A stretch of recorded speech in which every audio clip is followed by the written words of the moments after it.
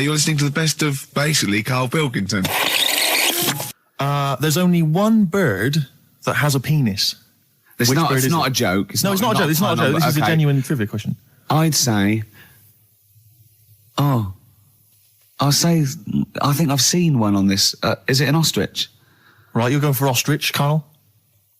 I'll go for ostrich as well. Right. Did you come up with that yourself, or...? Yeah, I was going to say that before you said it. Well, guys, you went for ostrich. Chicken? You're both wrong. It's actually the swan. The large chicken. Yeah. What? That's a bit worrying then, because I thought I saw an ostrich penis, so what was I looking at? I don't know, were you just examining it closely at the zoo? I just... It's probably a strap-on. It was probably two leather ostriches giving each other one. Exactly. And that's how that can influence people. Things like that. Dirty, filthy leather ostriches can confuse a child if he's at the zoo and he doesn't know. A swan's got... That's really annoying. I'd never give a swan a knob. So it's the little puffiest of all birds, isn't it? Yeah. Oh, I'm protected by the queen. But I need a knob. If I had to give a knob to any bird, Good question. No, I wish I'd posed that myself. If you could give a knob to any bird, what would it be? Phone in. Vulture.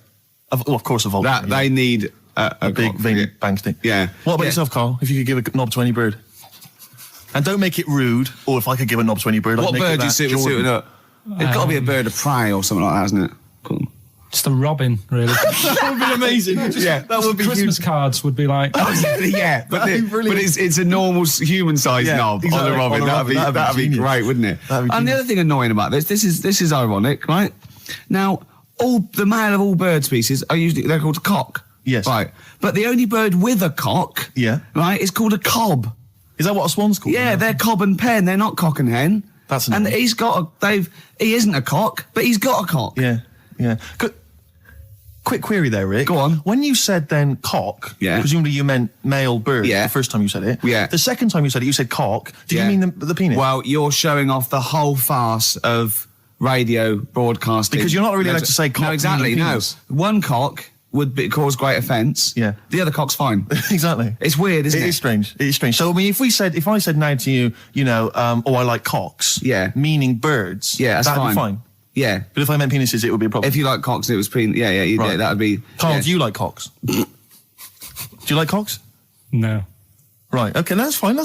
I was asking if you like... No, I like, Yeah. Well, I'm a big fan of tits. The small birds that come down and peck at you. Yeah. Yeah, you like tits and cocks. There's nothing... Tits and cocks. There's nothing wrong with... There's nothing... Karl, don't worry. There's nothing wrong with saying tits and cocks. When I said tits, I meant the little birds. Yeah, and when I said cocks, I mean the big birds. Yeah. Do you know, when... Go on. No, it's just that... It's when you're talking about tits. Yeah. At the milk. Do you... I like the fact they flutter away when they hear the milkman coming. Oh, come on. So when... What? What are you talking about? No, when the milkman's coming, when he's walking up... Blair on XFM 104.9. I forget the name of that track, but it's good. Good song. Thanks very much. Oh, good song. Yeah. Oh, right.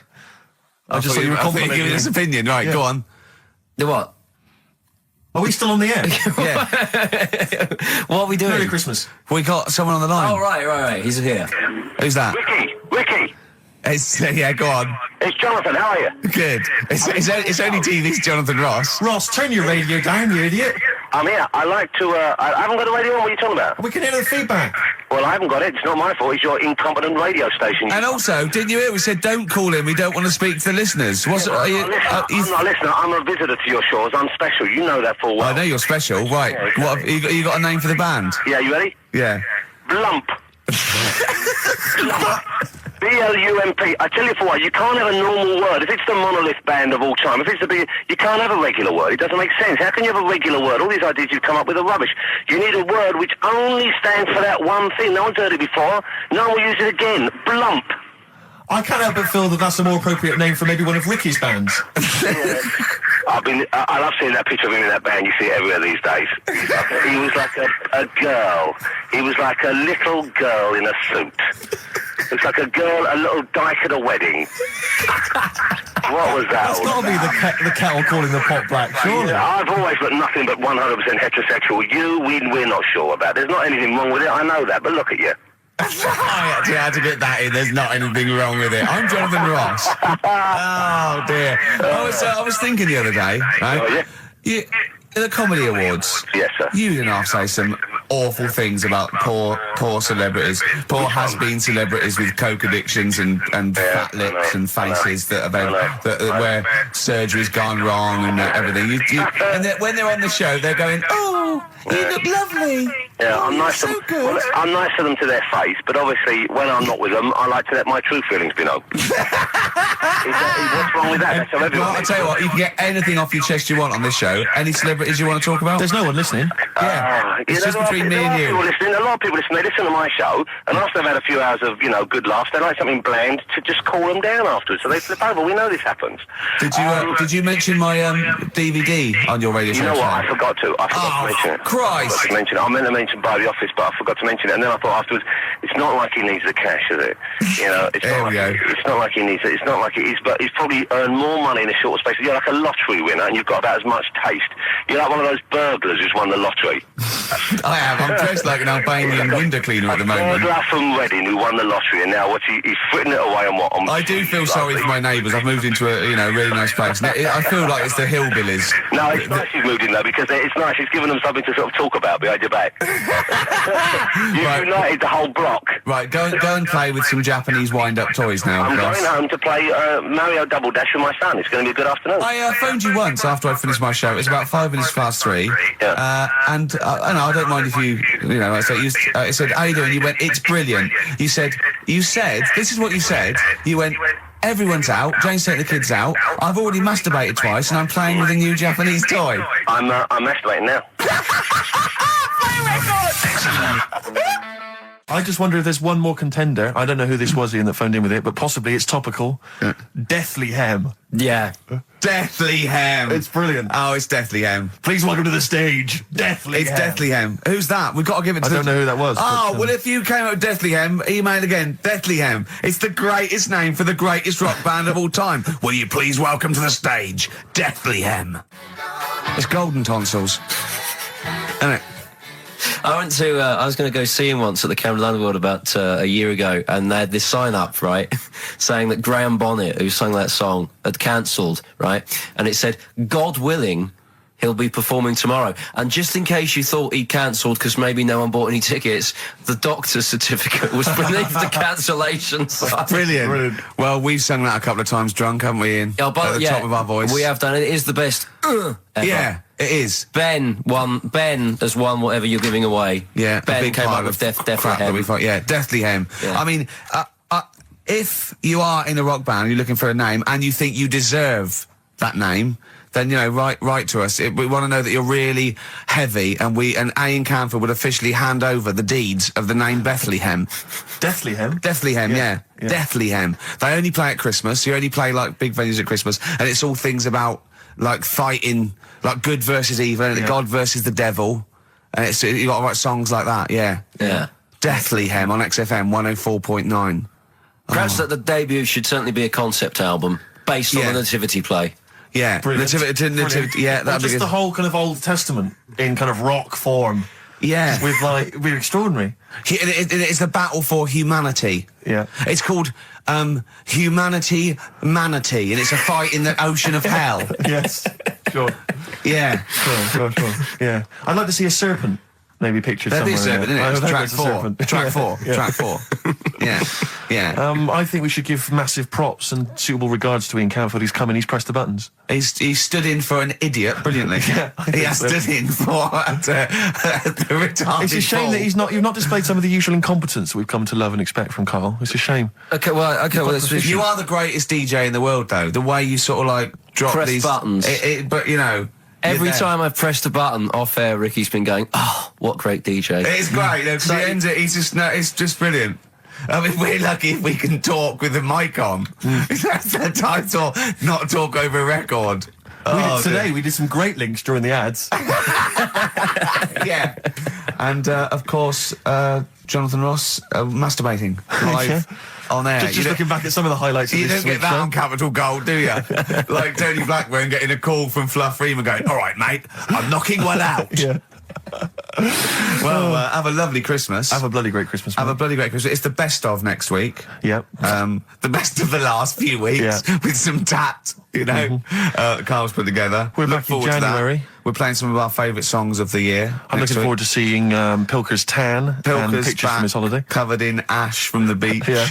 And we're back on the 3rd, I believe. But Ian, do you want to introduce one? This is Ian's choice for the day. Yeah. We'll see you next week in spirit, and then we're back on the 3rd with Pilkers. Over to you, Kampf. Yeah, enough of Jonah Louis. This is Paul Di'Anno, ex of Iron Maiden, doing Santa Claus is Coming to Town. Talking of sleeping, oh man alive, I went to see the last part of the Lord of the Rings trilogy. Why? Well, it's like a family thing now. Every Christmas, my family and I have been going to see the Lord of the Rings, the next instalment. It's like a family thing. What will you do if they keep making them? Oh, I'd say I've wasted now about 10 hours of my life with that tripe. You can never get that I can back. never get that back. That's what Peter Jackson owes me. 10 hours now he owes me of my life. It is absolute drivel. Well, I know. We've said this before. I don't want to harp on again about it, but I cannot fathom why everyone is so excited and loves these films so much. Like you say, people review saying it's the best film ever. I think this is the greatest movie I'll ever see. And I don't... It's like they go, oh, but look at all the fight sequences. But Tolkien being up there in literature, like, you know what I mean? It's sort of like Shakespeare, Tolkien. No! Yeah. No. But what is it that he's writing about exactly? I don't know. Little midget fellas who can't get shoes.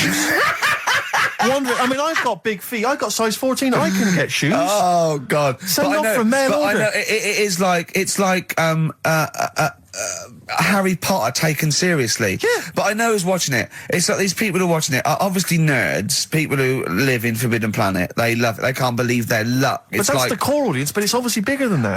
But then it's also people who can think they have a go, like menopausal women thinking, well, I'll write a book then. the Glomplin came into the cave. Exactly. Right? And they're sort of like 13-year-old sons who's never shown interest in anything except glue now writes Orc Yeah, exactly. on his exercise book, and so they're loving it. It's like, it's sort of uniting, bringing people together. But at the end, right, I mean, it's taken them now like 9 hours to get from one part of Middle-earth to the end, to the other end, so they can destroy the ring, the evil ring. Did they do a line? Was it? I don't know what they... Like those little Chinese fellas. And it's taken them 9 hours of their time and my life as well to get there. And at the end, they all say They goodbye. do it in real time. Why don't they edit it? I mean, that's what it felt like. It really... It must have taken them less time, you know, within the sort of logic of the book to get there than it did for me to watch it. And at the end, they sort of say goodbye to each other and they all hug. So there's like, you know... There's little midget one, you know, Frida, saying goodbye to, you know, Bjorn. What are they Benny. called in the thing? Because are they PC in it? Are they called like midgets and dwarfs? No, they're called hobbits. Oh, are they? Yeah. So we should call small people hobbits from now on. That's what they are, just to make it kind of topical, and they'll like that as well. Give them sort of, you know. So if you see a little, on the way home, if you saw a little midget fella, 4 foot midget fella, just say, excuse me, hobbit. Yeah. Okay, that's call fine him then. Frodo. Right, Frodo. He'd like it. He'd love it because everyone loves the Lord of the Rings. They love it. No, everyone loves the Lord of the Rings. In the end, if you ever get to the end, they all hug each other. They say, well, basically Frodo has to say goodbye to all his other little fellas, and so he's hugging them. I don't know how many of them there are, and he's hugging them, right? And it is the most interminable thing I've ever seen. It's like the music's playing. They look into each other's eyes. He hugs them. He hugs. They pull back. They look at each other again. That's like, we'll never see each other again. Then he hugs the next one, and I was just screaming. I was thinking, hug, just one big group hug. Yeah. Then we can get out of like it. an American football team. Exactly. Just go. Knock Not heads. each individual one. I mean, it's dragging on and on and on. And apparently on the DVD, there's like an extra sort of 20 minutes of extra footage of scenes he's cut out. Who's watching this tripe? Who cares? I don't know. I genuinely... Have we lost some of our popularity by slagging off Lord of the Rings? I don't care. Screw them. If you love it, if you can't live without Lord of the Rings, screw you. I don't want you as a listener. I can't fathom it. Really, Rick, it's not like I'm trying to be wayward or controversial. I can't get my head around the popularity. But doesn't Harry Potter annoy you as well, though? Yeah, but at least it's kind of over in an hour and a half. Is it? I haven't seen it. Well, I went to the toilet 3 times during the course of the film. Really? It's unbelievable. The woman sat next to me. Sexy stuff in it, was there? Some of those little pixies with the pointed ears. It just took me back to, Mr. Spock. Oh, all those glorious days. But, it really is just... I mean, have you seen any of them? You've not bothered? I've seen one, and it was long, and I thought it was nicely filmed, and I thought, well, okay, I'll just get through it. I even think, it was just... a list of, and here come the orcs. Exactly. Right, okay, we see the orcs now. Yeah. But it's like people go, look at the amazing fight sequences, the amazing immense battles. And it's true, he's got thousands of actors and stuff on horses, brilliant. But I'm not impressed by good time management. No. Well done, he's got all those people together, he's orchestrated it, well done. But it's got to be more interesting. My friend summed it up. He said the Lord of the Rings films, they're like the film equivalent of an Enya song. Yeah. And that to me is exactly right. Lots of billowing dresses, slow musical moments. That's good. People riding majestically on horses. Enya. Constantly riding majestically everywhere. Dido's taken over from Enya in that. Well, So I've got a confession to make. Go on. I like that latest Dido song. I'll play a song. I know. I thought I'd never. I don't Rick, know what's what to going on? say. Let me explain something to you about Dido. Oh, God. Snow Patrol and Run on XFM 104.9. Yeah, not bad at all, not bad at all. So everyone had a good Christmas though, yeah? Really? Carl, even though it was like a little bit Lanzagrotte, it was a nice Christmas. Yeah. What was the book you read, by the way? Someone just emailed in and wanted to know. What was the book you read? It was The Governor. The Governor? Yeah. Right, okay. Did you buy Suzanne a gift in the end? Which you surprised her with on Christmas Day? Yeah, after that show that we did before Christmas. Yeah. I was walking home thinking, might as well treat her then. Yeah. Went and got her a necklace. Nice. Actually, she said she wanted a necklace, but I didn't know which one, but went and got one. Yeah. And she was happy with that. Yeah. But, That shut her up. yeah. yeah. And did she get you something? Your gift back? She did get me something, yeah. See, we knew she Of course would. she would. Yeah, but the thing is, right, she got me a little Game Boy Advance to take on holiday because she Brilliant. knows I get bored. Lovely. Right? So that was good, but I was like, hang on a minute. I know how much I spent, Oh, and I know how much these are, right? But I was clever, though. When I got to the airport, I bought her to get me an extra, bought me an extra game for it. Yeah. Got the value. Of course. when you were growing up, did you wait to ask your mum for sweets right at the counter so the woman would embarrass her into getting you it? What, you mean just slip it in the basket? Well, no, just wait till there's some, a stranger watching before you ask for sweets. Mum, can I have a Kinder Egg? Did you sit in front of Suzanne when it got to Suzanne, can you get me something else? Because remember I spent more on that necklace than you did on Game Boy Advance. And the woman in Dixon's goes, oh, you better get him something else. And she goes, oh, bloody hell, all right then. Nah. She did well, though. You know what I mean? She's done well to keep you, hasn't she? Done well. Because you're such a find. You're quite a catch. Yeah, she must wake up every morning and go, ooh, I am the luckiest girl in the world. Well, she told you that the other night.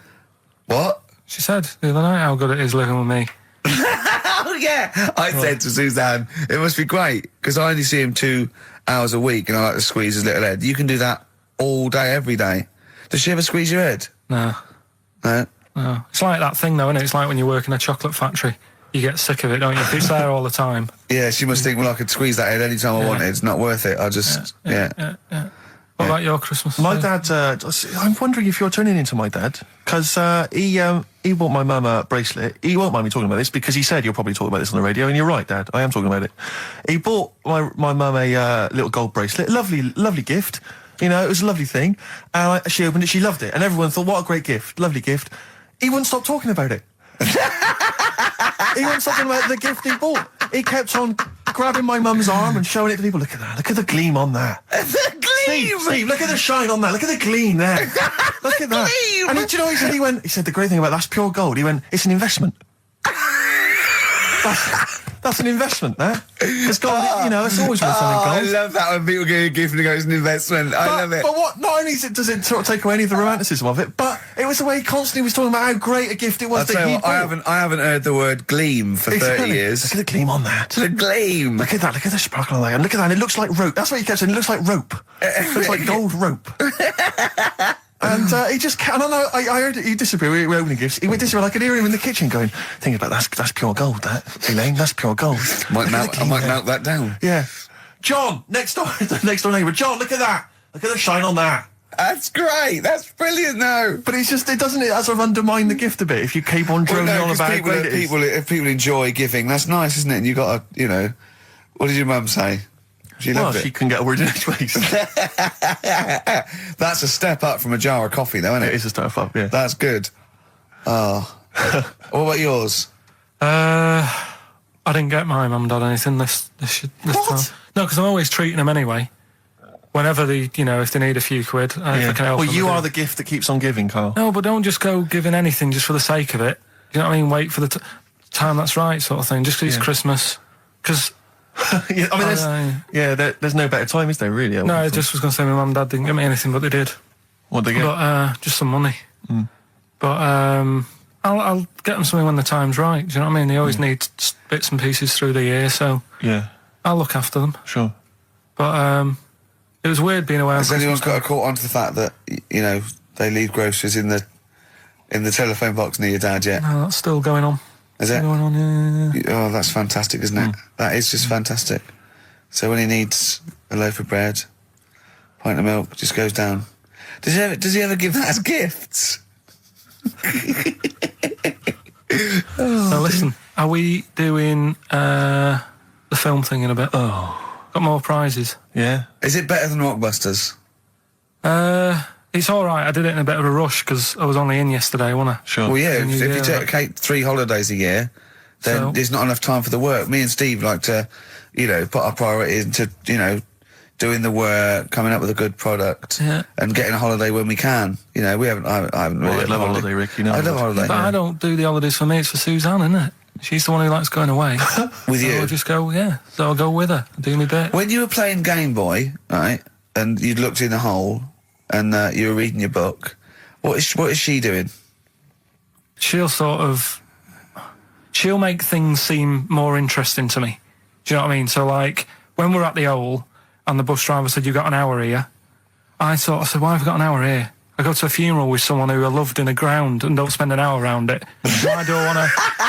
Do you know what I mean? Why do I want to spend an hour looking in this? Wasn't that terrible when your auntie just shot up in all this magma? Yeah. That was terrible, wasn't it? That was the worst funeral you'd ever been to, wasn't it? But she'll I'll sort tell you, of... that would make funerals more interesting. If they just, it was a cremation and a burial. Yeah. You just put them in a volcano and they go, keep 2, shooting 3, back out. here they go, wee, up to heaven. I was having a conversation with my flatmate about songs that would be inappropriate to have at your wedding, at your funeral. And it Horny, used to- surely, that is was one. it, yeah, was what Was we it were horny, thinking. Yeah, that really? was the first one we came up with. I'm horny, horny, horny, horny. That was the first one we came up with. Isn't Robbie Williams' Angels one of the, Yes. Biggest and ones. I think Wind Beneath Your Wings, Yeah.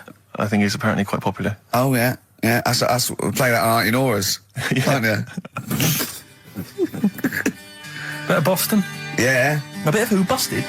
Boston, more than a Boston, feeling. right. It's much more than a feeling. Boston, more than a feeling. XFM 104.9. Well, hey ya on XFM 104.9. I'm Ricky Gervais. With me, Steve Merchant. And over there, Karl Pilkington. Now we've got a new feature. Well, I don't know if it should become a feature every week, Rick. I'm not sure it's got legs for that. But maybe in the absence of Rockbusters. Basically, I was looking through the pigeonhole, and we got a lot of stuff sent to us, a lot of junk, you know, stuff we don't really want. Yeah. And a lot of people, for some reason, they send Begging us... letters. Begging letters, a lot of that. We get sent a lot of CDs by people, bands, artists, who have not yet been signed. Maybe they've knocked something together in their bedroom. They got a band... And they just, for some reason, they want our feedback. They want us to sort of give them some thoughts on what they think, where they're going wrong, stuff like that. And I just thought, I was having a clear out, and I thought, why not just give them a little chance, you know? Yeah. Just throw them a bone, Rick. Honest critique. Honest critique of some of the artists that sent us stuff. Okay, go on These are then. bands that have not been, they've not got a record contract. This is exciting. Okay, name the 3 bands Well, I'll first. tell you, no, we'll go through them individually, and I'll hear a little snatch, and then I'll get your opinions, both from you, Rick. I know you've been in the music business, you've got a good general knowledge of music, you've got good taste. big time, and big also time. Karl Pilkington's views as well. Yeah. We know what to think of them. So this Go on. first band is called Kellerton Road. I'm sure they're very excited. As I said their name then, they probably can't believe it. They're phoning each other now, they're getting so excited. All friends are phoning them now. Yeah, Turn your exactly. phone off. They of can't people in believe this that. band. You don't want to... Yeah. Well, okay, then Kellerton Road. Kellerton Road, play a track from them. So that's Kellerton Road. I think that's a track called Secretly. And looking on the back here, there's 6 of them in the band. They all pretty much look the same. They've got the long hair, the usual sort of look. What do you make of them, Rick? All right. Yeah? Quite like Yeah, that? good, yeah. I mean, bit generic. The chorus is a little bit simplistic. But I like good production, good, Yeah. good Reminds you of musicianship. something maybe like the Thrills, that sort of thing? Yeah. I mean, yeah, good. Jukebox or junk box? What's a junk box? It's just, I'm just trying to make it sound snappy. Jukebox or junk box? Don't, because you haven't got it. Don't ever stick to what you're good at. Okay. Um, What, being sexy? It's just sort of watching Doctor Who and stuff. You like that, don't you? Yeah, I love it. Okay, then right. What's the next one? So, well, let's just ask Karl Pilkington's opinion. Karl, what were your thoughts? Yeah, it's all right. Yeah? That's it, is it? Yep. Is that why you're no longer right for the enemy? Go on. So what's this next one you've got for us then, Karl? Toffee. Toffee. It's called Born Depressed. Oh, dear. Brilliant. Is it a factory? There we go, I quite like that. Yeah? That's sort of a bit glammy, bit underground. Yeah. What do you make of the name, Toffee? I don't like the name. It's not great, is it? No, but I quite like that track. Quite like the track. If I'm just that's looking at the representative. CD, they've made it themselves, and basically the band feature on there completely nude. Oh. What do you... Well, we know what we think of that. What do you think of that, Carl? I'm not happy with that. Let's have a look, though. Have a look there. Well, that's no point, is it? There's quite a lot of blokes and there's one naked lady. Just having a look, though. Yeah. What are you looking at the blokes? What are you looking at? Why are you looking at the blokes? Let's Knob. just having a look. But you look at their knob. I can see by the way your eyes are looking. I'm looking at the woman's knob, though. Well, she won't be happy with that. No, that's a bloke, Carl.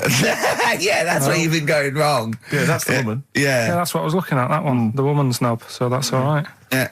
Good. So Rick, hit parade or shit parade? I don't know if it's going to be. I don't think it's going to be a hit yet because I haven't got backup. But I think we're looking more about whether they get A record deal. Do you think they deserve one? Yeah, yeah. Thumbs up for both of them. Okay, excellent. Well done. All right, well done. And Carl, play the last one then. What did you make of it? Sorry, we didn't ask your opinion. We weren't interested. Let's see him on CD UK. Just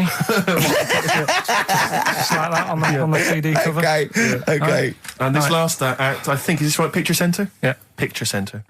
Picture Centre. My favourite. You like that? Yeah, that's my favourite out of all of them. Good. There's a bit of Amy Mann in there. A little bit Cocteau Twins. Yeah. No, really good. I really like. Really good. Really intriguing. That. Karl Yeah. Pilkington? Yeah, it's all right. If you didn't like it, what would you say? It's weird, though, isn't it, music?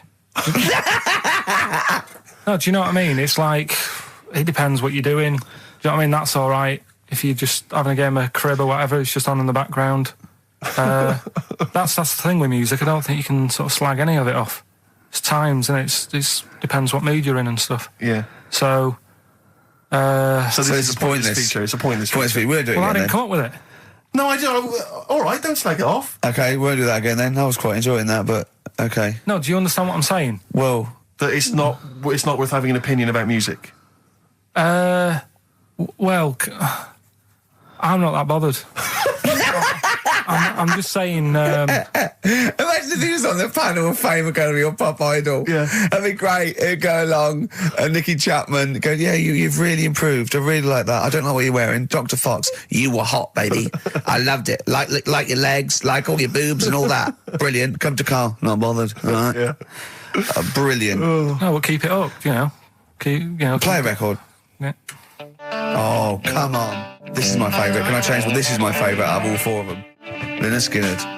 Yeah? Yeah. Yeah. Slam dunk this puppy. Jack and roll over DJ on XFM 104.9. A lot of emails, obviously, about the Chinese. People as fascinated as we are. I don't want to discuss it, interminably, Rick, because there's so much to say, and we've said most of it in the past. Yeah. Get a couple of emails. In fact, I think, Carl, you told us this information. Remind me of it again. If all the Chinese people in the world were... We're in a line on that, because there's loads of them, you'd never get to the end of it. Right. No, it's not that. It's no. If all the Chinese people formed a line and started walking out of China, you'd never get to the end of it. That's what I just said. No, it's because though. They'd be having babies. You know what I mean? Still, it'd be adding to it all the time, wouldn't you? But would they be walking and shagging and having babies as they're walking out? Yeah, that is. I'd love to see someone organise that. Maybe the Record Breakers team. I tell you what, I'd love to see Ross McWhirter or Norris, who is it? Who's the one that's alive? I forget, Norris, I think. Norris, right? I'd love to see him to coordinate that. Yeah. 1.2 billion little Chinese fellas. Boy, girl, boy, girl, boy, girl. Yeah. And where are they walking out of China? Which exit are they taking? They're taking the... Through Tibet? Or? I think it's the Gate 9 Slip Road, the M43, Right. to St. Petersburg. Right. And they go, and walking and shagging. Yeah, exactly. Yeah. Because some presumably are dying as they're leaving. No, but they live to 120. That's true. So they claim. Well, we know Carl's theory on that. Do you want to just tell new listeners your theory about when all these Chinese people get the records for oldest people in the world? Come on, what's your theory, Carl? Leave it. Carl, Just that they're probably lying. Why? That's all. Because a lot of them don't age that well. Some of them do. A lot of them don't, and they always look older than they are. I read the other day, right? Do you know the one who was the oldest woman in the world, right? Chinese woman, right? The way she did it, it was She didn't die. That was her secret. What she did, she got up every day and didn't die. No, she was like awake and that, and then she'd have 2 days just sleeping. Right.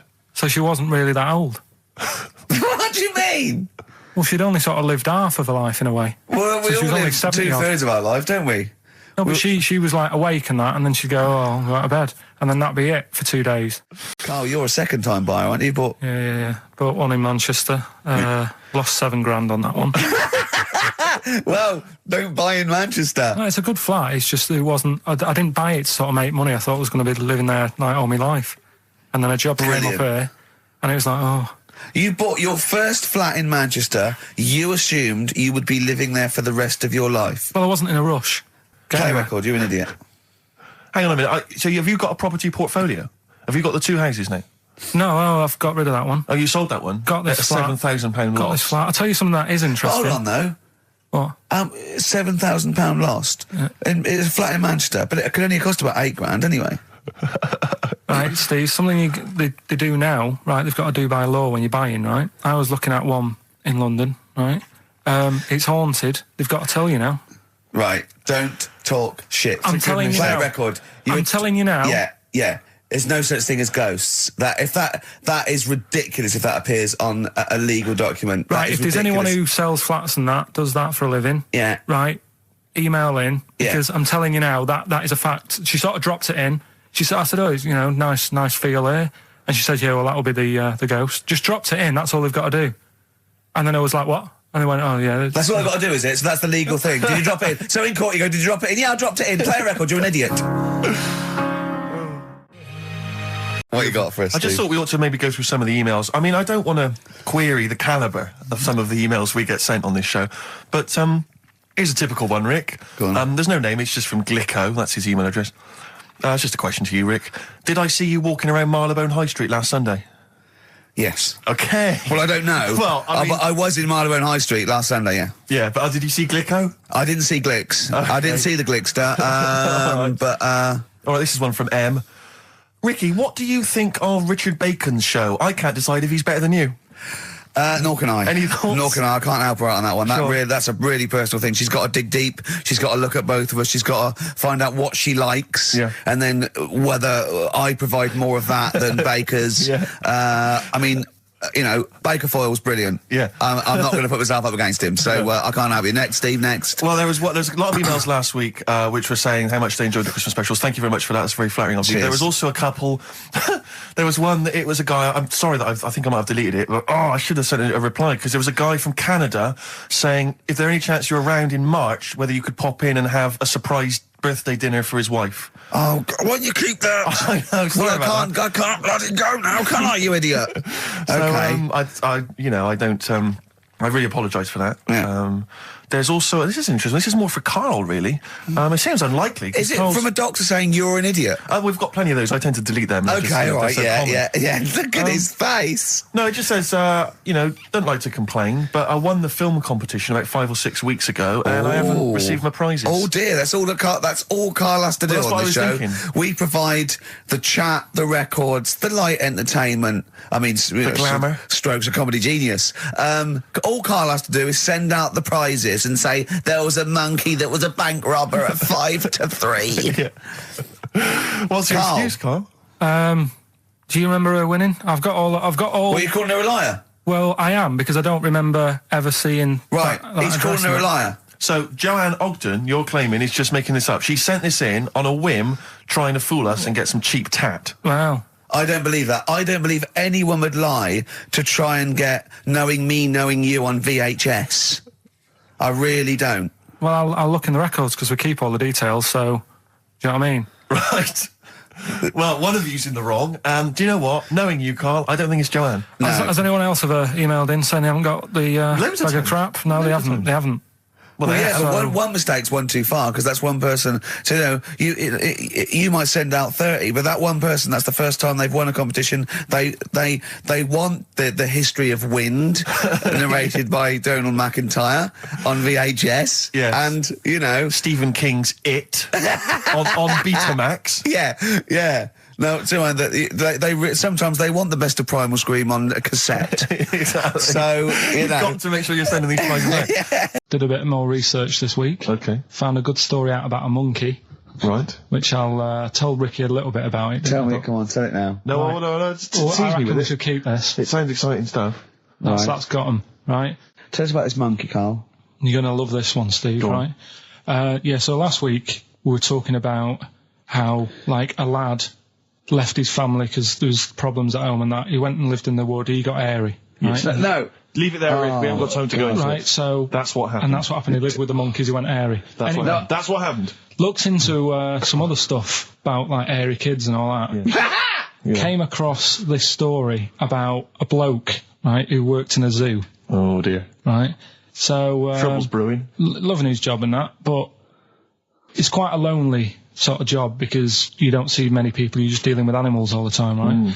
So, anyway, he gets a bit pally with a monkey because it's the closest thing to a human. Well, that ape is. Right. Yeah, but you can't really go that close to apes.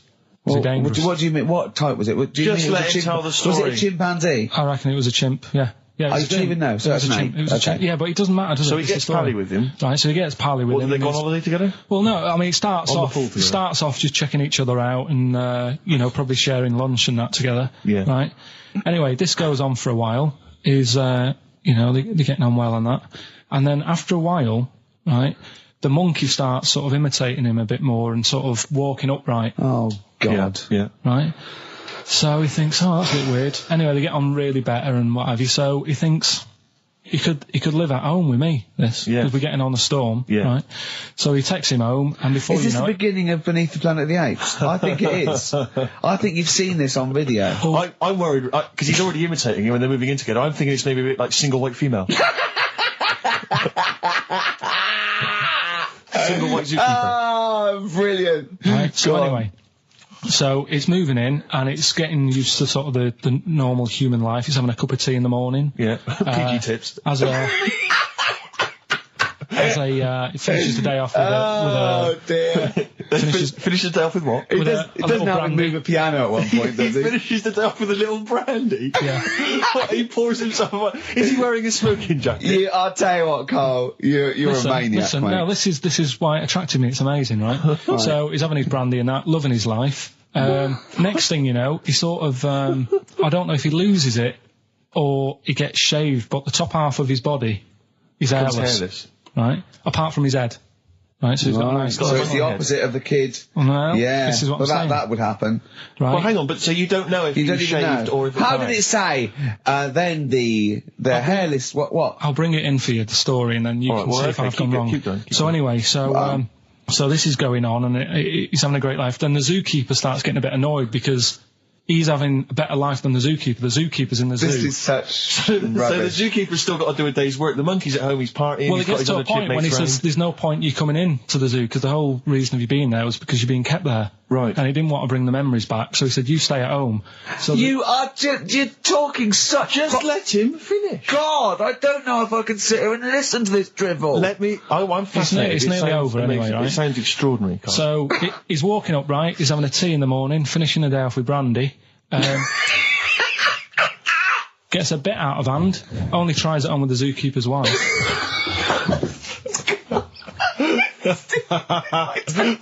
Make him go away, Steve. How does he do that? Well, because he's around humans a lot, he becomes a bit of a charmer. And, But what is it that he could do to seduce her? Pick fleas out of her? he didn't say. He was built. Yeah, it's well hung. So what about that? Wait, what do you mean, what about it, Carl? It's obviously not true. It's obviously not true. This wasn't on the internet. This was in a book. So it's not a quick joke and just put it on a website. This is in a book. I don't understand how... I love that he becomes a charmer. My dad always said... All right, steady on. Dad said Christmas morning was for, like, for me. So he used to stay in bed. So he never... That's brilliant. That's a great thing to say, isn't it?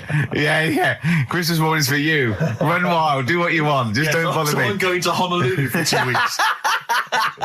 That's great. Dad, it's Christmas. Do I have to do anything? No. So my mum used to get up because she used to like to see my face light up, when I open my presents.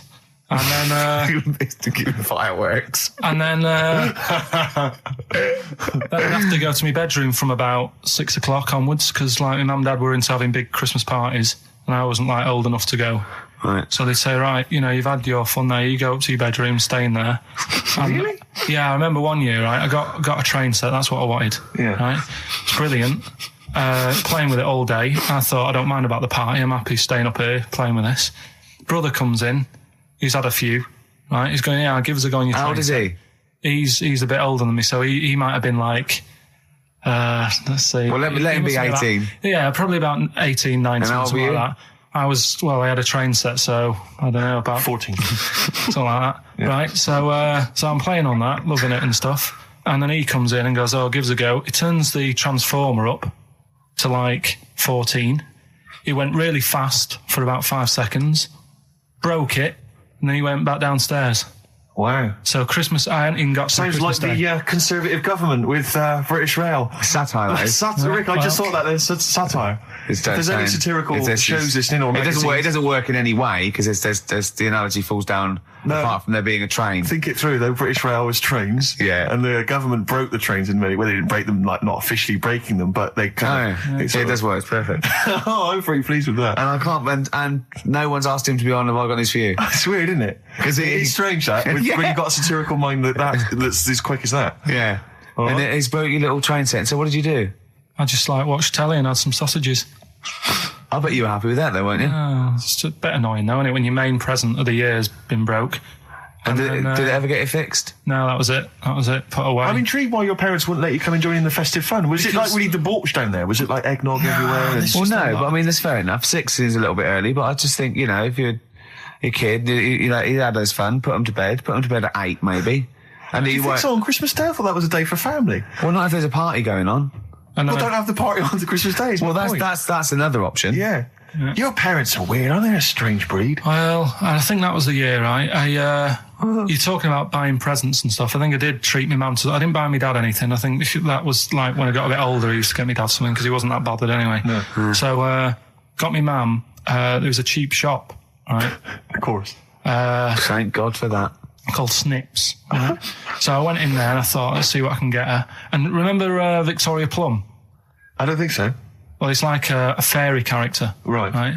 I mean, mum's into gnomes and stuff. Right. So I thought, right. She must be pleased with you, then. Victoria Plum. I was thinking, is that one of the neighbours? Is it like a brandy Do you liqueur? remember Victoria Plum? Victoria Plum. Victoria Plum, yeah, it's like a little fictional sort of character, right? Okay. So I saw it, I thought, yeah, she'll love that, right? So I did my paper round, saved up for 2 weeks, right? Got that sorted, went to Snips, bought the Victoria Plum. Next day, I'm in town with her, right? So I think, I know what I'll do. I said, come in here a minute, right? So we go in and we're looking around, and I tested her, right? I went, look at that there, that's all right, innit? And she goes, oh, it's bloody awful. Oh, Carl. Oh, Carl. Oh, God. So then Christmas Day comes. I said, don't bother opening it. She said, no, why? I said, Oh, "Don't." no. Why did you still give it to her? So, well, it's too late. I'd already bought it. Oh, Carl. So she opened it and I was like, and she said, oh, that's nice. I said, why are you saying that? I said, the other day, she said, it's bloody awful. She said, oh, no, I thought you were pointing at something else. Oh, no. So that's why I don't get anyone anything anymore. Here's the defence. Here's an email from Scott Coomer. He says, Carl is actually right. I've got an A-level in statistics and probability. It doesn't matter how long they have and how many monkeys you have. You cannot guarantee they would type the complete works of Shakespeare. Infinity makes it probable they would get it right, but not definite. Yeah. Well, yeah. Yeah. That's what I was saying. No, you weren't saying, Carl. You don't understand it. Infinity sort of sorts it out. That if they do anything, they nearly do everything, won't they? No, I mean, they'll give it a good shot. No, that's not the point. But the I'd point be is surprised if they did one page right. Right, listen. It's not to do with consciousness. It's not to do with them aiming. They are just bashing away at the keyboard. It's like they're used to show that there isn't consciousness. They chose the chimpanzee because it can type, presumably, hit the keyboard. It's because they hadn't come across you at the time. Yeah. It's to take out thought out of it. It's to take out reason and trying, right? It's just random. They're saying that if you typed enough things, if the computer was left typing everything, if you left it for an infinite amount of time, and they chose Shakespeare because there is meaning behind it, and it's difficult to get it exactly right, to show you that Infinity would come up with it's not just Shakespeare, it's every novel. It's everything. Fairly eloquent there from Gervais. A quick riposte, please, from Karl Pilkington. No, I'm just saying, what I don't understand, if it hasn't read it, then how does it know where it's going? One of those stupid lateral thinking problems. We maybe should give an example of the... Romeo and Juliet, right? Romeo's asleep on the bed, Juliet's on the floor, covered in water and broken glass. What happened? And you ask all these stupid questions, and it's... Romeo's a cat and Juliet's a goldfish. Again, awful. What am I thinking? Yeah. Yeah, go on then, Carl. Right, Yeah. there's a bloke lying on the floor, right? He's cut his head, blood's coming out of his head, and all his mates come running up, and they're all stood round him. Yeah. And they don't take their hats off as a mark of respect. That is outrageous. Why didn't they take their hats off? I'm laughing, but it's probably as good as the real absolutely. ones. A bloke's fallen with his... Yeah. He's lying on the floor. Yeah. He's dead. Yeah. His mates come running up. Was it important that his head was cut? I don't know. I mean, Would it have been okay if he'd have been wearing a hat? He wouldn't have been dead if he was wearing a hat. What's your answer?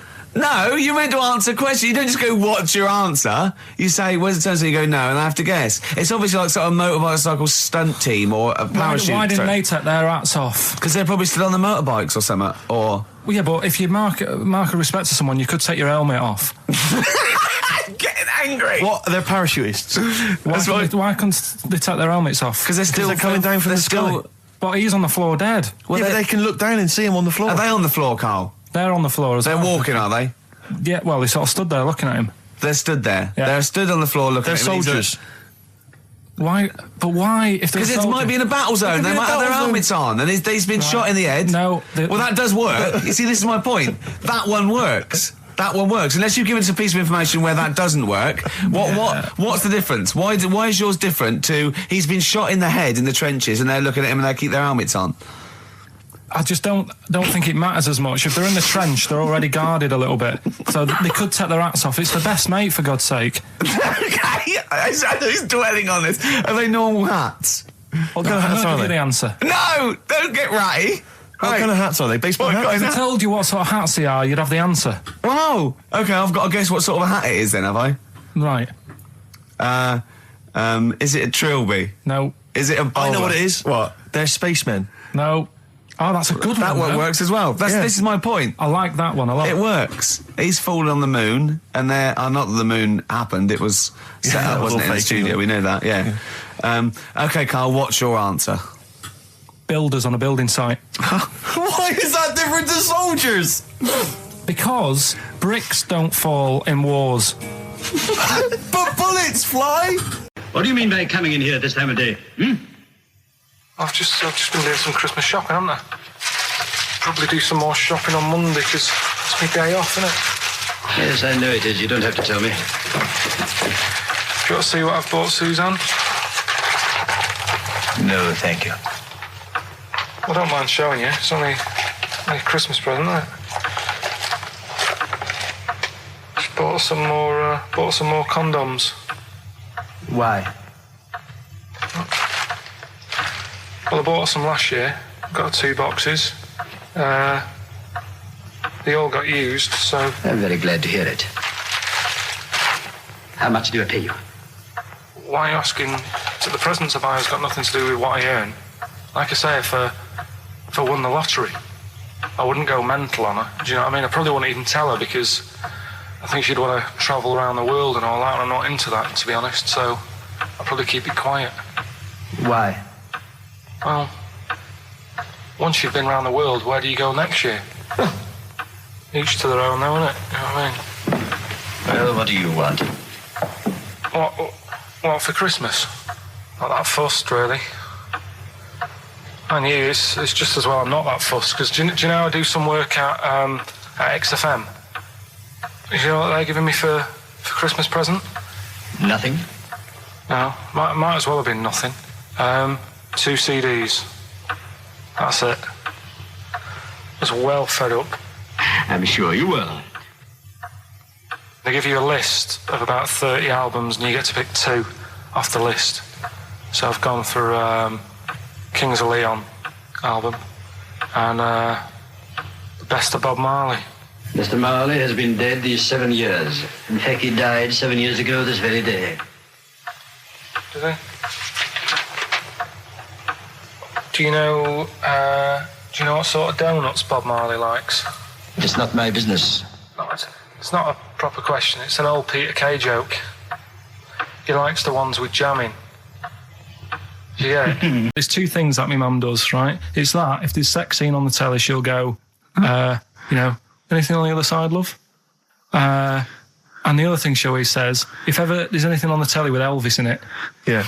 she goes, oh, I like him, right? And we all know, we sat there, we know what she's going to say next. Yeah. So you don't even bother saying why, right? And she goes, he likes fat, ugly people. He what? He liked fat, ugly people. He didn't always go for, like, the good-looking fans in the crowd. What Elvis did? Yeah. Right. That was always the thing. And I'm sorry. Now, hold on. I don't know what we're doing now with our lives, Steve. Right, wait a minute. Right. So your mum says 2 things, right? She either says... Is there anything else on the other side? Or, I like Elvis. There's a pause because you know what she's going to say next. She says, he liked fat, ugly people. How often does this occur? Well, because they've got, like, Sky, there's a lot of those channels on. They're like the music channels. So Elvis always comes on. There's either an Elvis film, there's, like, a classic hit by him on... And she'll go, I like Elvis, he likes fat, ugly people. And what do you mean he liked fat, ugly people? Is she a fat, ugly person? Because is that... But Carl, what's the story? That I haven't got me exam results from my GCSEs. He never turned up to get his exam results. I was working. And so, how many did you take in the end? Because you weren't even sure about that, were you? You think you took maths and English, don't you? Yeah. And you think you've handed in the artwork for art, don't you? Now, art was continual assessment, wasn't it? Coursework. And what was that you made? I made a man sort of putting his arms into a car. You made a model of a man putting his arms into a car. What was this? So that one's passed. Was that this a homage to break-ins in Manchester? Was this? What was this? Oh, look, he does what he sees. Yeah. So you've what's got that. That's safe. You've definitely got that one. So you've taken art, you've taken English and maths, you think? So this is what we're going to do, listeners. We're going to try and find out his exam results for him and tell him next week. Live on air. We're going to call his school, we're going to try and track him down, and we are going to have a little envelope, and we are going to give Karl, at the age of 29, his O-level results. GCSEs, yeah. Now, Karl, so you took maths, yeah. You think, you took English, do you remember turning up to do those? Do you remember sitting in the room filling in the forms? Yeah. Okay, and how did you feel you did? I don't think I did well. You don't think you did well? Did you revise? No. Why didn't you revise? Because I don't really believe in it. Okay. Well, it's just that if you don't know it, then you don't know it. You shouldn't have to start looking at a book. If I went to like the hospital, yeah, and the doctor said, "Oh, you need your appendix out," but hang on a minute, I've just got to read up on it. Yeah, that isn't good enough. Okay, he should know, and that's the way I feel about it. To be fair, though, he did do the revision beforehand. Yeah, they don't usually pass on maybe when they're in practice. Yeah, information they took in by osmosis. Yeah, yeah. And bloke comes in and goes, "Can I just see what you did with that?" And I goes, "You've passed." Yeah, phew, that's a good one. Yeah. Good job I watched Casualty. But I was in cinema. This was not long ago, and I went to see that. It was I think I was off to see that film, Crouching Tiger, Hidden Dragon, or whatever it's called. Do you know Well, they could be on the phone for that because there's subtitles, so it's not going to ruin it, is it? Yeah, it wasn't her. I was sat next to another woman. She was crunching away, a big fat woman. No, but he's got a good point there. Loads of people could be on the phone in there, and it wouldn't sort of niggle you. Fine. Well, at least we've cleared that. Imagine if that was true. Well, because it's like when you go on the tube and read a paper. There's loads of noise, but you can still concentrate, can't you? He's got you. Do you know what That's I mean? such a great point, isn't it? Right, yeah, because it's so easy to lose yourself in that magic realism world, with all the sound effects and music and surging, exciting noise, and there's a woman clattering on going, "Yeah, well, I'll probably meet you later, Stange. Should we get some Diamond White in and around by the park?" Yeah. Switch off. I do it. Yeah, but we know what you're like, Carl. Yeah, you can switch off, Karl. It's like you can turn your ears off. That's the skill you have. It's not the ears, it's the behind the ears. Yeah. It's the process between the ears and the brain that you can switch off, so he can still hear all these things like a cat. But I was in the window. There was this woman sat next to me. She was to a big fan one. She was crunching on some popcorn. Again, that's a crime. Why they're selling popcorn in cinemas? I don't understand why She the needs to noisiest. eat regularly, Why she's have the noise? Why the noisiest food in a cinema? Yeah. I don't understand why that's come about. Yeah. It really makes me angry. Yeah. She's right. Smoothies. We want smoothies without straws. Exactly. The trailer for that film AI, Artificial Intelligence, came on. Do you remember that? And the tagline was, David is 11 years old. He weighs 60 pounds. He's 4'6" tall. He has brown hair. His love is real, but he is not. Oh, yeah. And she just went, how old was he again? To her boyfriend. Right? Just ruined everything. War film trailer comes on for some Pearl Harbor or something. She goes, yeah, I don't fancy that. Just announcing this, don't fancy that. Too many war films. So then the trailer, then the opening credit comes on for Crouching Tiger. Before that, you know that thing that comes up that says it's signed by the BBFC and it has the kind of certificate and everything, and that certificate to say what age you have to be to see it. That came up, and it said Crouching Tiger, Hidden Dragon in brackets subtitles. She went, it's not subtitled, is it? I thought this was the most famous foreign film for years. It won Oscars. It was a huge film. Everyone knew it was foreign. She goes, it went, and so the credits begin. It says Crouching Tiger, Hidden Dragon. She went, stupid name for a film. She just She wanted paid it. to see it. She was with her boyfriend. So then it starts, right? And obviously it's in Japanese or Mandarin or something. She's like, yeah, and they're all talking in Japanese. Japanese or Mandarin. Whatever it is. So they're speaking in this, Japanese language, Oriental language. And she's going, don't they sound stupid? Don't they sound stupid? She's going, and then the subtitles come up, and it's quite a weird kind of strange language they're talking. And she was going, can't make the subtitles out either. It's both gobbledygook. Just wittering on every step of the film. I totally agree with you. But what I like in your telling of it, I know you're getting quite I'm emotional. genuinely livid. But she went Mandarin or Japanese, some Oriental language. And Well, I don't know what it was. It's a strange language. It's a strange language. Well, anyway. Oh, dear. So then I moved. I climbed over several seats, made a big huff of, make a big show of moving. Yeah. Sat next to a guy on the phone, just chatting on the phone. Oh, I'd have gone mental at that. So now I hate that film. I didn't enjoy it. I don't like seeing it. I don't want to even think of it. It's subtitles, isn't it? Well, rubbish. That's why I get videos. There's a bloke lying on the floor, right? He's cut his head, blood's coming out of his head, and all his mates come running up, and they're all stood round him. Yeah. And they don't take their hats off as a mark of respect. That is outrageous. Why didn't they take their hats off? I'm laughing, but it's probably as good as the real absolutely. ones. A bloke's fallen with his... Yeah. He's lying on the floor. Yeah. He's dead. Yeah. His mates come running up. Was it important that his head was cut? I don't know. Would it have been okay if he'd have been wearing a hat? He wouldn't have been dead if he was wearing a hat. What's your answer? No, you're meant to answer questions. You don't just go, what's your answer? You say, where's the turn? So you go, no, and I have to guess. It's obviously like sort of motorcycle stunt team or a parachute. Why didn't they take their hats off? Because they're probably still on the motorbikes or something, or... Well, yeah, but if you mark a respect to someone, you could take your helmet off. I'm getting angry. What? They're parachutists. Why can't they take their helmets off? Because they're coming down from the sky. But he's on the floor dead. Well, but they can look down and see him on the floor. Are they on the floor, Carl? They're on the floor as well. They're walking, are they? Yeah, well, they sort of stood there looking at him. They're stood there. Yeah. They're stood on the floor looking at him. They're soldiers. Why? But why? Because it might be in a battle zone. They might have their helmets on, and he's been shot in the head. No. Well, that does work. You see, this is my point. That one works. That one works. Unless you've given us a piece of information where that doesn't work. What's the difference? Why is yours different to he's been shot in the head in the trenches, and they're looking at him and they keep their helmets on? I just don't think it matters as much. If they're in the trench, they're already guarded a little bit. So they could take their hats off. It's the best mate, for God's sake. Okay, he's dwelling on this. Are they normal hats? What kind of hats are Give you they? the answer. No, don't get ratty. What kind of hats are they? Baseball hats? If I told you what sort of hats they are, you'd have the answer. Wow. Okay, I've got to guess what sort of a hat it is then, have I? Right. Is it a trilby? No. Is it a bowler? I know what it is. What? They're spacemen. No. Oh, that's a good one. That one works as well. This is my point. I like that one a lot. It works. He's fallen on the moon, and not that the moon happened. It was set up, wasn't it, in the studio? We know that, yeah. Okay, Carl, what's your answer? Builders on a building site. Why is that different to soldiers? Because bricks don't fall in wars. But bullets fly!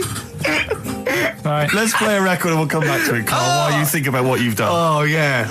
You've embarrassed Let's play some yourself. classic Suede. Yeah, and this is for David and Kieran, I think, you wanted a bit of Butler.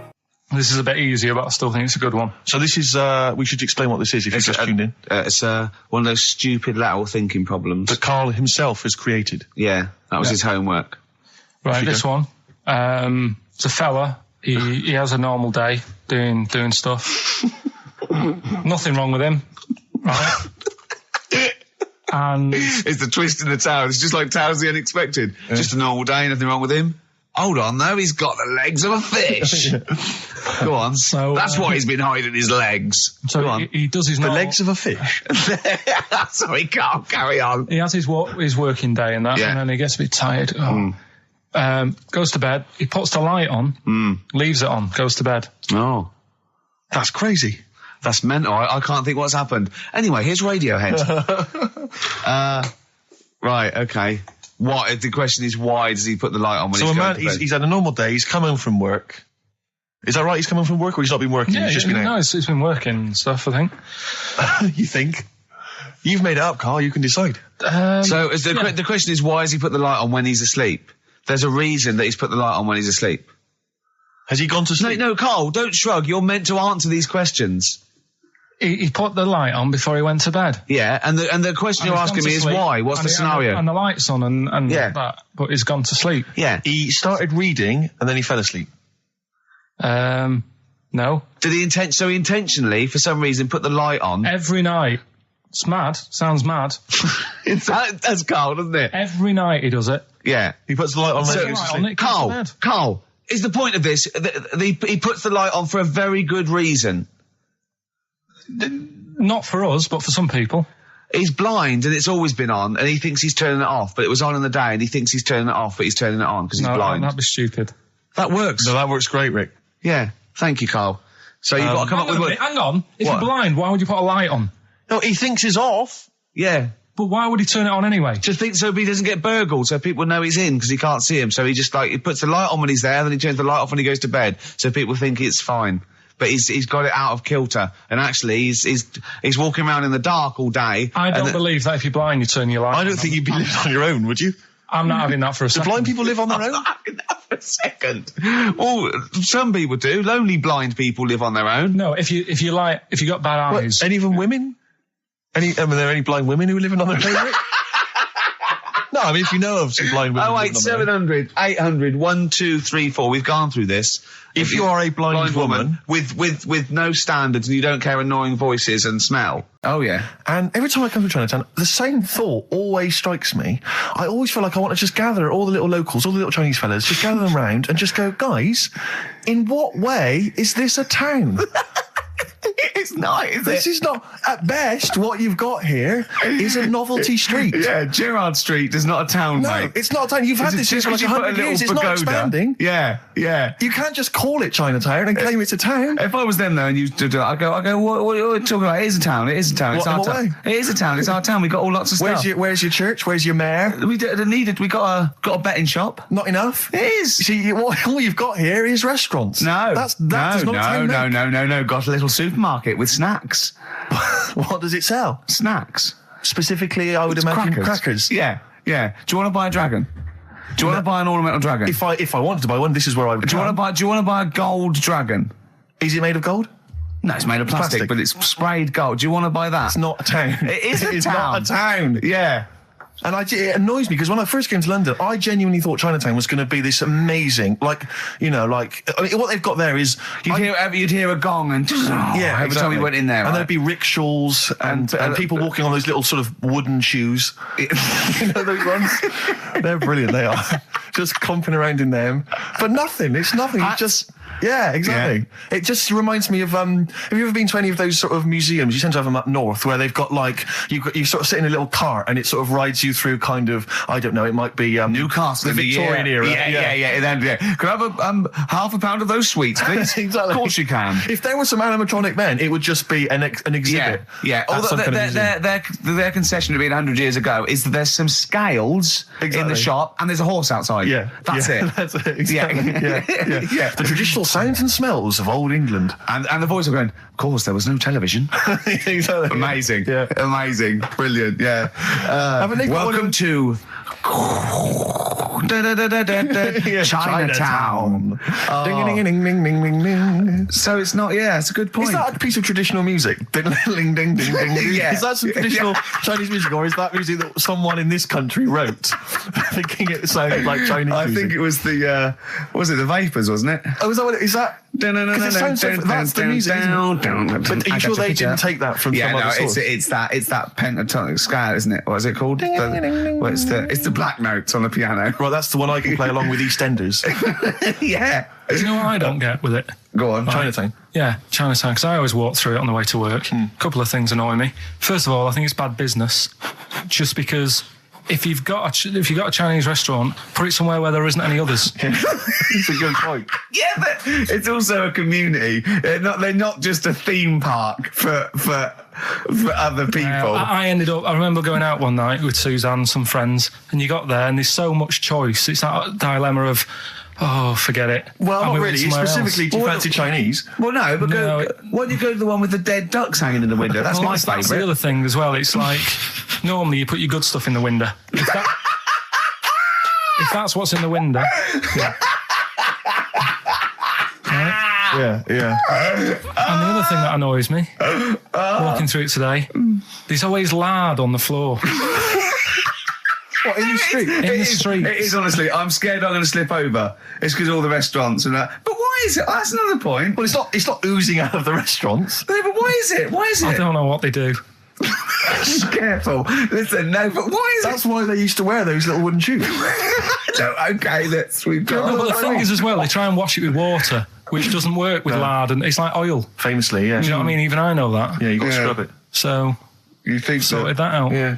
You think they'd know, wouldn't you? Yeah. All right. Anyway, thanks for your thoughts on Chinatown, Carl.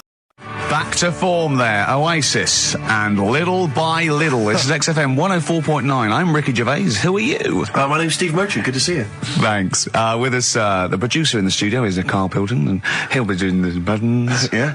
You made a good effort there, but once again... Got bored. Words are your enemy, Rick, and they defeated you once again. Just run out of steam with the sentences. Every week I think, well, I'm really going to make an effort now. I've chosen some records. Yeah. That's it. That's as far as it goes, isn't it? Yeah. Maybe you should write out what you're going to say at the top of the show. Write that out. Get a nice big crayon. I like to keep a little bit of, a little bit of something, a little bit of spark, a little bit of liveliness to it.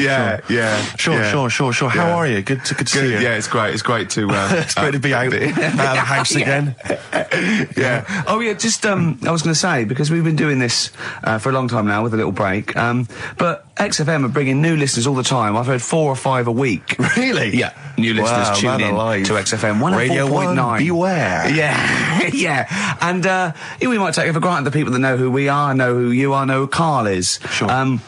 Now, if you're a regular, then you know exactly who we are. But for those of you who don't, I'm Ricky Gervais. Ricky Gervais, BAFTA award-winning actor and writer. Steve Merchant, all those. A friend of yours. Yeah. And this is the important thing. Karl Pilkington. Absolutely. Our producer. I say producer, he was the bloke who was lumbered with a job. When I said, listen, I used to run the desk in the old days when I was like, I used to press the buttons and run the desk and everything. And now I said, listen, I've been on the telly. I do not press my own buttons. And Karl said, well, I don't really work weekends. And they went, well, you do if you want to keep your job. Absolutely. And we were lumbered with him. And then we discovered that he's not just a little dork, a little manky sort of idiot. Sure. He's got nice shirt. He's got, you know what I mean? He's got something else. Absolutely. He brings another dimension, yeah. Yeah. And, he started having a little chat, and we discovered that he had quite a lot to say. Well, I think you're absolutely right, and I think I was wondering we should maybe play another tune, but after that, I just think we should re-familiarise our radio audience with Karl, and any new listeners, just somehow going to let them get to know the real Karl again. Well, if you are new, you'll find that we like some old songs, some new songs, some chitter-chat. We get serious sometimes, there's some tears and some laughter. Yeah. We kicked off with Oasis' new one, Little by Little. We're going to go back in time now to Iggy Pop and his Stooges with I'm Bored. Coldplay and In My Place on XFM 104.9. I'm Ricky Gervais. With me, Steve Merchant. Hello there. Lovely to be here. Karl Pilkington there, pressing the buttons. Great to be here. Yeah. How long can you maintain it? I'm bored already. Yeah, already bored of doing Bored already. that. Every week you start it the same way. Yeah. That was not bad though. You actually grammatically made sense, which is Really? Impressive. Yeah. Thanks very much. A rare treat indeed from Gervais. Some of the listeners have already worked out. Got nothing to say at all. Sure. Haven't prepared again. No. We did come in half hour early to prepare, but instead me and Karl were playing. You had to flick the football into the bin. Right. We had 5 goes each, or the world was going to end. Okay. And that took up. That took up a good 25 minutes. Yeah, I liked it when we came back, and then we started just trying to beat each other in the corridor, and I beat him. I scored a goal. He was gutted because he thought he fancied himself at football, and I beat him. And I was knackered and sweating. Yeah. As I walked back to you about 5 minutes ago, you were looking through the records. You went, and this was lovely, you went...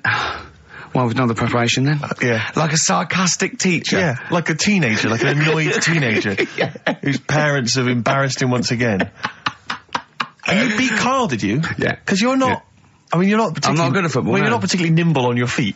Oh, come on. No, you're not. Douglas Bader is more nimble. I'm all right. I'm You're all not. right. But Carl's sort of, I think he's got more skills than me, but he hasn't got the aggression and the weight. Yeah. So I just pushed him aside. Yeah, good work. Yeah. Good work. I'm going on holiday. Can I just remind you, when we were in the office recently, we've got a little office that we write in, we work in, and many moons ago, we were doing some work. This was when we were writing the first series of the office, and I was just typing something up we'd written, and I read it back to Ricky, just check he was happy with everything. I was reading it back, and as part of the thing, there was a knock in the script. It said, knock, and so I was acting out for him, and I knocked like this, and I realised he wasn't listening. He was in fact asleep underneath his desk, and I knocked like that as part of reading the stage directions. I knocked. He thought someone was coming in. He leapt up, plunked his head, zipped up, thought someone. I said, Rick, it's not. I'm just acting it out for you. He just wasn't paying attention. He wasn't listening. And can I just draw in? So recently we're in another office. We're typing away. I look round. He's got his shirt off. It was hot. He's taking his shirt off, right? So he's sat there, 41-year-old man, or whatever you are, 40-year-old man, there with his shirt out.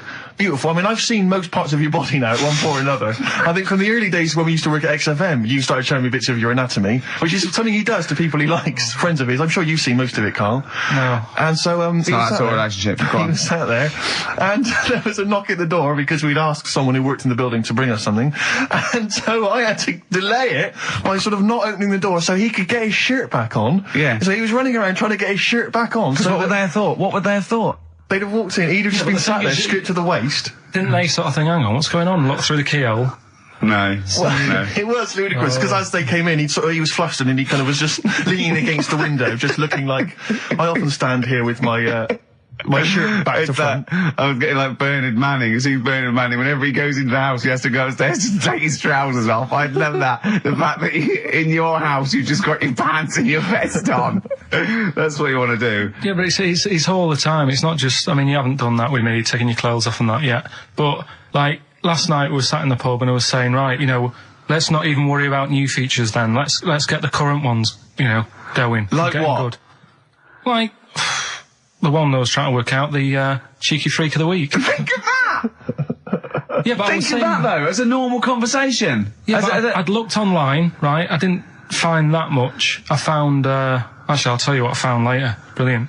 We're looking for them, right? And then at one point, I think you said to me, go and, what about the Guinness Book of Records? Yeah, they'll have, like, the best freak in the world or whatever. Yeah, ever. So I said, yeah, bring one in. Now, you've got one at home. Yeah, I've got a But you couple. couldn't be bothered carrying that in today, so I had to go out of the pub that I was at, Yeah. nip into Borders, Yeah. buy a Guinness Book of Records, Yeah. out of my own money, $18.99, Yeah.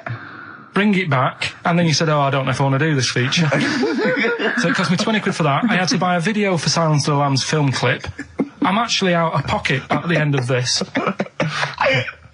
But do you want to work with me is the thing. If you want to work with... people would pay that sort of money to work with me, Karl. You're a lucky bloke. Think how many people think, Karl, he gets to drink and sit. Yeah. Well, you making a cup of tea and I surprised, didn't I? Little surprises. Steve, last night, do you know when I left the pub in a bit of a mood because Yeah. I was just fed up with not getting anything done? Yeah. Walking down the road, I was thinking, how can I get out of this? how can I stop having to work with them?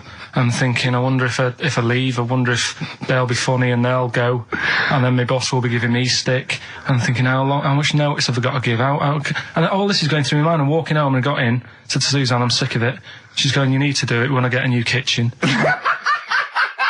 And I was like, yeah, but how big does the kitchen need to be? I was saying, do we need a big kitchen? Can we get a small one? Have we got enough for a small kitchen?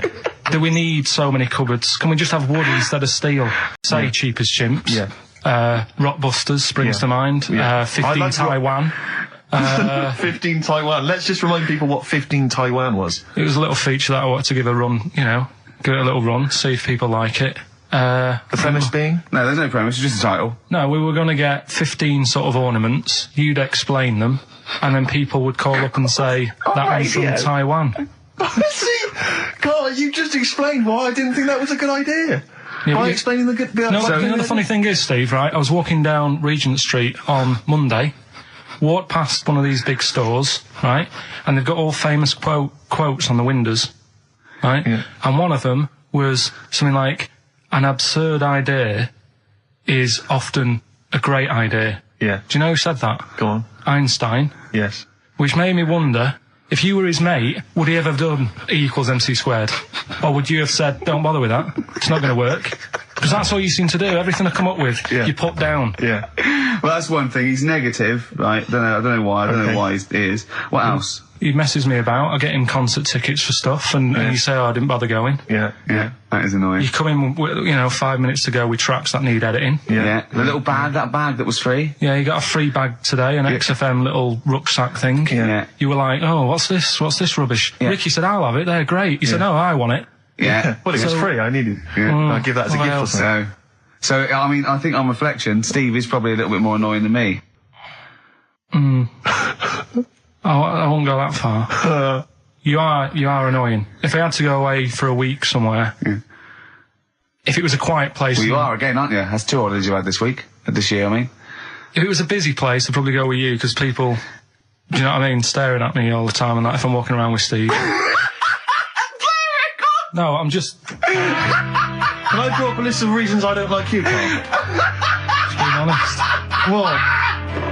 I'll tell you, because the list of reasons I don't like you is incredibly long and getting longer. Just saying. Do you want another slap? There's a star. Ash, XFM 104.9, Ricky Gervais, Steve Merchant, Karl Pilkington. Carl. Alright, let's start again. Yeah? I'm going to be the same, but let's start again. So what I mean is stop being grumpy and let me carry on being annoying. Because Steve's not going to change. He's not going to suddenly start going, you know what, Carl? I think your ideas are really good. Do you know what I mean? Remember when he came up with that idea, that game show idea? And you went, well, it's not an idea, Carl. And he came to me, he said, oh, I've had it with Steve. What was it? He went, how did The Office ever get on telly? Well, what was the idea again, in summary? I don't want to talk about it on air because someone will nick it. No, they won't. They will. Donald McIntyre's already got Cheap as Chimps. I bet they're in the making of Rockbusters as we speak. Yeah. So I'm not going to tell you any more about it. Bob Holness is probably nicking that idea. Exactly. Well, cheeky little... Right. Song's a phrase coming soon. Is it? Yeah, what is it this week? What's the phrase? We're, remember the story I told you ages ago about my neighbour having a horse in their house? Oh, yeah. Having a horse. What's happened with that? Lenny Henry doing it as a series? So, and people nicking your ideas left, right and centre? Well, that's the phrase we'll be using anyway. What? My neighbour had a horse in her house. How many words is that? 6. My neighbour had... So, there's no grammar either. My neighbour had horse in the house. My neighbour had horse in house. What is the phrase? My neighbour had a horse in her house. Are there any prepositions? Are there any prepositions in this sentence? Look, don't judge it beforehand. You see, I'm turning over a new leaf. I think this is a great idea. I think Carl's a genius, and I look forward to hearing this enormously. Yeah, okay. And I won't be sick on your leg, or squeeze your head, or make you jump when you're making a cup of tea. Just looking through the Guinness. That's still the funniest thing, isn't it? Squeaking at someone when they got a cup of tea. Right. There are a lot of what strike me as seemingly pointless feats. The Guinness Book of Records is right. The Guinness Book of Records is great. I used to love it as a kid. I've had about 10 copies in my life. The last one I bought a couple of years ago, present. It was really good. I love it. I love the real records: tallest, fattest, thinnest, best, fastest, most expensive, biggest, all that. But the ones that really annoy me are the ones that. The reason these people are in there for it are the only people that tried. What? Yeah. Balancing the milk bottle on your head. Most watches eaten. I just found that one. Kim Sung-do from South Korea ate 5 watches, the entire watch with the exception of the wristband, in a time of 1 hour 34 minutes. What do you make of that, Carl? Made him regular. Come on. How did they time him? Most live rattlesnakes held in the mouth. 8 live rattlesnakes held by, it just says an idiot. Yeah, this gives you an idea, Carl. Talking of idiots. Do you want to get into Guinness Book of Records? No, Carl, come on, that'd be brilliant. There's things in there that are just absolutely anyone could do. Like that one in Big Brother, I was watching it, and it was balancing sugar lumps.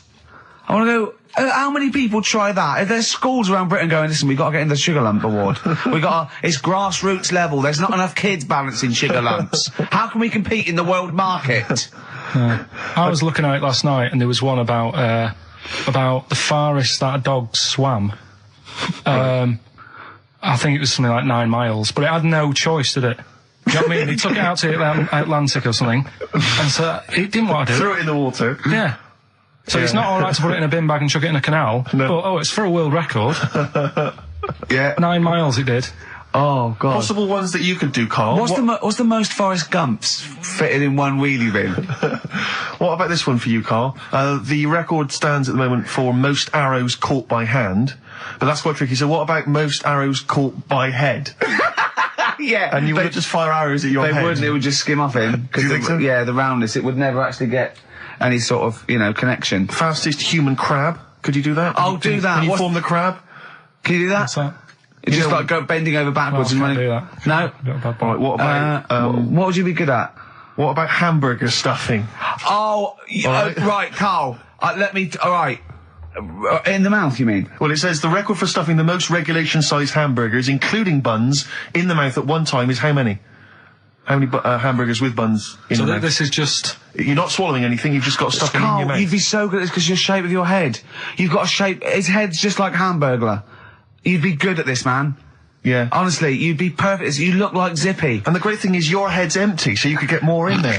So explain this again. Right, so I got back off holiday. The first job I found out I've got to do is work with Ricky for a voiceover. I do a regular thing. I do X-Ray magazine, but I'm allowed to make the script up. And they said I could, so I did. Right, so imagine this. Well, I know you, Rick, and I know you like to put a lot of work into these things. Yeah. You want to do a good job. So he rolls up, he says, let's do it then. He said, what's in the magazine? I said, well, here's a selection of stuff. This is what you've got to sell. He said, leave it with me. He goes into the little booth, and the first one he comes up with is this little advert for it, right? X-Ray magazine, it's out now. It's £3.50 May edition, music of tomorrow, Dandy Warhol's picture, and there's a free CD with all the Placebo and the Donners, and Smog, and Nightmares on Wax, and Alpine All Stars. Only £3.50, it's out now, buy it, innit? Have you got a sore throat there? Well, that's all right, isn't it? And he was going, you can't. I said, we are doing that. I've done one. That is it. That's it. So I persuaded him. He went, right, okay, we can possibly put that on XFM, right? I'll have to see, right? I wouldn't do it again. And he went, but you need one for Capital. He said, right. Capital will know what I went, right, I'll do one more for Capital. Because all the stations advertise the XFM magazine, right? So this is the one that you thought would be all right for them. Hello, you loonies in Radioland. Dr. Frog here to tell you about the new edition of X-Ray magazine. It's out now and it's only £3.50. You've not heard of it? It's a great music magazine. And you get a free CD featuring bands like Placebo, They Wear Makeup, but leave them alone, Gold Chain, Smog, OK Go, The Donners, and all great bands that you'll love to... Froggy here, hello. Bye. Ribbit, ribbit, Froggy says bye it. Oh, well. So then... He says, that's it. Is Dr. Frog still on there? He's still on classic. I said, that isn't going to go out. They're not going to be happy with that. He said, you've had your money's worth. I'm going. Yeah. So I'm left with that. I then have to get the bosses in. And because I've let him go, in a way, it's my responsibility. Yeah. So I've obviously thought I've got what I need. I had to play them to the MD. What did he say? And justify Well, I was sort of thinking if I laugh, he might go, well, I don't get it, but he finds it funny. Oh, brilliant. Well done. So I was laughing, he was sort of thinking, you know... Excellent. Is that it? Brilliant. When do they go out then? I think one of them's going out at the moment. Excellent. I think the first one's going out. Brilliant. Well, let's play a great track then. Is it Dr. Frog? I'd like to see Dr. Frog feature maybe on our show more often. Okay. Oh, I've got some new comedy characters. I can't believe that. You know, I love the work of comedy greats like Chris Moyles and Noel Edmonds. I've got some really funny comic characters that'll be popping in and out of the studio. Save them. Okay. I'm excited. Rowdy Drawn Boy. All possibilities on XFM 104.9. I'm Ricky Gervais, with me, Steve Merchant and Karl Pilkington, and a few new characters. Oh, Steve. I can't believe As that. I said, you know, I know you love Moyles and his sort of wacky stuff, and Chris Moyles, Edmonds, one of the greats, one of the and greats. Edmonds, and just all Oh, no, well, I'm going to go along the same sort of vein. I've come up with a couple of. Can I do a little? Can I show you one? I'm excited. Okay. Well, it always starts with a sort of doorbell. So it goes, ding dong. I go, oh no, hold on, Steve, hold on, Karl. Who's that at the door? Yeah. Hello. Oh, hello. Oh, look, it's Camp David, the right queer gay. Oh, hello. Hello, you look all gay today. Is that because it's nice weather? Oh, no, that's not what it means. Oh, have you got a girlfriend, Camp David, the right queer gay? No, but I've got a boyfriend. Yeah. Oh, bye. Right. Oh. Ding dong. Oh, it's another one. Hang on. Another comment. Hello. Oh, look. It's Holy Fuck, the little funny Chinese fella. Wait, that's his name, Karl. That's his name, Karl. Karl. Hello, Holy Fuck. Harold. Right? Yeah, that's fine. Mr. Fuck. You can call me Holy if you want. No, I'd prefer to call you Fuck. Yeah. Right? You're right. Nothing wrong with this so far. No. Have you got a girlfriend, Mr. Fuck? Achoo. Oh, you haven't got that SARS, have you? Yeah. No, that's my girlfriend's name. See? Yeah. That's clever. Oh, just before you go, Mr. Fuck, I've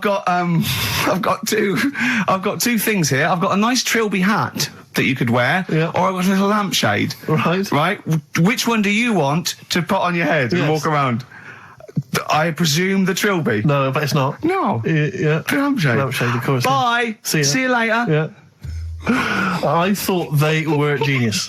Can I be honest? I'll be honest. I thought they were brilliant. I thought they were. You didn't steal them off Chris. No. They're original. They're original. Sometimes characters. Chris Moyles has done stuff as good as that. I know. Yeah, I know. But no, these are all mine. So there you go. We'll be hearing more from Camp David, the right queer gay, and Holy Fuck, the funny little Chinaman. What? All right, Karl. Yeah. Is that your sort of humour? It might not be your sort of humour. You just should have run it past me before you did it. Yeah. What one are you worried about in particular? The not Camp David. Well, say his name. No. Say his name. Which one? I don't know which one you mean. The Chinese fella. I forget who that was. What was his name? I can't remember. Well, if you can't remember, it can't be that good, so we'll leave it. We won't do it again. Right? I'll tell you what I've got, Steve. Oh, what? I'll tell you what I'm thinking. Go on. Right. Do you know, like, TV programmes sort of get rested in the winter? Ding dong. Oh, no. Hang on, who's this? Oh, go on. Hello again. Not now, Mr. Fuck. We're talking. Bye. Is that Holy Fuck again? Yeah. Okay, Karl. Look at Karl's face. Right. Okay, that's it now. I'm not answering the door anymore. Right. Okay, go on. Right. Yeah. Ding dong, ding dong, ding dong, ding dong. He's trying to get in. Don't be impolite, Rick. Come on, Rick. He wants to come in. No, it's too late. It's too late. He's gone away now. Go on. Right. Anyway, what I'm thinking is, Rockbusters coming back for a bit. What? What are you talking about? He likes my idea. He likes my characters. He doesn't like that idea. If I What? Go on, what, Karl? No, what? I was going to say if I came up with what? With that Chinese fella. What was his name for a again? sketch? You wouldn't have liked it. So let's do Rockbusters and see how it goes. I know you weren't a fan of it, but. Hang on, yeah, to be honest, Karl, he dissed Cheap as Chimps, and we know that's a brilliant idea. Hang on, sorry, we all agreed that Rockbusters was a piece of old toss. No, I didn't. I said it needed and that's resting. why we stopped doing it. I said it needed resting for a bit. I don't remember that conversation. What do you mean it needed resting? We abandoned it because it was appalling. It started off as a nice idea, but you just gone crazy. Let's play a record and come back to this, shall we? What do you want to play? Bit of sugar. Oh, yeah. Brilliant. That cheers us all up. I don't know why you were thinking of bringing this back. I'm genuinely worried about this. Well, is that the doorbell? I would be lying, Rick, if I told you that didn't feature in my list of the best singles ever. That's lovely. If I can't change your mind, great pop tune. Brilliant, absolutely brilliant. I think Carl's worried about one of the names of my characters, so I'm changing the gay fella's name to David Gray, the bent pianist. Right. The Scientist, Coldplay, on XFM 104.9, with me, Steve Merchant, Karl Pilkington, and Ricky Gervais, obviously. So, Carl's just getting a little bit frustrated there with Steve, having nothing to offer after being off for a week. Do you know what he calls you now behind your back? Oh, God, here we go. No, it's all right. He calls you the Professor, because of a picture of you in, My Media. Oh, right. What did you say? He said Did you approve it? I didn't actually, no. No, you know what it is, don't you?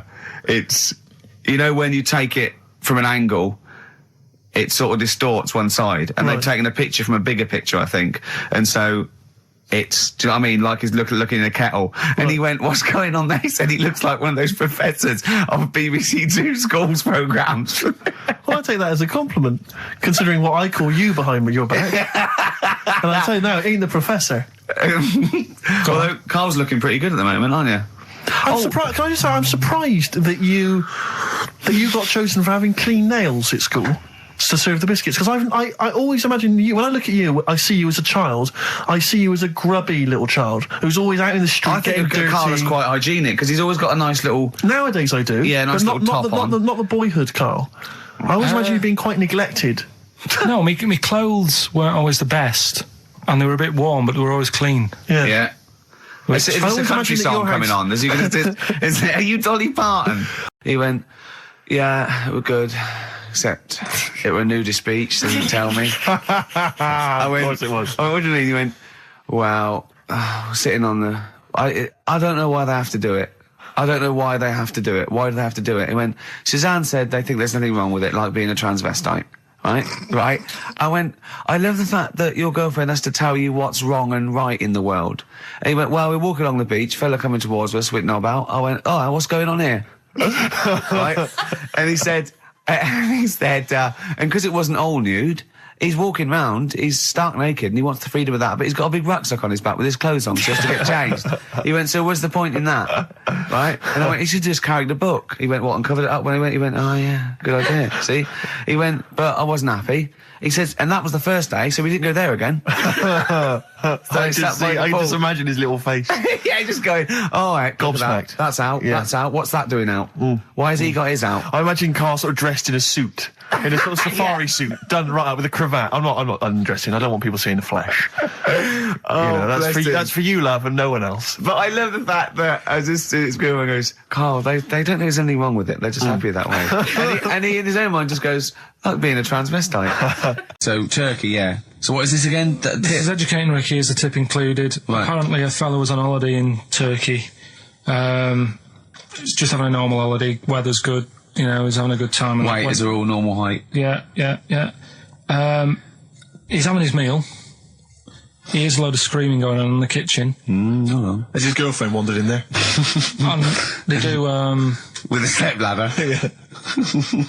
the circumcised people in the kitchen, and apparently... What are you talking about? Whoa, slow down. We were sidetracked there for a minute. What are you talking about? Well, I'm excited about two things at once here. One, they circumcised people in the kitchen. Two, I guessed it was someone losing the end of their knob. He did, yeah. I started thinking like Karl Pilkington. Extraordinary. That is amazing. Apparently it was going on. It wasn't just a one-off either. Well, when I say a one-off, I mean they did it more than once. Yeah. Right? And there was...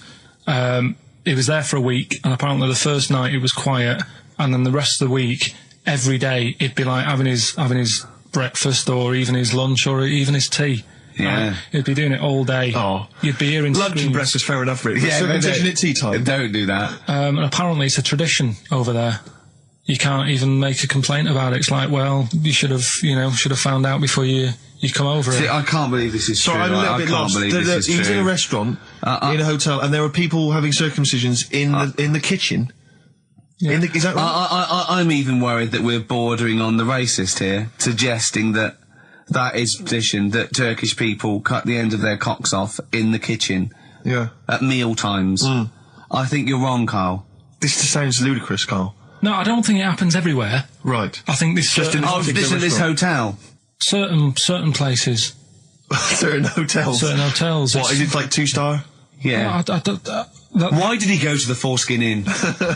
It was his own fault, wasn't it? So that's... Sorry, that's it, is it? Have they closed? Sorry, no, wait. That's the story. You educated me, right? Once a fella saw some Turkish people cutting the tip of their knob off in the kitchen. Thanks very much. Thanks very much, Carl. Got any more? Well, there's things you can learn from it. Either don't go to Turkey.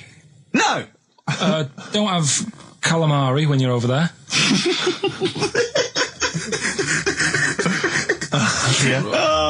Science of Silence on XFM 104.9. I'm Ricky Gervais. Joining me is Steve Merchant and Karl Pilkington. It was an excellent link, that, Rick. Did you say Nime at one point? 104.9? Did I? Other than that, it was Again, textbook.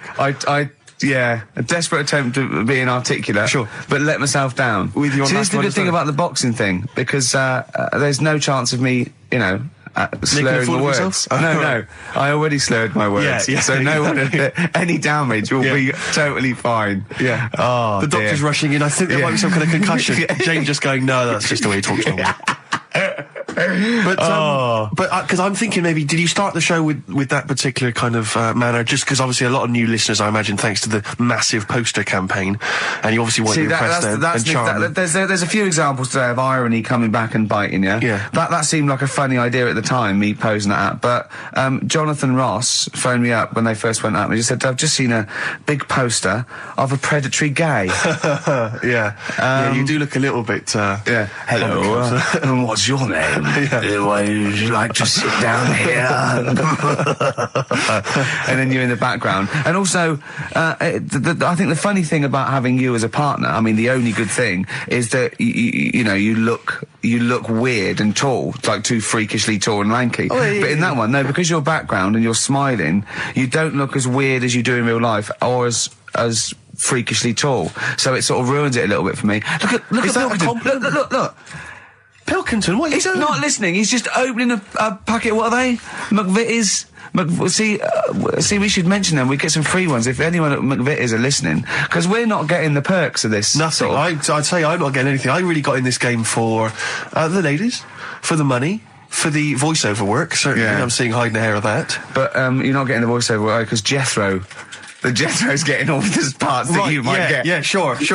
Yeah. Okay, Rick. Yeah. You were the voice of what? The drink driving campaign? You sound like a man who was run over in a drink drive incident. I mean, it's like you don't drive. I didn't get any money for that, did I? Oh, did I? I can't remember. It's like, I mean, I don't drive, well, that's good, I don't drive. No, it said don't drink and drive, so I've chosen just to drink. At least I can formulate sentences using the English language, and I'm not getting the voiceover work. What's the English language of the 14th century. Well, it's better English language and English language.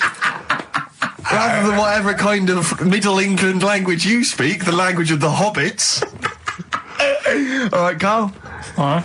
See, you're eating a biscuit. I can't believe it. Are you bored with this already? Do you know what? MTV called me last week. They called me again yesterday and said, when can they come down to do they're coming down next Saturday, by the way, to do a little screen test for you.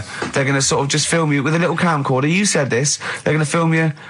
Are you all right? Do you want to, are you hungry? Do you want to go out and have a meal? I can't believe you're eating while I'm on air. No one can hear that. Do you know who I am? No one can hear Explain who I am. Well, that's Ricky Gervais, right? He's made his name on TV. Yeah. Okay, he's done any number of corporate gigs, and they pay silly money. So, I mean, this guy's earning, and really earning beyond his talent. All right? So I think I deserve a little bit more than a little mank eating a biscuit while I'm talking. Rick Gervais? Yeah. Have you won a BAFTA? Yeah, too. All right, so Yeah. just a little bit of respect. Yeah. Yeah. Carl, Well, what have you won? What have you won? I got a bronze certificate for doing a full week at school. That's great. It was only a bronze.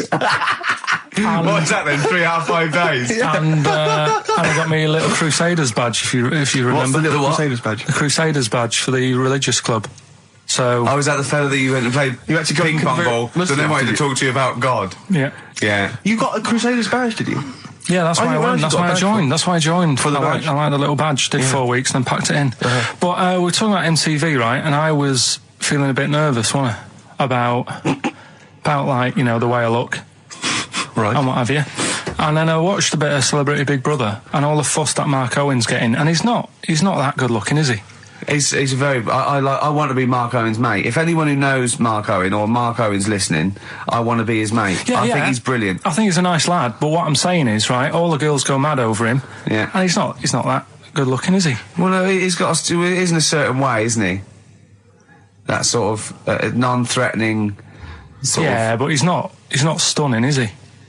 Do you know what I mean? No, but no. Well, what's your definition of a stunning? Yeah. Well, who do you like? Someone who you look at and you go, God, they're good Which looking. bloke do you fancy? What bloke do you think's attractive then? So if I was into men, Yeah. in fact, you can still say a bloke's a good looker without fancying him. Who do you think is attractive? Probably. I mean, it depends what you're looking for. No, just look. Just look. You think there's different looks as well. Of course, isn't yeah. there? Who do you say is attractive? Who do you say was like stunning in your definition? A good-looking lad. Yeah. Good-looking lad. Oh, look at him over there. He's.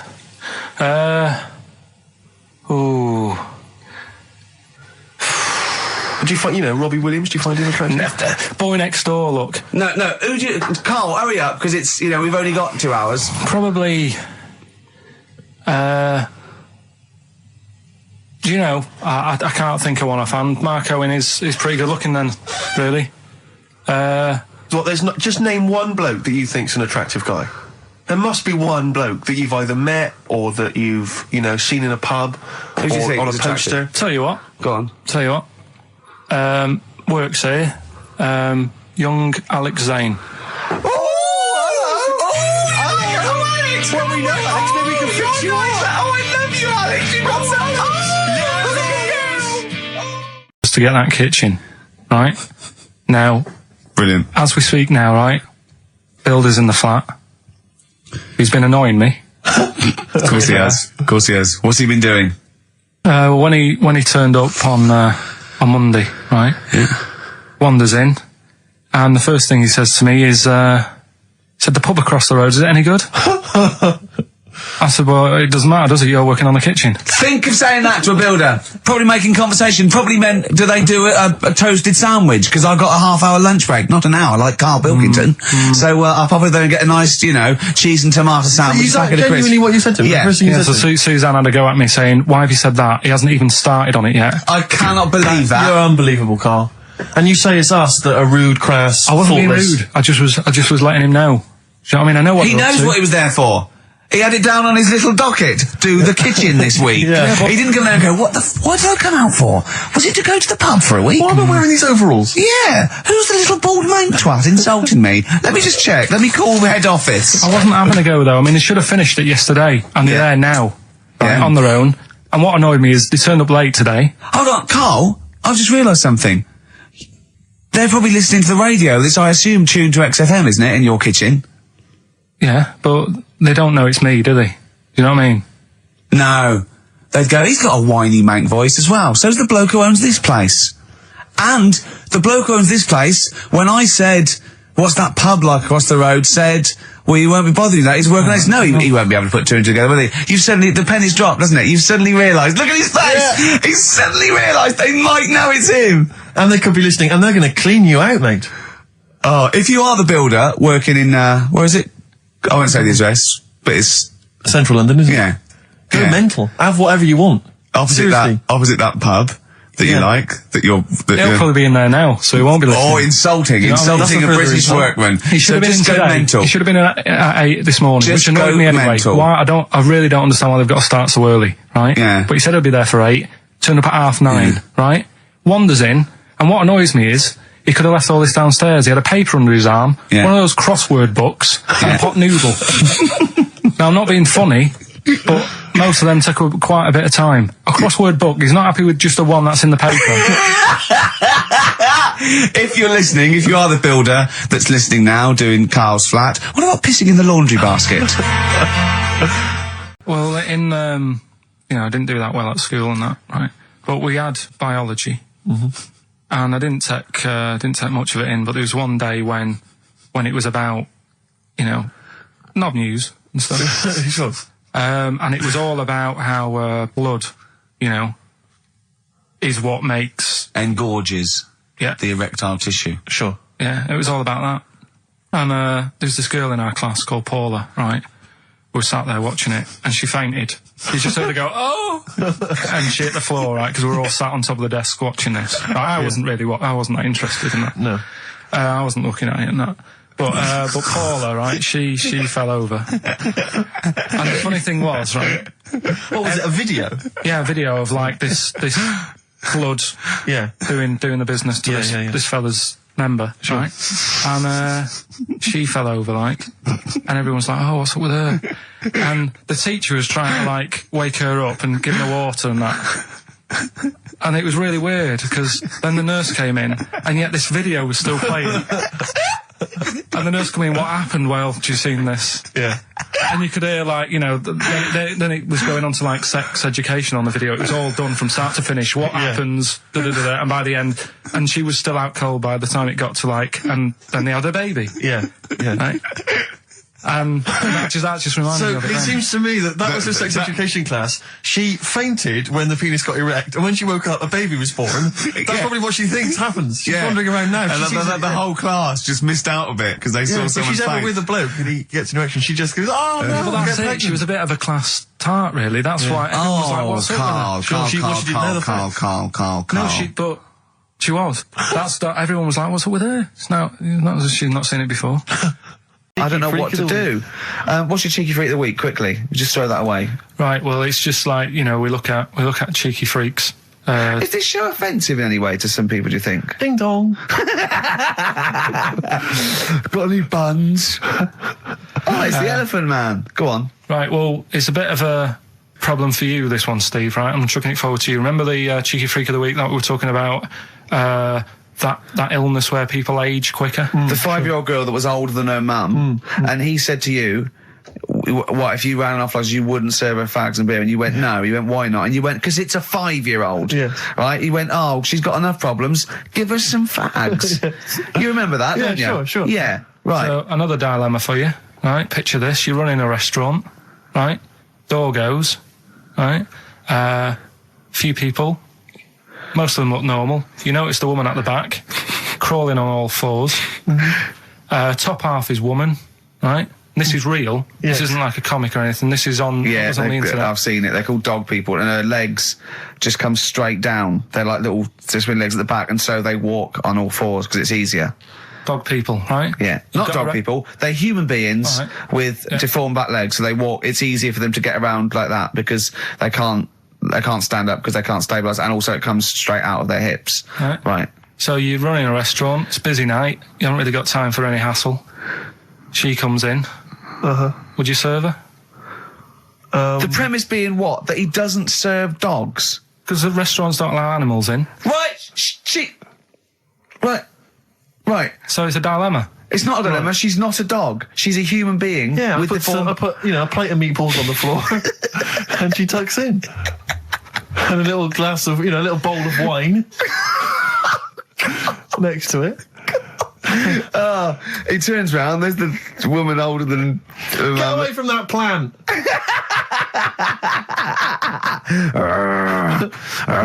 Is service included? Oh dear. Okay, so monkey news, please. All right then. Let's hear the jingle.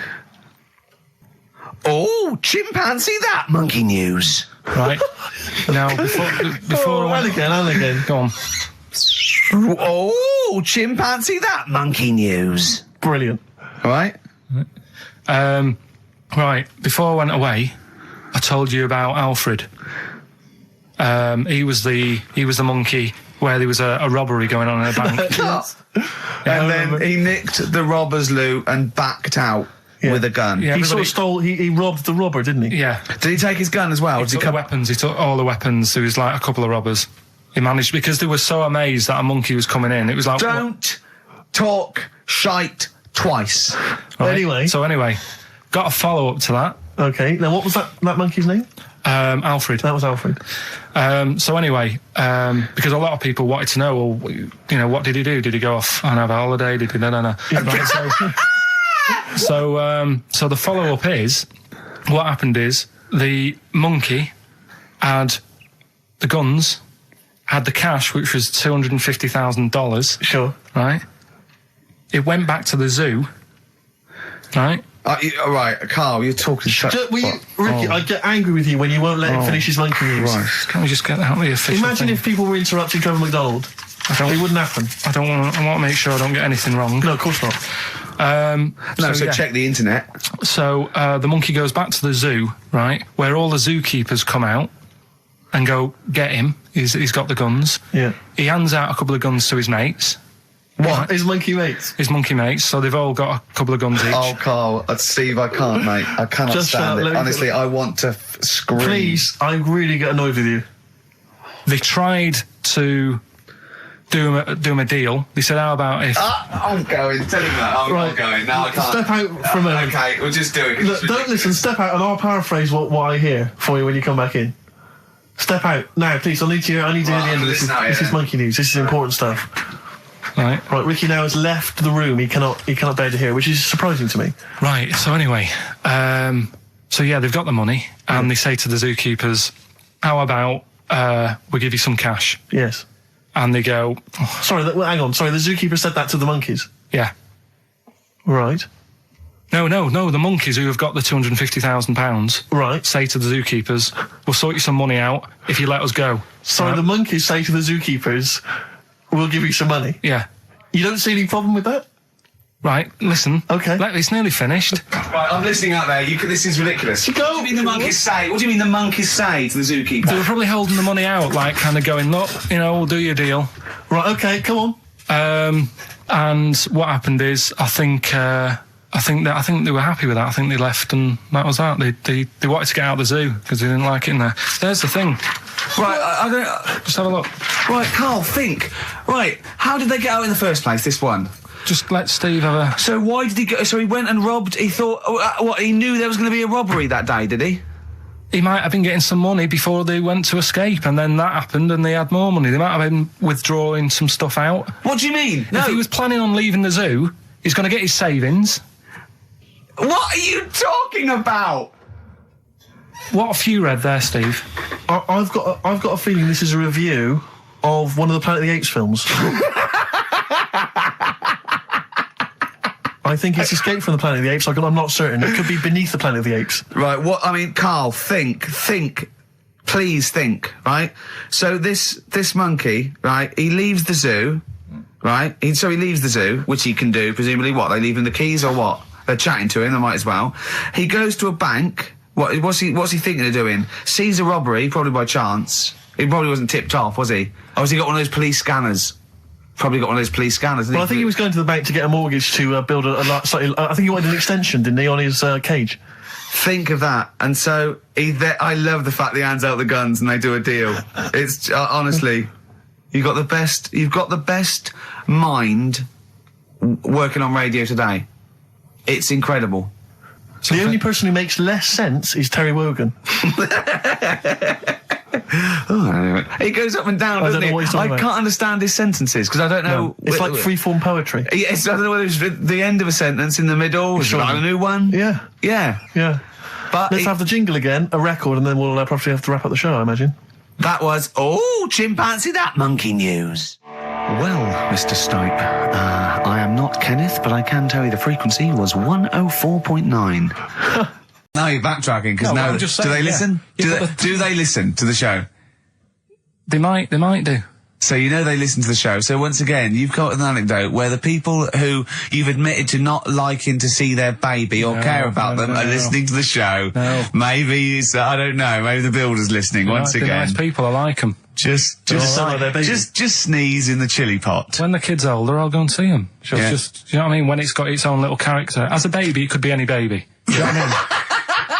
He's got nothing to offer me. I know what you mean. It could be a toy baby. But you know what I mean? It could be a bag of sugar. No, I know what you mean, yeah. When it can start talking and, you know. And lend you money. Yeah. Got good toys and stuff. It's well worth going, but at the moment... Yeah, nothing. I'll see it when it smells. He goes, oh, you want to go? Yeah, brilliant. Put it to bed. Let's have a game of Scrabble. Yeah. Do you know what I mean? Yeah.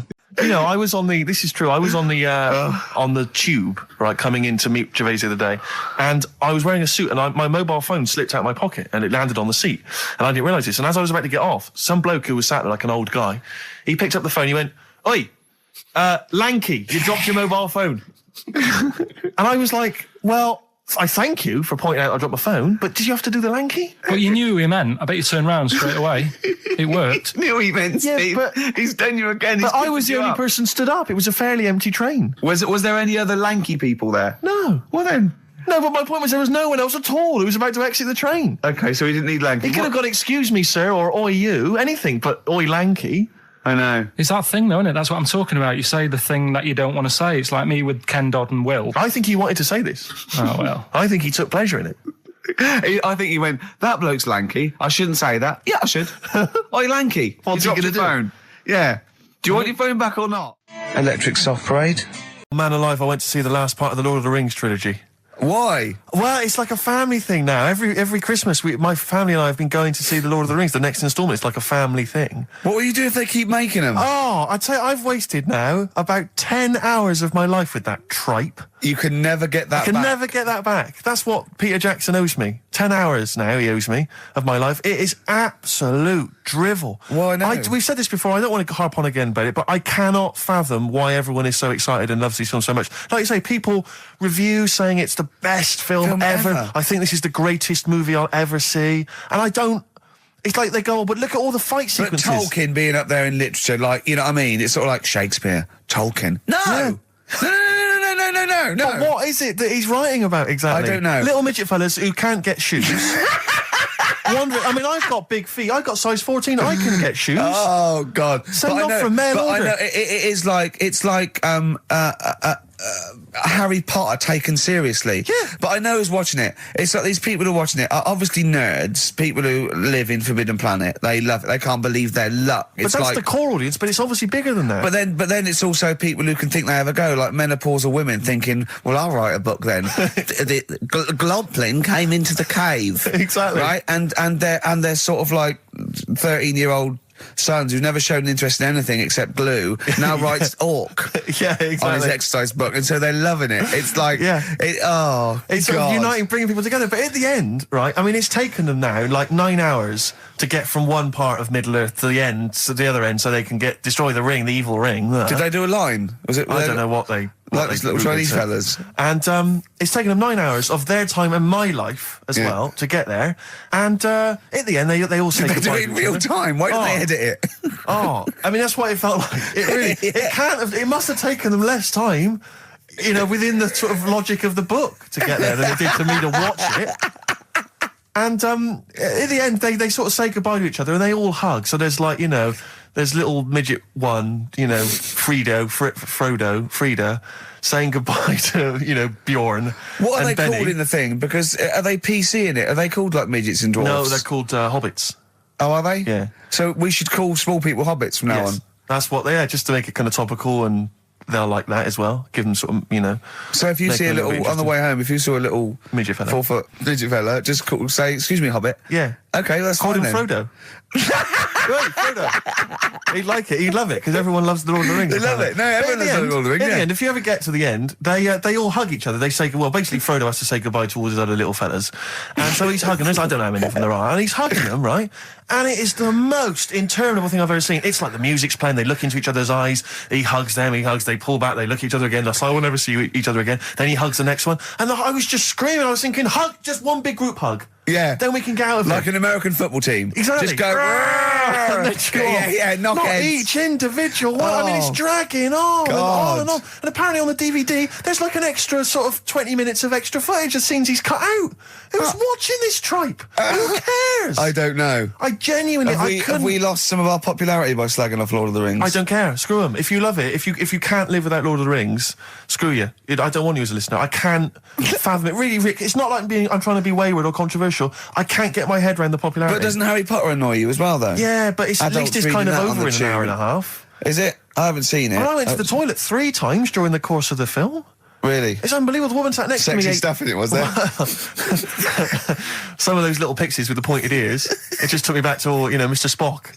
Oh, all those glorious days. But, it really is just... I mean, have you seen any of them? You've not bothered? I've seen one, and it was long, and I thought it was nicely filmed, and I thought, well, okay, I'll just get through it. I even think, it was just a list of, and here come the orcs. Exactly. Right, okay, we see the orcs now. Yeah. But it's like people go, look at the amazing fight sequences, the amazing immense battles. And it's true, he's got thousands of actors and stuff on horses, brilliant. But I'm not impressed by good time management. No. Well done, he's got all those people together, he's orchestrated it, well done. But it's got to be more interesting. My friend summed it up. He said the Lord of the Rings films, they're like the film equivalent of an Enya song. Yeah. And that to me is exactly right. Lots exactly. of billowing dresses, slow musical moments. That's good. People riding majestically on horses. Enya. Constantly riding majestically everywhere. Dido's taken over from Enya in that. Well, I've got a confession to make. Go on. I like that latest Dido song. Oh, play a song. Let me just, I know. I thought I'd never... I don't know what to say. Let me explain something to you, mate. Oh, God. Biting Bottles, Richard Ashcroft on XFM. We've had an email which I suppose puts my hatred of Lord of the Rings into perspective. It says, yeah, you may have spent 10 hours of your life wasting your time with Lord of the Rings, but imagine how many hours of people's lives this show have wasted for our Yeah, that's true, yeah. I suppose it does, balance. 2 hours a week for a couple of years. We can never give that back to people. I know, it shows it mounts up, doesn't it? Yeah. We should be doing some kind of community service for people, maybe pop around. Well, this is community service, isn't it? Because Karl, it makes his brain work a little bit. True. And it keeps him, from going on holiday, sort of for 2 hours a week, which is good.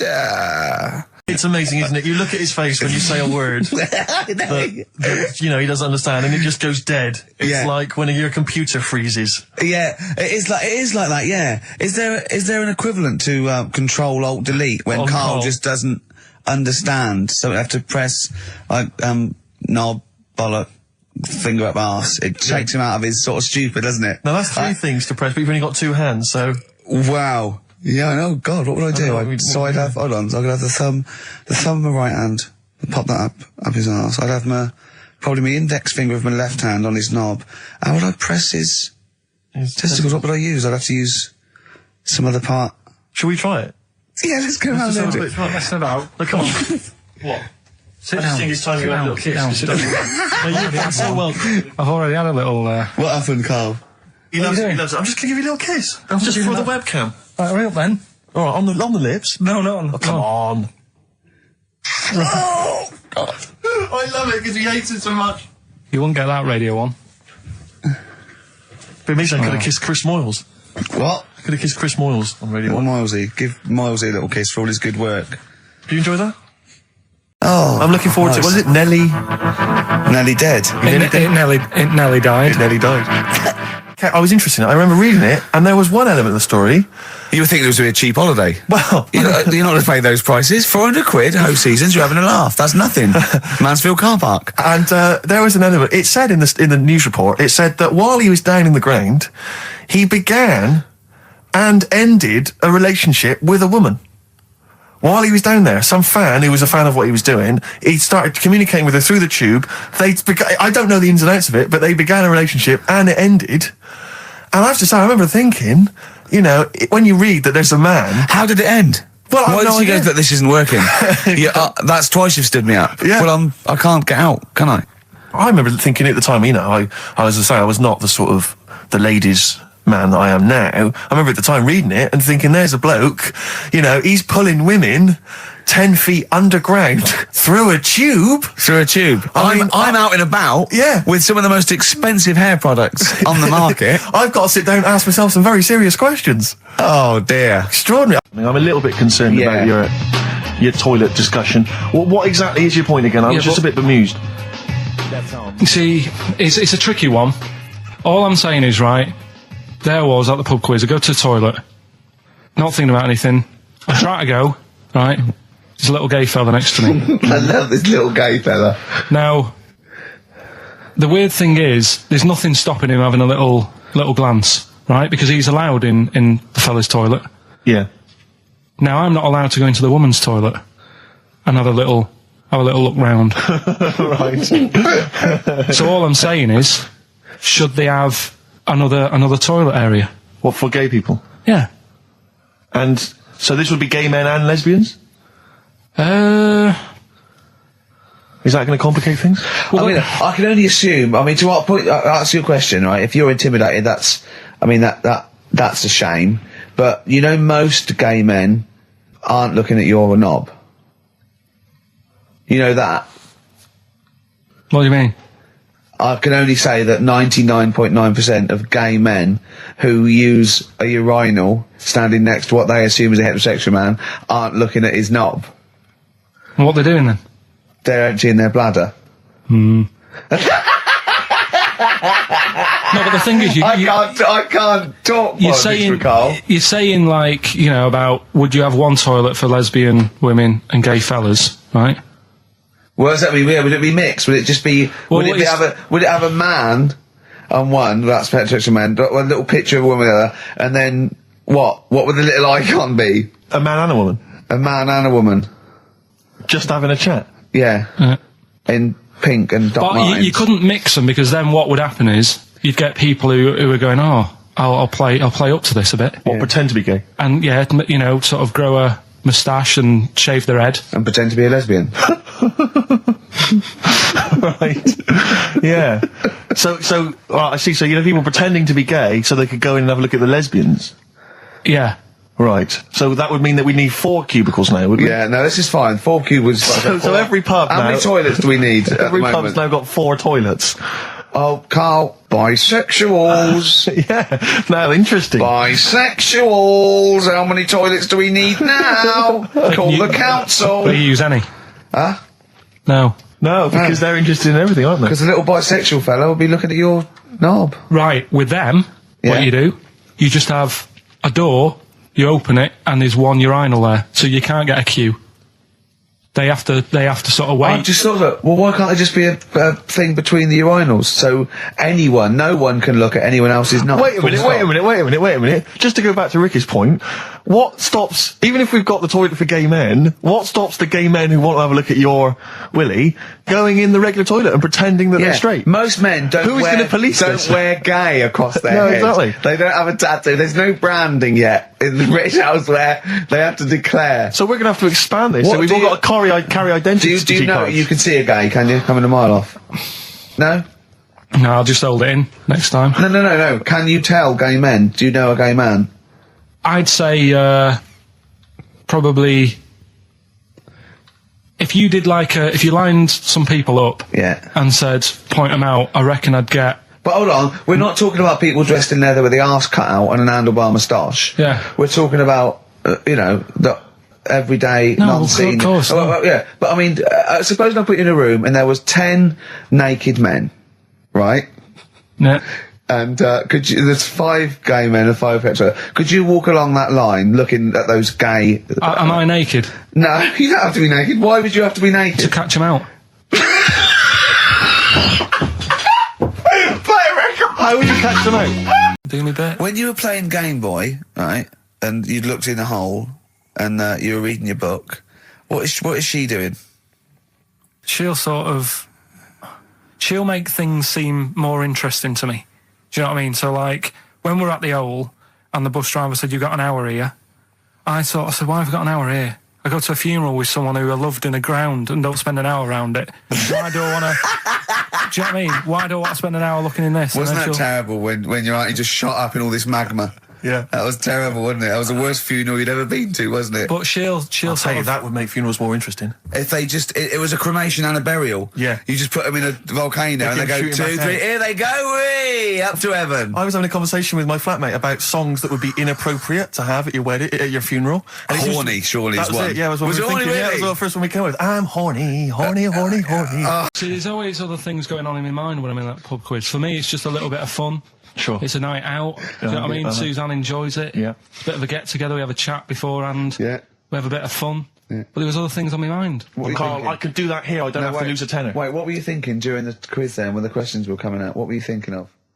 Well, what it was, right, just before the quiz started, I had to go to the toilet, right? Because the rule is, right, people who don't go to it, once it starts, phones off, no more toilet. They take it dead serious, don't they, right? Yeah.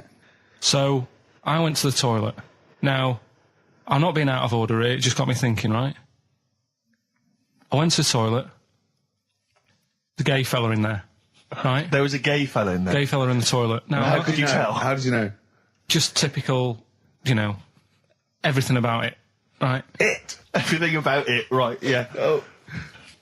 What, large handlebar moustache, leather cap. Butt plugs, amyl nitrate. Could I just say that these views do not reflect the views of the management of XFM or me and Steve. Or most of the people in this country. Go on, Carl. What's your problem? Yeah, but this is what I'm worried about, really. But this is why I only got Danny Minogue right. Right? Because this was floating around my mind. Went She's to the a big toilet. gay icon, now, isn't she? Going to the toilet, they have like men's cubicle and they have women's cubicle. Yeah. Now, without sounding out of order, is it wrong for me to think gay men should have their own little cubicle? Go in. They should have their own... Well, not cubicle, you mean an actual toilet, I suppose. When I was at the urinal, normally, you know, there's a fella there and then you go, all right. And there's no pressure. But I couldn't go. I was thinking, should I wait? If I go into the toilet, it'll look obvious. Yeah. I had loads of pressure and But this was what were going you on. worried about? I'm so sorry. What were you concerned about? Viewers. I'm so Well, sorry. it's like, right, listen, when I was a kid, right, and it's all right for you to go into women's toilets when you're a kid, it's like, oh, it's a bit cute, right, as long as you're not, like, over 15 or something, right? Right. But when I was a kid, I went into a toilet, and women, when they use their little cubicles, they don't shut the door. Some of them just sit down on the toilet, right, and you see everything. And, no, seriously, that's probably one of the first times I saw, like, a woman. Yeah. That, right, and my Auntie Nora when she was staying over. What happened with your Auntie Nora? She was, she's into wearing caftans. Into wearing what? You know, caftans. Oh, yeah. What caftans? Big, bellowy sort of dresses. Right. And, yeah, I used to sit on the floor at home in front of the telly. Sure. She was on the chair behind. Yeah. She did a bit of a sort of a Sharon Stone scene. Oh, God. Yeah. Did you see it? There was no underwear. No. What age were you? What was it like? What age were It you? was like a ripped tennis ball. What? Right, we're off air. We're off air. Either that or put us in for the Sonys. New Year's resolution, Carl? I don't know. I don't do it. Really. What about something like, I don't know, start smoking? Do you know, there must be something. No, it's a waste of time, isn't it? Don't bother with that. Right? You see? Me, no, I've never really made any New Year's resolutions. I just be good to people. Just treat everyone as you want to be treated yourself. Give to charity. Hate crime, racism, famine, sexism. I know you're going to keep to all those, except the give to charity. Me and Carl find that a little bit hard to believe. Never gonna happen. Well, you've always got to break at least one of your New Year's resolutions. Exactly. Yeah, well, I think I'll be nice to Carl. What about learn more? I was thinking that. I want to learn more. Always teaching you stuff. I've got. I watched. I'll tell you what. Christmas telly was dreadful this year. I don't know if I've hit that age where I think, but I think consciously I thought this is worse than usual. Yeah. And I ended up watching Discovery Channel and History Channel again, and I watched 4 episodes in a row of this fantastic documentary, 1418 War, narrated by Dame Judi Dench. And it's brilliant. I just can't get enough of it. I hated history at school, and now I want to know everything. Yeah. And I think that's mine. Learn all the stuff about stuff. I like learning, though.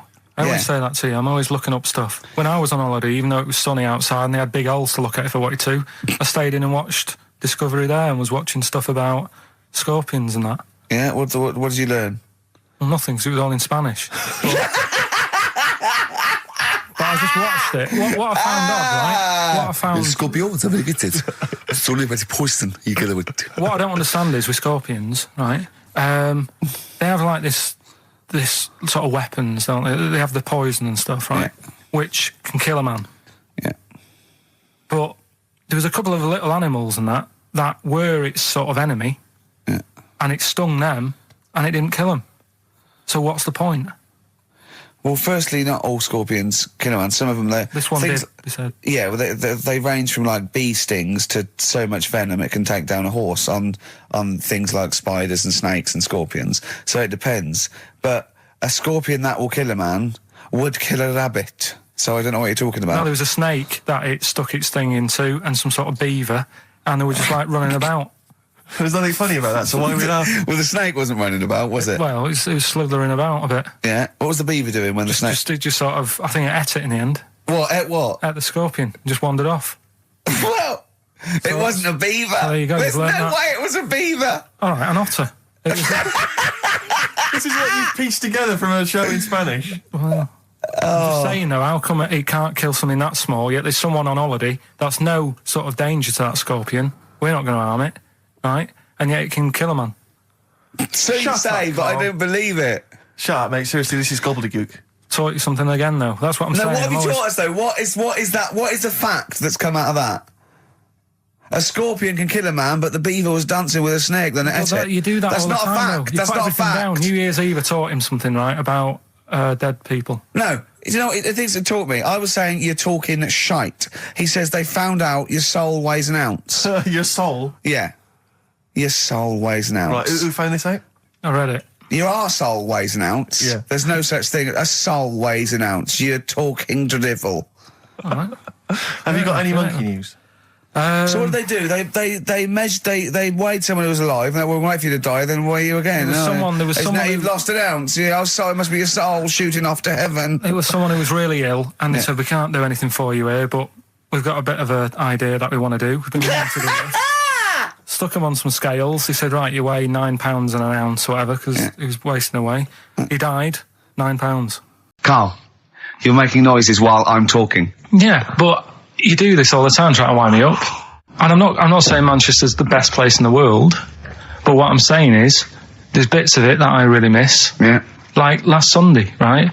When I'd met up with Ricky, we had spaghetti bolognese, which was all right. And then I said to him, I need some soil. Damn, I wish you'd invited me. It sounds amazing. So I need some soil. What do you think? You need some what? Soil? Soil, yeah. I need to repot a plant, right? Yeah. So you need to repot a plant? Yeah. Fair enough. So I'm like, where you can't see these shops in London. Do you know what I mean? There's nothing around. I took him straight to one in my street. Yeah, but near your street, and that's probably the only one in London.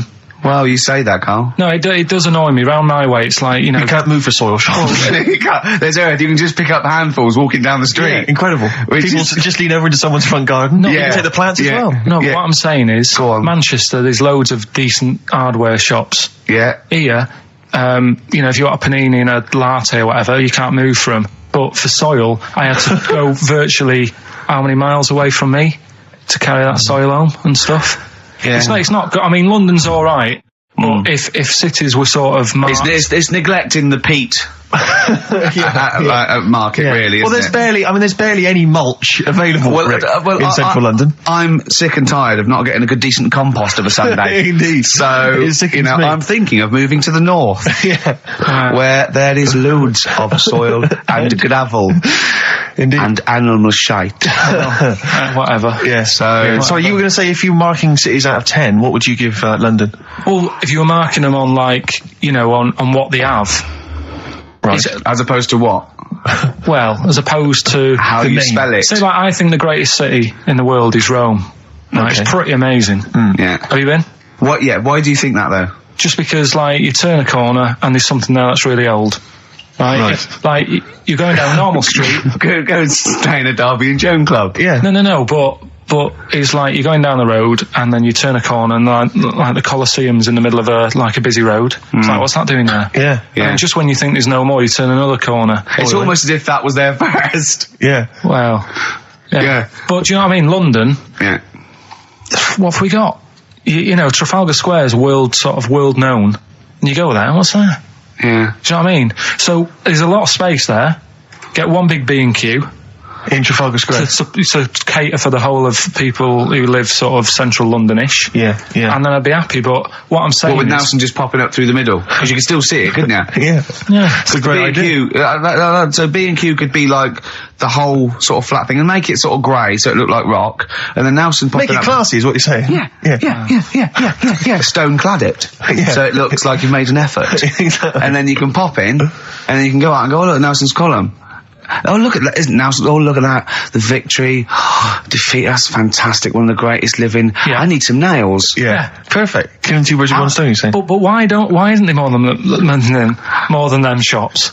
Because when I went into yours, every time I've been in there twice now. The first time was to get a shower head, right? Right. And I went in there, couldn't resist buying something else. I ended up getting some super glue as well. Blimey. Well, here we are again, XFM on a Saturday. Just gone 1 o'clock, Steve, if I'm very much mistaken.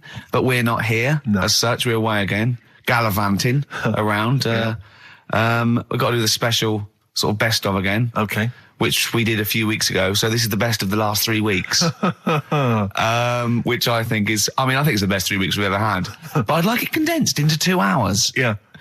Some great music as well in there. Yeah, there'll be some great music interspersed with fine chat that you've already heard. Yeah. Except this bit. This bit's new. We've actually, out of the kindness of our heart, we've come in last week. Yeah. And we've done a few clips just because we felt a bit guilty about shooting off. Yeah. And leaving. Even now, having heard this link, I'm beginning to wonder if it was worth our time. Yeah. Well, should we play a classic link? Let's play, what, from the last 3 weeks? After this is Feeder. Alright, so, here's the first bit. Yeah. Right, okay, Educating Ricky, part 2. Right. I'm committed to this treatment. Yeah. Is one of them. I've got to go for that one. Yeah? Yeah. Or the other one is the police are causing a bit of a stir. He still says it like it's the best thing he's ever come up with, which in a way it is. It could be. Right, go on then. I'm committed to this treatment. Right. Do you know the saying... Is it just sayings now? Are they all sayings? This No, they're not. Okay. No, the other one isn't. Frog in your throat? The saying, there's a frog in your throat? Yeah. I assume it's when you croak a little bit. You sound like a frog. No. Right. Might seem a bit weird, this one, right? But years ago... Oh, yeah. Sorry, well, what is that clue? Committed to this treatment? It's about frogs Kermitted.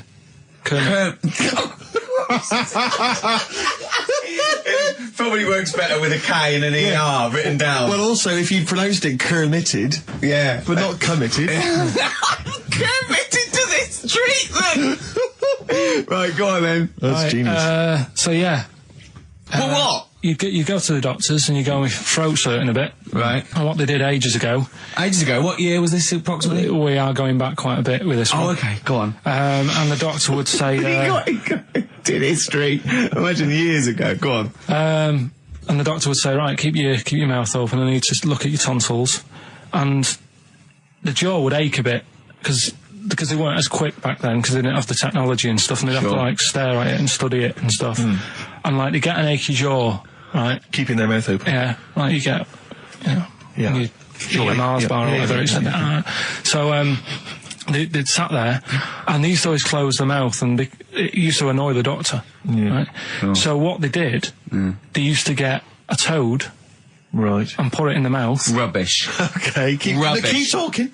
Keep talking. And that way they couldn't close the mouth because either they'd squash it, right, or apparently you're not allowed to lick a toad's back. So the doctor would have them for breaking the law? No, but it's poisonous, right? A toad's back. You should never lick a toad's back. Or put it in your mouth, really. Oh, just stop for a second. Wait. What? Can I just ask one question? Go on, yeah, ask one question. I've got a few, but go on. Sure. My initial thought is, it sounds like a brilliant bit of sort of medical knowledge there. It's a great idea. Yeah. My only thought is, how does the doctor see past the toad? Yeah. Your tonsils? What's he actually looking at with the mouth open? Surely the toad is in the way. Hopping around in the way? It didn't say. Sorry, and my first question is, was this on the internet? Yeah. Yeah, okay. Carl, that is bollocks. That is, Well, alright then. Let's turn this round. Where does the saying, you got a frog in your throat come from? Probably because you sound a bit croaky. Probably that. Probably because you sound a little bit like a frog when you've got a sore throat. Carl, did you not question it just for a moment when you read it? Just for a second, didn't you think that seems an odd approach? Firstly, why a frog of all the different species? Because it's poisonous. A toad. So it's a toad as well. Yeah, well, that it worked. I'm committed. Worked. No, my point is it's frog in the throat. I was going to change it to, have you heard the news Toad Day? But I went with the frog. Oh, God! Right, so that's rubbish. So that's rubbish. Next, I remember things like snakes not having ears and stuff. Yes. I didn't have to read about that. No, you just learned that, yes. You saw it on the telly, didn't you? You saw it on that Ian Wright programme. Yeah. Yeah. And this is what Carl said to me. He said, it's actually, I called Carl up in the week, and Reese was with him. You know, Reese used to be on XFM, and he took the phone, and he went, Carl's worried, I've seen that programme. He said, snakes don't have ears, right? He said, so you can creep up on them and pick them up. And he said, Carl's worried. He said, how would you ever put them down again? Because then they know you're there. I woke up the other night quite late. Worried about that. And I said to my girlfriend, I said, how do you put a snake down? And she said, what are you talking about? I said, that Ian Wright thing, this guy managed to pick up a snake. And do you know that thing where they clamp its head on a jar to get the poison out? I do now. Right? They did that, but they didn't show you how they got rid of it. And I thought, it could really get nasty, because it's obviously annoyed that you've had its head pressed in the jar. Yeah. Right? They hate that. Now, Especially as it's in front of their mates. when you lift it off, Yeah. right, you've got hold of it. Yeah. If you go to chuck it down, it's going to turn on you. It's going to go wild, isn't it? So, I just wondered. Well, what you do is you never put it down, Carl. Yeah, that's why that bloke has got about 11 or 12 just carrying him. Exactly. Yeah, you never put it down. You sling it. Who cares? You just throw it, don't you, really far? That's not that. I don't think you should throw. But Carl, listen, don't worry. We're not asking you to get involved with snakes. No, but I was saying this the other day. And an Atari, Right? I was walking through London. Commodore 64 rubbish. Exactly. Walking through London with Suzanne, right? Yeah. And you know, like homeless people always have dogs. And she said, "Oh, I hope she looks after it." I said, that dog is happier than most dogs, Right? Because people always walk past and give it a pat on the head. Yeah. It's with its owner all the time. Yeah. It's out in the open. It's not locked up in a house. Yeah. It doesn't You know what I eat, mean? but other than that, No, it does eat though. They're always all right. So that's what I was saying. I think this horse was doing all right for itself. Do you know what I mean? Well, not many horses have got their own house. Exactly. For a start, yeah. But anyway, that's by the by. Yeah. So anyway, this family, who's a bit. What we were talking about? It was about cloning. genetically modified kids and all that stuff. Yeah. Right. Now, what I'm saying is, you could say, you know, right, Steve, you could have a baby, right? And Ricky could see it and say, God, I want one that looks like that. Yeah. Right. It could happen, Rick. So Come on, work with him. So you take it to the doctors, and I don't know what they do. They inject it with something or whatever. Yep, that's how it's done. Yeah. And get a little baby, and there it is. It looks the same. Now the thing is, you separate. You both go off and do your own things. Yep. Right. Now, you look at Stephen. You look after your baby. Yeah. You treat it well. You give it good food and I'm that. a good dad. All the vitamins and stuff. Yeah. Ricky just gives it cheese. Right. So then it changes its looks. It goes a bit fat. You know, it gets tired easily and that sort of thing. Now, when this family, Why am I just feeding a baby cheese? right? This family who had a horse in their house. Yeah. They had a little baby, and my mum went round and said, "You're not going to believe this, but it's a beautiful looking baby, right?" Yeah. And I was like, "Well, you know." And the weird thing is, it was a good-looking kid. But as time went on, they didn't really look after it. And I'm not saying, like, abusing it, but it used to run around. It used to play out till, like, 10 at night. Yeah. It used to chase cars. Right. It was a bit... Did it have hooves? Yeah, no. Chase cars! Right. What sort of kid chases cars?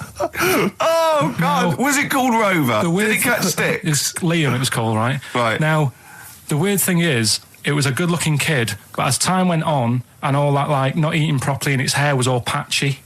It's not Liam Gallagher, is it? and chasing cars and that, and it became an ugly kid. It's definitely Liam Gallagher. And that's what I'm saying, right? You can clone all you like, but at the end of the day, it's how you brought up. Brilliant. Wow. Life. Wow. That was a hell of a point. Oh, God. But am I right? You're always right. The SIBO, the bitter end on XFM 104.9. I'm Ricky Gervais. With me is both Stephen Merchant and Karl, the K-Man, Pilkington. Oh. So, You've already got that. That's safe. It's only 4 minutes past. You've had placebo and you've got us three. So you're definitely going home with that. Yeah, whatever that's happens. safe. That's on its way to the hospice. Exactly. You've banked that. Yeah. Now, do you want to gamble all that to go on and listen for another 2 hours? Well, you could walk away now and you're up. Yeah, you're up. You're already up. Right, that's brilliant. You have not wasted any time. Do you want to gamble that against another 2 hours? It might be shoddy, it might go downhill, but it might get even better, Carl. What do you say they do? Listen for another 2 hours? Yeah.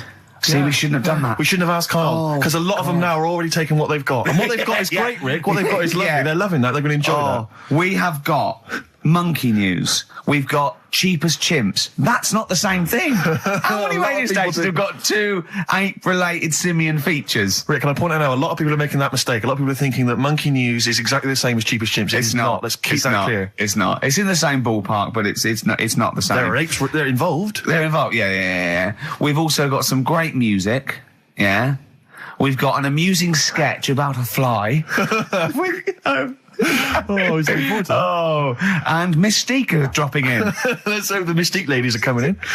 Singing I want to kick off with a song that is, you've got like half a dozen posing songs that when you're sort of like between 14 and 18, they were the ones you'd put on to get ready to go out or just pose around or be that pop star or think you're on stage or whatever or in the video. Yeah. And embarrassingly, I dug this out and I remembered I used to post this like a mother when I was about 14, right?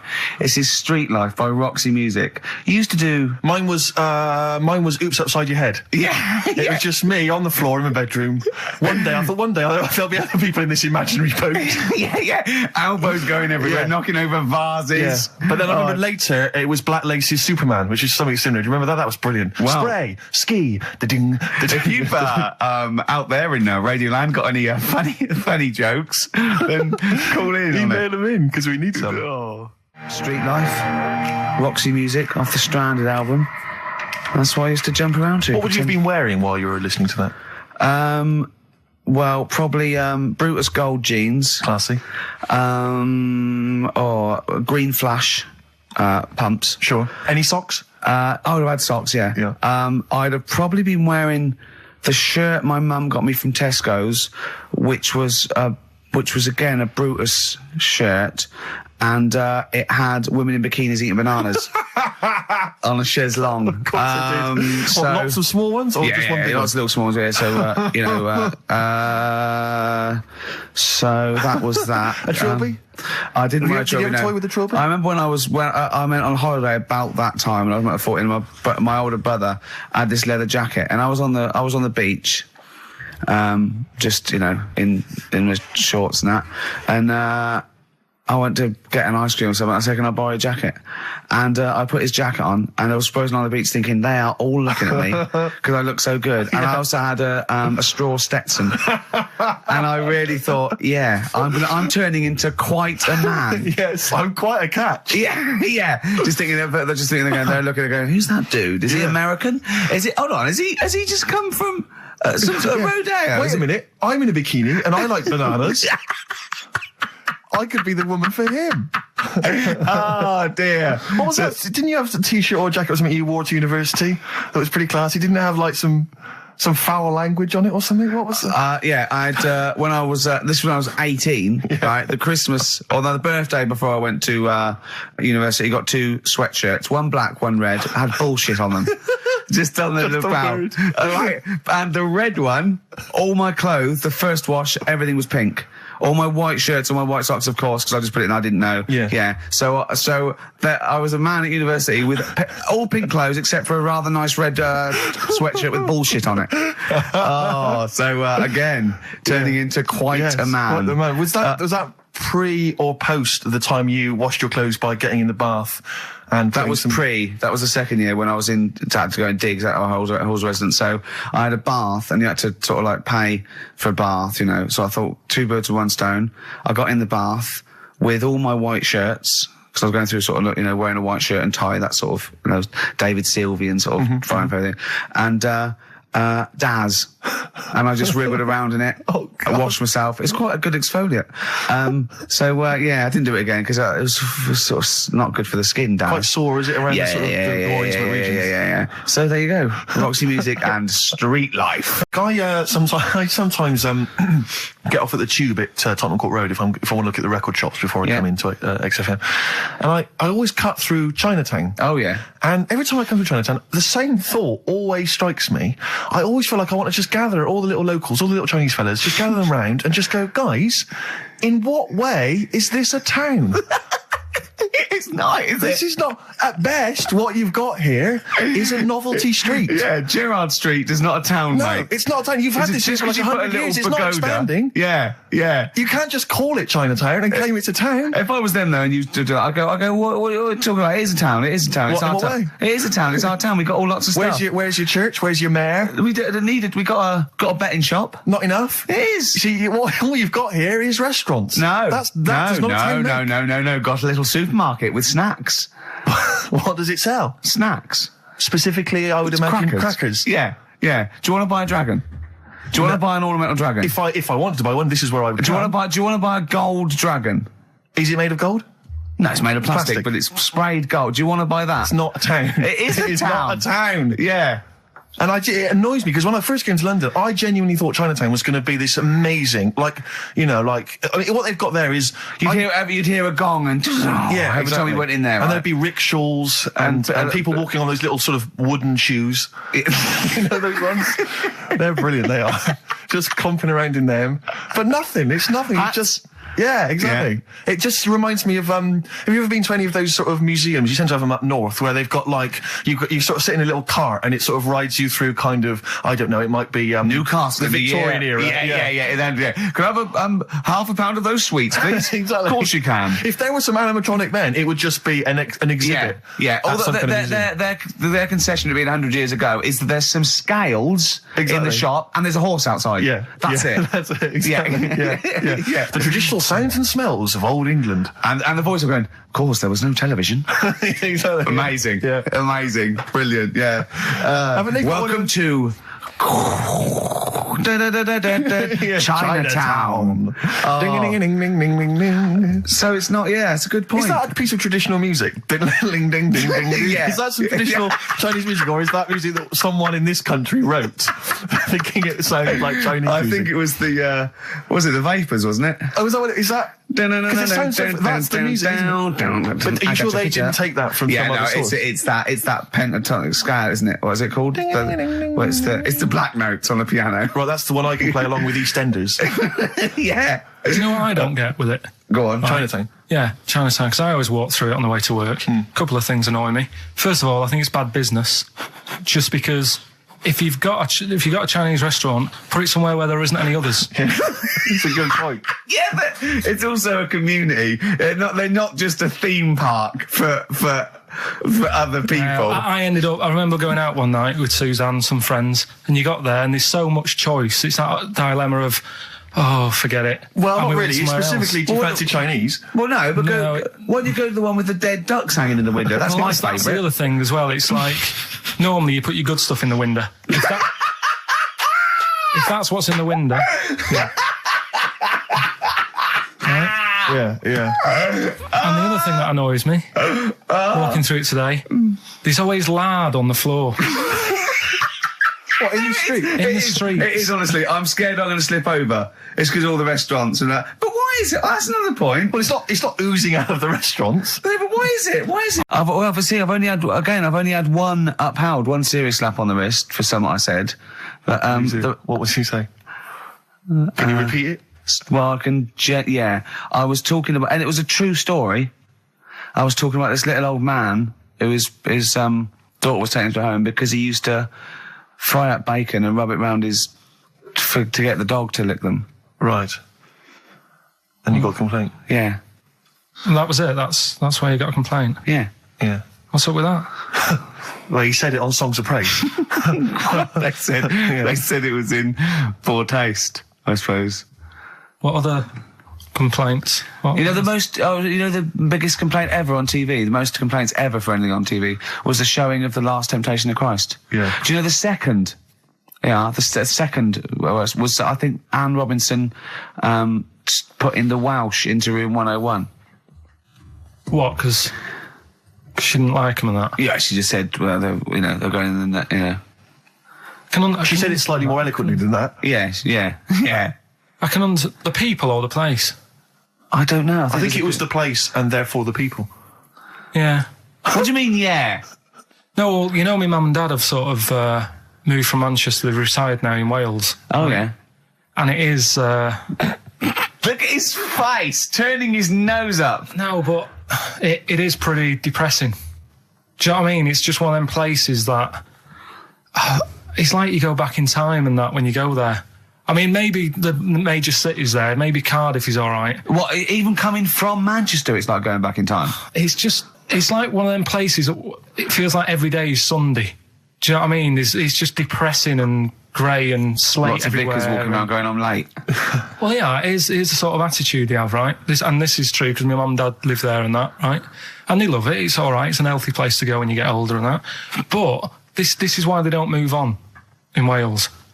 Well, I'd just like to make another sorry to any Welsh people listening. We're not saying you don't move on. Carl is. No, but... Sorry about the little Chinese shoes again. The thing is, it's good that, in a way, that they do that, and they don't want to be, like, rushing about everywhere, because the way London isn't that great either, is it? Because it's totally opposite here, right? Yeah. So I'm not having a go. It is a bit dull. I think even people who live there will agree with me, right? But, like, one of the shops that my mum and dad use, right, it's only a little sort of villagey type shop, can't be bothered staying open for hours and hours, right? Because there's not enough people who use the shop. Yeah. So what you do is, they get used to what you buy. And they leave it out. They put it in a phone box outside. They put it in a phone box? Yeah. So it doesn't get wet. So my dad's loving that. Well, Once he found that out, it was like, brilliant. But how is that a bad thing? That's brilliant. Well, it's not for other people. It is for my dad, because he's picking up all sorts of stuff. Oh, no, he's not. Oh, yeah. He's not nicking other people's shopping. Well, it's not like nicking, is it? Because it's not theirs yet. Oh, and you've stitched him up on radio. Well, of course, because they're going to think, who is there in town with a Manc accent who keeps making phone calls and is getting fatter? Yeah. That's You've stitched him I right love up that. there, I love that your dad was excited when he found out. I can't believe that he's moved there. He's retired to this little village where it's based on trust and community, and he is abusing it. He's using his scally Manc ways. Bloody hell, Lakers. There's no bread again. There's old women going hungry. Yeah. Their cats aren't getting fed. And your father is just, that's obscene. That's obscene. Oh, I think it's Die Thief. That fella from Manchester. I don't even think they've got Sky there yet, have they? They can't listen. They won't know what's... I think you stitched him right up. I hope you have, actually. I hope he goes down for it. I hope he's hounded out of the community like Frankenstein's monster. Yeah. They should get burning torches, go up to the mansion. Set fire to his cottage. Yeah. Exactly. Right, well... He's out of the choir. Yeah. The streets... Have you seen these posters around with me and Steve on it, right? It's embarrassing, right? We were mucking around at a photo session and XFM wanted to do some posters. We couldn't be bothered to do them again, so we let him have this one. Irony comes back to haunt you, and it looks like I think I'm Simon Temple or something, and Steve's all right. But we think that Karl should be in it. Definitely. Karl doesn't want to be in it, but it looks like everyone listens to this show for Karl's basically, innocent stupidity and some great tracks. Exactly. They don't listen for us anymore, Steve. So I think it should be a campaign to get Karl on the poster. Yeah. Well, I should point out that I think XFM are more than happy to have him on the poster. So it's just him. You don't want to be on there, do you? There's no need for me to be on it. Of course there is. Why not? I get so many emails here as I'm sat during the show reading them. So many emails saying, what does Karl look like? Well, I want pictures of Karl. If they go to xfm.co.uk/Ricky, we've got those film bits on there, those video mock-ups where I'm part of it. You can sort of... That's not enough, Karl. People want to see your face. You're part of the show. You're an intrinsic part of the show. Yeah, we'll get you on the poster. Why? It'll be too much on a poster. They can only take in so much. What do you mean? They can only take in so much? Yeah, it's good with two people. No. It's enough. So what do groups do then? Well, they haven't... It's like Ringo Starr is being left off the cover of Sgt. Pepper. Yeah.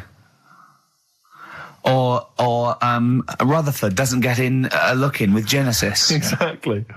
Well, You know, Which would be outrageous. yeah. I'll say, sorry, Tony Banks, you can't be in this one. Yeah. It's just me and you will be very. You see, you look like the Collins, yeah, so but you've got to be in I there. don't photograph that well either. You're joking. Is it because you look like a little cue ball because it just shines off the top? A lot of people as well. You should dispel the myth. A lot of people think for some reason that you're fat. A lot of people say to me, "Is he fat?" No, but that's because I haven't got much hair, so it looks like my head's big. No, they haven't even seen you. They just think from listening to the show that you're fat. That's because you're northern. They think you just eat chips Yeah. and complain about the weather, Well, complain about the south. I just think you could answer a lot of your critics. but then you see what I don't like about this world. A lot of people judge people on the way they look. Yeah. Oh, Like you hey. If only more people thought like that, Steve. But Carl, you judge people on the way they look. Yeah, I know. That's what I mean. But I couldn't with me, could I? Because I don't know what I look like. What? If I was listening to me on the radio, I wouldn't be able to say, he's and slag me off and that, because I don't know what I look like. And I quite like that. Do you know what I mean? I lost. I don't know what Absolutely you're talking about. lost. Just believe me, right? I'm right on this one. It's best if you leave it. Well, we're not going to leave it. We're going to get you on the poster. Yeah. I mainly have to see myself on videotape this morning. That's put me I even showed more him. off. The animal show I did, the show. Yes. I'm doing a video, and I did behind the scenes footage, and I've got you've seen it, haven't you? I feel a bit of Carl on there, isn't there? Yeah, It's great. yeah. It's lovely. He can't believe it. He said, "Is it playing slow?" Because he's so slow. When I come into the office, going, "All right." That's how you And my talk. head as well. I look like I'm looking into a spoon. I'm not happy with it. I just think that if we're willing if Ricky's willing to use his celebrity profile for the sake of the show, Yeah. I'm willing to look like let's say a fairly handsome, kind of cool customer. Are you sure? We haven't done Cheeky Freak of the Week. That's a new feature, isn't it? That's a new feature. Cheeky Freak of the Week. Let's do Cheeky Freak of the Week. What is the cheekiest freak of the week? Shall I'm just going to apologise now. I've just had freaks. Sorry to freaks. Okay. Right, go ahead. Well, I say it's a new feature, but we've sort of touched on it in the past with We always talk about freaks. Hairy Chinese Kid. Yeah. We've had the Pillow Man. Yeah. Are you called a draft excluder?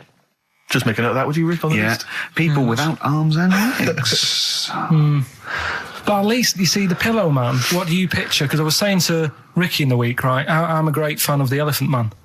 That's his. Do you know that's his favourite freak? Oh, the of all Elephant the Man. freaks, that's Do you know why he said? Do you know why he said? He said because you get what you pay for. When someone says the Elephant Man, you get what it says on the tin. Right. You know you're going to get it. Yeah.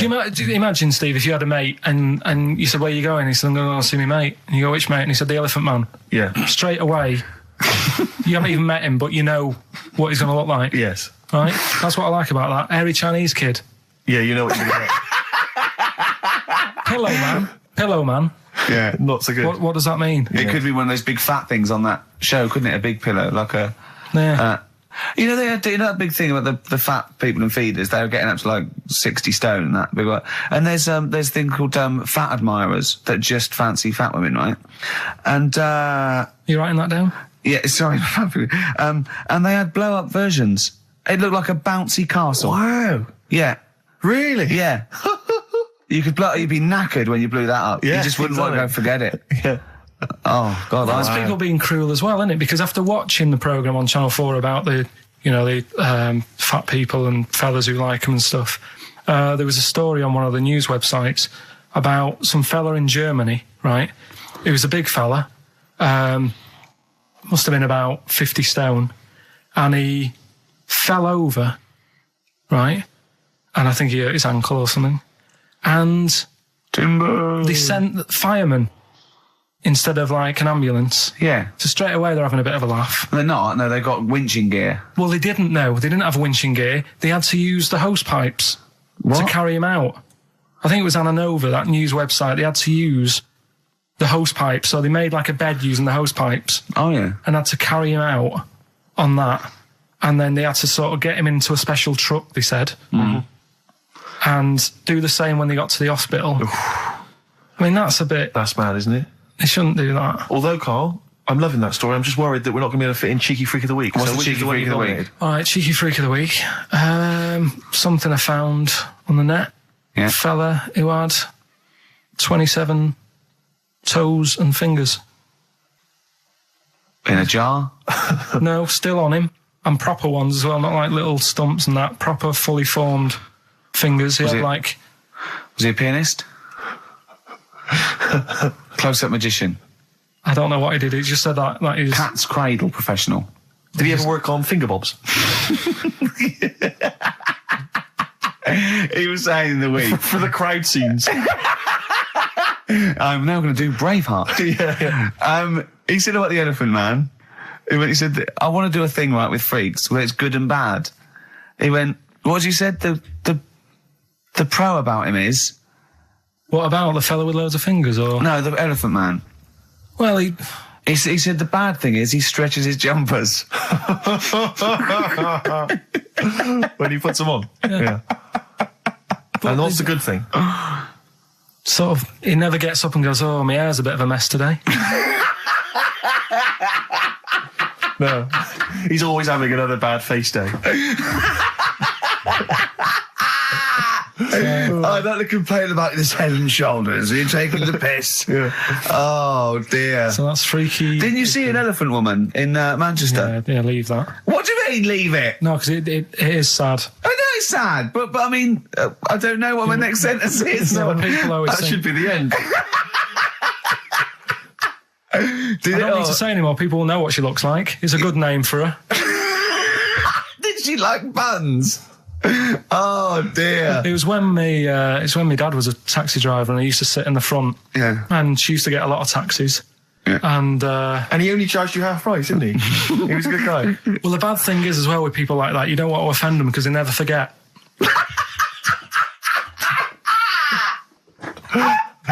Oh, go! But, go, Pilkington! I was sat in the front of the cab, and my dad goes, right, we're going to go and pick the I can't even tell you the name. These guys, just evil. Right? What do you mean? No, leave it. So she's got... No, Carl, please. tell me what he said. No. You've already stitched him up. He's Stephen things from Little Welsh I don't fellas. care. Right, what did he call her? Steve, back No! up on this. I really Carl, don't want to be to. fair, our opinion of him is already pretty low. Look, tell me what he said. No, it's not. I'm scared of what my dad gets. It's the person who's got the She's thing not wrong. listening, is she? Well, her headphones wouldn't fit on her head. Tell me what he called her. I don't want to. Tell me what he called her, Carl. I'm getting angry, man. Tell me what he called her. No, I'll leave that. Honestly, Tell me what he... It doesn't matter. Tell me what he called her. Carl, just... I'm going to go... Seriously, I want to know what he called her. Right, you're not going to stop this show. We're not doing the next show until you tell me what he called her. What did your father call the elephant head woman? Tell me. Spudhead. How old were you? I don't know, about 9. Did you laugh? So did you expect to see a potato with a dress? He did sort of, again, it's a good name. Do you know what I mean? I had an idea of what it was going to be about, and he said, do you want to stay in the car, I'll take you home, because you She's can't... spudhead, she got lovely eyes. Can't. Come on, man. Comfort and Sound by Feeder on XFM 104.9. I'm Ricky Gervais. With me, Stephen Merchant. Hello there. But no Karl Pilkington. No Karl. He's in Lanzarote. Lanzarote, But as we we have speak. got a very, very special stand-in. It's Camfield. Say hello. I'm so excited to be here. It's Yeah. been, the things I've learned in the last 10 minutes before we've even gone on air. Like, you Yeah. don't have a theme tune. I don't have a theme No. tune. I don't wear headphones. Exactly. Ian wears headphones with a preamp. He's got 3 midgets just brought in his back line. Yeah. Right? They're called Dog, Mongo and Blitzkrieg. Look, Blitzkrieg is up there, like, eating a banana. Yeah. He is the king of rock, the new king of rock. Well, a lot of The prince, he's the prince of rock. Obviously, Vance is the king of rock. But we'll be doing that, we're working out who. Over this, and by the way, Camfield, I don't want the Ian Camfield that does XFM and going, and there's fast approaching 1:23, here's Ash. I want the Camfield that goes, I snorted ants with Lemmy. Okay? So, we want the real Camfield. All right. I bought in Metal Christmas. Is that all right? Yeah. That's my only request from this show, that we do play Paul Di'Anno's version of Santa Claus is Coming to Town. The rest of it's over to you. Yeah, we're going to play some Christmas tunes. We're going to play some, our favourite hits of the year. But mainly, this is the rock programme. This is the rock programme. What worries me, Rick, is there's a lot of people who listen to our show and they're not regular XFM listeners. They just kind of crawl They're out not of their regular morphine people. stupor on a Saturday afternoon, put the show on. So Yeah. they might not be familiar with Well, Ian's Ian work. Camfield is a young man. He's been in... He's about 14. He's been in radio... It's weird, he's 14, but he's been in radio for 15 and a half years. Yeah, extraordinary. He was weaned on the milk of a Vance. Yeah. Right? And he's going to be the new rock god, aren't you? Well, I'm trying. Yeah. No DJ Camfield. Just go, yeah. right? And over the 2 hours, I want to work out the 4 pillars of rock, right? I want 4 names, 4 pillars of rock, right? Huge rock pillars, and then I want the king who stands astride them like the archangel of metal. So we'll be asking Ian, every few minutes we'll be asking, right, who's your first pillar of rock? And then, keeping the one that stands astride them, okay? And how many do we need? Well, we need 5 names then, don't we? The 4 pillars of rock and who stands astride them. Right, okay. Like the Overlord with these Axe Attack albums. Yeah. Yeah. This is Oasis. Christmas. A lot of people ask me, Canfield, I'm sure you can, you've probably got experiences of your own that you might want to talk about, but people ask me what Ricky's like in real life. And I don't want to get grotesque. It's Christmas, people are listening, people are eating sandwiches, but he has a flatulence problem. I don't know if you're aware of this. It is... It's not a problem. Right. Well, it is for us. It is for us. Yeah. You may not. Yeah. I think the problem with Ricky is Ricky hates to miss out on anything. He's terrified that there's going to be something going on that he's missing out on. A conversation, a joke, someone falling over, you know. And so he daren't spend any time in the lavatory because it's too... Any period of time he spends in there, he could be missing out on some fun. So he kind of tries to get his lavatory, occupying time down to a minimum, an absolute minimum. Plenty of pissing. There's loads of that, but none of the other activity, really. I mean, you keep that, really, it's like you're in, you're out, and sometimes I don't think you've done the full job, Rick. Yeah. And today, I'll tell you this, my eyes were bleeding. It's intense. It's just a word of warning, because the kitchen at XFM is out of bounds now. No one's going in there until the new year. A to J in the library. A to J in the record library. I'll tell you this, I don't know if, like, Tony Blackburn's in the building. His wig will fall off. But seriously... Not that he wears a wig. He doesn't wear a wig. But if he's going down there, maybe he wants to play some Beach Boys, and then seriously, forget I'm a celebrity, get me out of here. Forget you might have survived in the jungle, Tony, but you get down there, mate. Tony, would you rather eat a plate of maggots or go and get Beach Boys? Exactly. Saying A to J, pot pickers. Exactly. Jesus Christ. It is absolutely extraordinary down there. So I'll just be warned. But it's Christmas. Yeah. Christmas. Why would Blackburn be listening to this? I don't know, he's probably doing a bit of Christmas shopping. Sure. And he's out and about with probably got his little, personal stereo on. Yeah. And he goes, I'll listen to the boys at XFM. Exactly. And Canfield, what do you think of it so far? Yeah. Yeah? Yeah. It's not Vance, is it? Okay, who is secured as one of the pillars of rock? Lemmy. Of course he is. Never changes his boots. 2 pairs of trousers. 3 shirts. Really? Yeah. And he just alternates them, does he? Yeah, so he might yeah. have the same pair of trousers for 2 weeks, but the different shirt. Is it true his rider is a bottle of Jack Daniels and 40 Marlboro? No, it's like one of those 100 packs. No. Yeah. One of the 100 packs of Marlboro, and he like keeps them stuck in his boots, which don't change. Actually, I think I'm right in saying like that one of the like 2 left boots as well, because one of them did break. And he had 2 pairs, but he's now only got 1. But he's got the Lemmy, that is Lemmy then. Lemmy is one of the pillars of rock. What would Phil Lynott get anywhere near this? Yeah, he would have done. Let's play some Lizzie then. Which is the earring? Because isn't it like one ear is for gay people and one is for straight people? Is that just a myth? Or I don't know. It might was be something to do with which ear you had it in. Yeah, there probably was sort of like signs for that. Yeah, it's like when you're growing up, I had loads like a white polo neck, right, and a ring on your little finger. That means you're gay. Yeah. Like you can see him coming. He's just consulting your little chart. Exactly. Hold on. White polo neck. Yeah. Those are the earrings in the left ear. I got it. I don't know where I am. Wasn't there that thing that that's the famous cover of Born Bruce to Run? Springsteen? Yeah. We didn't know the handkerchief. Yeah, it was handkerchief in the right hand pocket. Dominant and was. Yeah, I don't know. But where is this information? I wouldn't have known that. I might have gone around, with if it was hot weather, something to mop my brow. I wouldn't have known that. What can't the gay people kind of notify us? Can't we have some kind of website or something? Do you still go to that pub with all those sort of like butch blokes with the moustaches and leather caps? Great guys. A lot of them are firemen. A lot of them are like traffic cops. Great people. You know what I mean? You know you're safe in there. And also, there's no women to. No. It's like you're just having a great time with the lads. And there's nothing. It's just playing pool, stripped to your waist. Yeah, I know. Yeah, I can talk. My back's still hurt. So now coming up the Verve. After that, an amusing link about gay handkerchiefs. Oh, really? Looking forward to this. I've got that feature Educating Ricky, which is a bit of a play on words as well. Right? Do you know the film, Steve? Educating Rita. Yeah. I see what you've done. Go on. I'm doing that, and I teach Ricky stuff. What What do you teach me, Carl? Well, I've got a few different topics. Go on. Do you know, like how you taught me about Hitler and Che Guevara and Winston Churchill? I'm going to come in with topics every week, and this week I've got Ghosts? No, hanging bacon is one of the topics. Say that again. Hanging bacon. Hanging bacon. All the titles. Francis Bacon. No, all the titles are sort of named to sort of tease you and get you more interested in it. Hanging bacon. Well, you certainly intrigued. Go on, what's another title one? Hairy Chinese kid. I'd go for that one. If there was a university degree with that title. Yeah, no, I'm going to go for Hairy Chinese Kid, And I the think. final one, Yeah. Alien gives man a beard. Right. Alien gives man a beard. I am going to burst. Right, listen, Carl, you've got to tell me. Right, first, let's do it in No, reverse we're order. not going to do it now anyway. What do you mean? We've got to do it now. I mean, this is the first interesting thing you've said in an hour.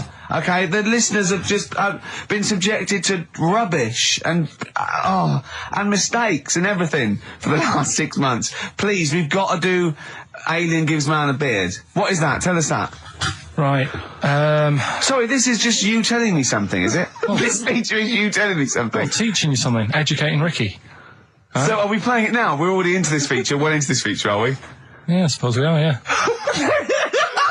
Should there not be a jingle or something? Yeah, can we have a There's no jingle? point, because look, I come up with ideas and you dismiss them straight away, so I'm not wasting my time making stuff. Right. If you don't like well, okay, it. let's play Educating Ricky. Right. Brilliant. Go. Right. So- Ding-a-ling-a-ling-a-ling-a-ling. Educating Ricky. Right, what are we going for then? Hanging the bacon, Hairy Chinese kid, Alien gives man a beard. I think Alien gives man a beard. I'd like all to the do time. that. Right, there's this fella, I think it happened in America, and he saw a bright light in the sky. And, God, if you're bored. and he stood there. This is a true story, is it? Yeah. He stood there, Yes, of course it isn't, Steve. and he saw this bright light, and it came closer and closer, and it was a UFO, right? Yep. And he looked at it, and it disappeared, right? And he gets back in his car, He looks in the mirror. and he looks in the mirror, Yep. and he's happy that he's had that. go on, yeah. That was Gladiator. So, who wins A this? couple of people sent I in think you should- Hannibal, which would still work, Yeah. and someone else sent in Man-Eater, which I suppose works as well. Although he did put the thing in about, I'm well happy.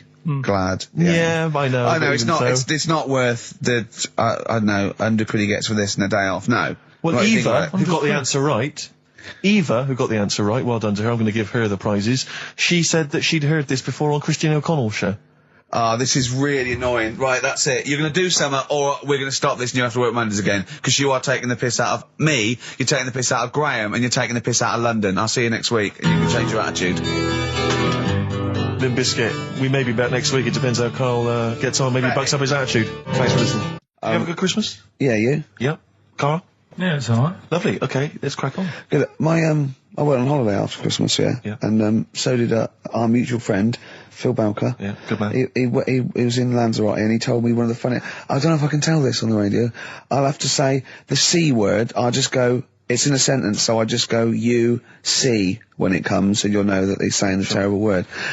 Just, didn't want to ruin the anecdote. Anyway, they're walking along one evening in Lanzarote, and there's lots of Brits there, apparently, and Phil overhears a sort of married couple arguing. They're having to go home a bit early, and she's saying to him, she went, for Christ's sake, every time we come out drinking, you always shit yourself. Right? Wow. Always, not once. So he's going, I've told you, he said, it's not the drink, it's the weather. She went, the weather. You'll be blaming the food next, you see. I don't think they should have got married. Wow. Or mate, when did you think the shitting yourself started? Must have been after the marriage, because if you're courting, and you go, went out with Derek again, did you last night? Yeah, how was it? The evening was lovely, the meal was nice, but he shook himself. Again. That's 5 dates, 5 different heaps of shit. But I think I can change him. I think I changed him, yeah. It must have happened after the marrying. Or he just might have think, oh God, or he's got to that age where I think, look, I'll just empty it when I get home. Yeah. I'm not going to keep going up and going to the toilet, It's the ice that does it. Yeah, Carl is right, I think. It is the ice. What do you mean? people forget, they say, oh, don't drink the water when you're on holiday, and they don't. They drink, they buy Evian and stuff. Oh, I see. They forget about the ice. The ice cubes, you're right, in a bar. Made from tap water. And that can do it, can it? Yeah. But she said every time you're drinking, didn't she? I assume that she wasn't drinking ice then. Yeah. What, I mean, why is it just happened to you? Let's be honest, everyone that goes on holiday doesn't end up crapping themselves. Yeah, they usually make it to a toilet. He does it every time he drinks, doesn't he? Yeah, well, apparently. Just don't let him carry the baguettes. He's good, isn't he? Oh, Carl comes out with something. He does now and again, High doesn't five, he? Carl. That was sweet, man. Yeah, nice one. Yeah, respect you. Ladies and gentlemen, will you please welcome to the stage the Scaffold? Oh, the Scaffold. Do you remember the Scaffold, Carl? You picked the lead singer looks a bit like him. But you know whose brother that is in the Scaffold, don't you? Mike McGear. Do you know whose brother that is? What? Do you remember the The Scaffold? They did, I remember we'll the drink a drink to Lily the Pink, the And Pink, the didn't they Pink, do the that? Evil, The the Roses human advert as well? Yeah, thank you very much for the entry, Ian. Do you know whose brother that is? Whose brother? The lead singer? No, the Mike McGear in it. The sort of one of the main men in it. He's one of the songwriters in No, the I don't. Scaffold. Paul McCartney. Is he? Yeah, I didn't realise that. yeah, that's Paul McCartney's brother. Think of that when they go home for Christmas. So I think Lily the Pink was what, about 1970? Yeah. It was number one, wasn't it? Christmas number one. Yeah, big number one, yeah. I don't know if it was Christmas number one. Two Little Boys was 1969, last year. No, it definitely was number one. Yeah, but I don't know if it was Scaffold Christmas was. number one. It was, because I remember I did it in Really? yeah. Yeah. Wow. So they go home at Christmas and Mrs. McCartney goes, all right, boys, how are you, Paul? How are you doing? I'm just starting a new band called Wings. Yeah, oh, yeah, so this is Linda. All right, don't forget, sit down. Mike, what are you doing? Just had number one. Brilliant, round of applause. How many number ones do you have, Paul? 19. Still. We know what we like, don't we? We'll drink, the human race. Paul goes, wow, if you want to. The long and winding. Boring. We'll drink, Wow. Linda, do you want to be in the Scaffold? We're probably going to go on tour and stuff. I know you love it. Well, I quite like it. Yeah, we'll drink. You're not going to be in Wings if you're going to play with him. Well, I got make a tricky decision. I mean, that's a great song. Everyone's loving it. It's Christmas number one. What are you doing eating his bacon? Well, I love it. You don't eat bacon? Yeah, but I love the music. He's a great Stop guy. it. What are you doing? Well, I just, I love the music. We'll drink, to leave the pink, No. No, you don't. Yesterday, all my troubles seem so... Thank you very much for that. Entry, Iron. Imagine that, because imagine how different going, well, you've had 19 number ones. I mean, it can be around time. Yeah, if you stay like this for the Scaffold, I'm going to rule the 70s. Yeah, if things that carry on going like they're going now, the Scaffold, ladies and gentlemen, will you please welcome to the stage, Beck. Oh, nice one. That was the Christmas song. Remember them dissing all over the place as usual? Absolutely. Dissing all his mum and everyone. Yeah, it's a little bit of cussing in there, which they bleeped out, thankfully. Carl's in a bad mood already. He's been in about 3 minutes and he's in a bad mood, getting stressed. If you can't hack it, leave. What's the matter with you? No, I'm just saying. I was meant to enjoy last Saturday off and I didn't. Why not? Why is that our fault? Because you weren't here? Just because... I don't know, but... Are you not in the Christmas spirit? Why didn't you enjoy last Saturday? What did you do? I went all the way back up north again, right? Because it was Suzanne's dad's birthday, right? I was busy last week, didn't have time to get him a present or anything. Didn't have time to get him. So I got to Euston Station, bought a card for him, which was a Christmas card, so he wasn't happy because he was saying it's my birthday, and I said, well, I won't be seeing you again. So I've got a joint card, and then we went out. Did you get him a present? Well, no, because we went out on Saturday night for something to eat at this pub that he likes. It was a nice steak and onion rings, right? Lovely. So he should have been happy anyway. Yeah. But... What, you paid for it? No. But you should have been happy anyway. Suzanne paid for that because it is her dad, right, not mine. So I said, all right, what can I do? I said to her. So she said, just buy a few drinks or something. Anyway, I didn't get around to getting drinks. I can't believe it. Can't believe it. Round to getting the drinks. Right, so I said, right, I'll pay for the cab. Right. Oh, what a lovely Christmas gift that is. Yeah, So, £2.50. I paid, it was like in £3 Manchester there, it is. £3 back. It's like £6 you spent on him. Well, no, I spent more. See, that's what he said. He You said, get the Bolton and back, can't he you, for that? said, oh, you spent on me £6 for my birthday. I said, no, I haven't, because I gave the taxi driver a tip. I'm a little bit worried about his attitude as well. Because even if, I mean, that is a stingy present, but you don't say... Well, let's be honest, that's the worst Christmas gift ever, because, I mean, you're pretty bad, like we discussed in the past, but at least you spend a bit of money. Yeah. It's just thoughtless. Yeah. This is nothing. I know. You haven't given him any time. I mean, I would... And I knew my demographic. They loved it, my family. the they couldn't scratch believe card. their luck, you know. Well, a tenner. You spent a tenner on him. Well, the cab fare was £6. But the thing is, I don't think he's saying that. I think it's the fact that this is like, you know, frittering away. And it's kind of he would have loved to, I'm sure he would have been appreciative of a lovely £10 gift that you cared about and bought. A book he probably likes fly fishing, doesn't he, by J.R. Hartley. If you'd have bought that, he'd have gone, that's what I was looking for. Well. Or what I was looking for, Carl. Bloody hell, Carl, you little balls twat. That's just what I wanted. So, alright, so just calm down. So what have you got planned for Christmas? Is this what, I mean, are you doing the same place with Carl, Suzanne? excellent. You've paid me milk bill for this week. That were reet nice. I'm spent this year. So have you planned anything for Suzanne, or are you just... Yeah, I'm taking her out Christmas Day for something to eat. Well, does she know that? Was that? She's working today, so she you know. So Right, okay. So what Christmas gift have you got? That's it, I'm taking her out. What, you haven't got a present? No, because we spent a lot. Don't forget, that's half yours, though. You're not going to just be sitting there watching her eat, going, oh, I'm hungry, but I spent all of it. You're going to be eating as well. That's half yours. So she's got nothing to unwrap. He's like a cat who's been hit. She's got nothing to unwrap. There's nothing. She's going to hand something over to you, because I've met the woman, she will. She'll hand something over, you'll open it, you'll love it. I might get something today. You shouldn't take me to begrudgingly persuade you to do it. God. Yeah. Right, so... Yeah. Well, I'm gonna try and stick in some Christmas songs. We're not playing all Christmas songs, but I brought in a couple. So this is Christmas, John Lennon, The River, Joni Mitchell, Fairy Tale in New York, one of the best Christmas songs ever. Oh, well, what about a bit of Pretenders? That's a good one, 2,000 Miles. Let's hear it. Pretenders, 2,000 Miles on XFM 104.9. This sort of Christmas edition. We're not here next week, are we? No. Carl is, aren't you? Well, you are in a way. I was doing a best of, isn't it? Yeah. Is it a best of? Yeah. Brilliant. Have you been putting it together? Not yet. Okay. You want to get I'll do it today. Tell me what bits you want in it, and I'll sort it out. It's not for me to say, is it? Yeah, it is the best stuff. Well, maybe people could email in with their highlights of the year for them. I'm trying to think what they were. I mean, mostly... It'd be mostly Carl, wouldn't it? Mostly Carl, gibberish from Carl. I think it'd be an awful lot of educating Ricky from Carl. Well, ricky.gervais@xfm.co.uk if you've got any thoughts on stuff you'd like to hear.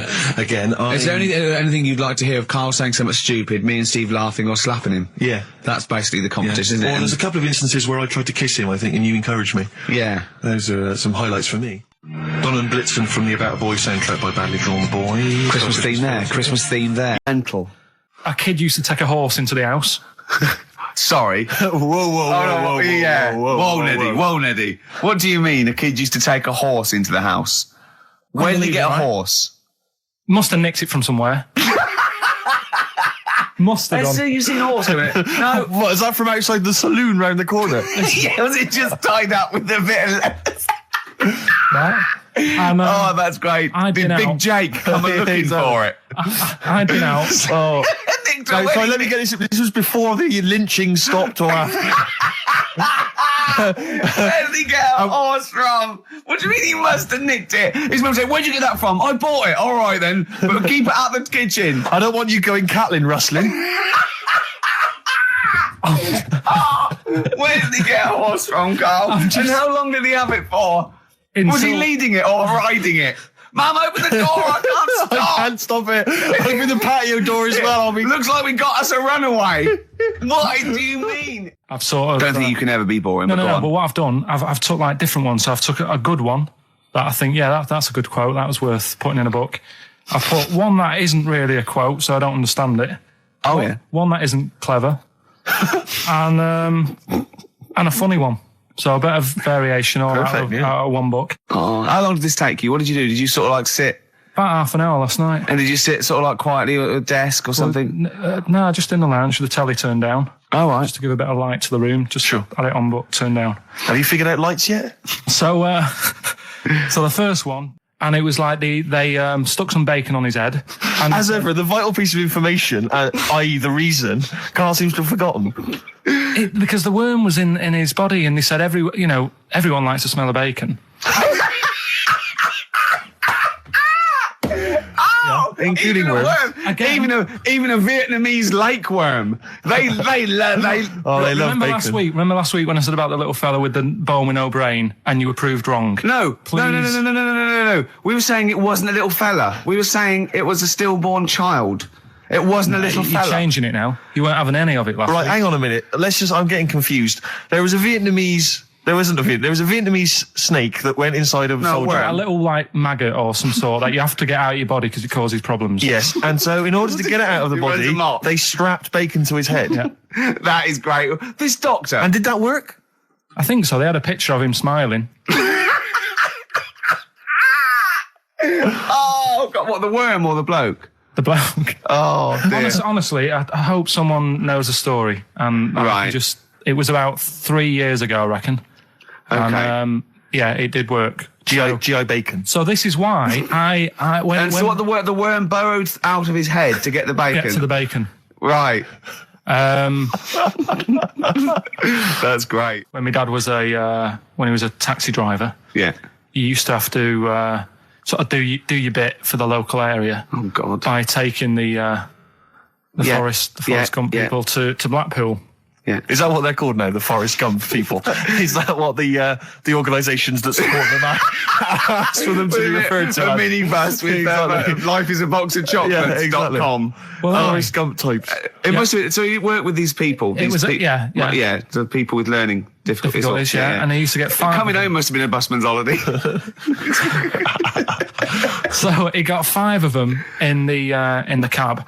Yeah. And they had to go to Blackpool, and 4 of them were really good, behaving themselves, didn't mess about, weren't fighting and stuff, but there was one who was just causing loads of trouble and they couldn't control him.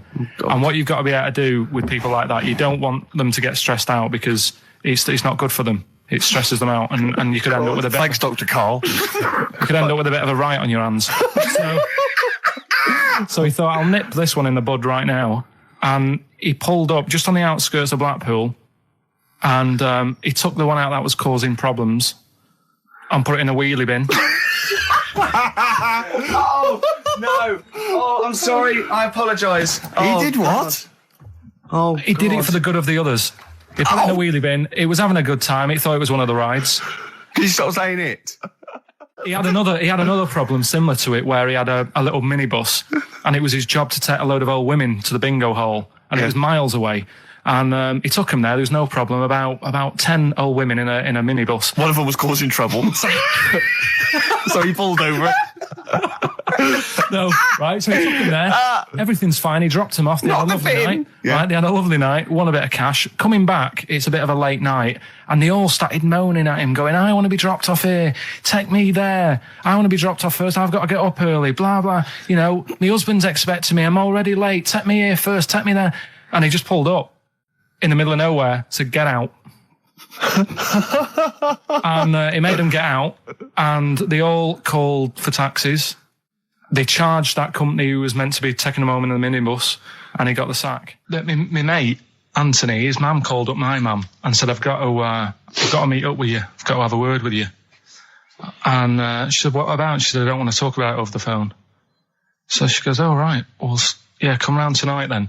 So anyway, my mum sees me. She don't want to be in an awkward position and be a bit embarrassed and what have you. So she sees me and she goes, right, Anthony's mum's coming round. What have you been doing? Yeah. So I go, oh God. I said, I've been nicking stuff.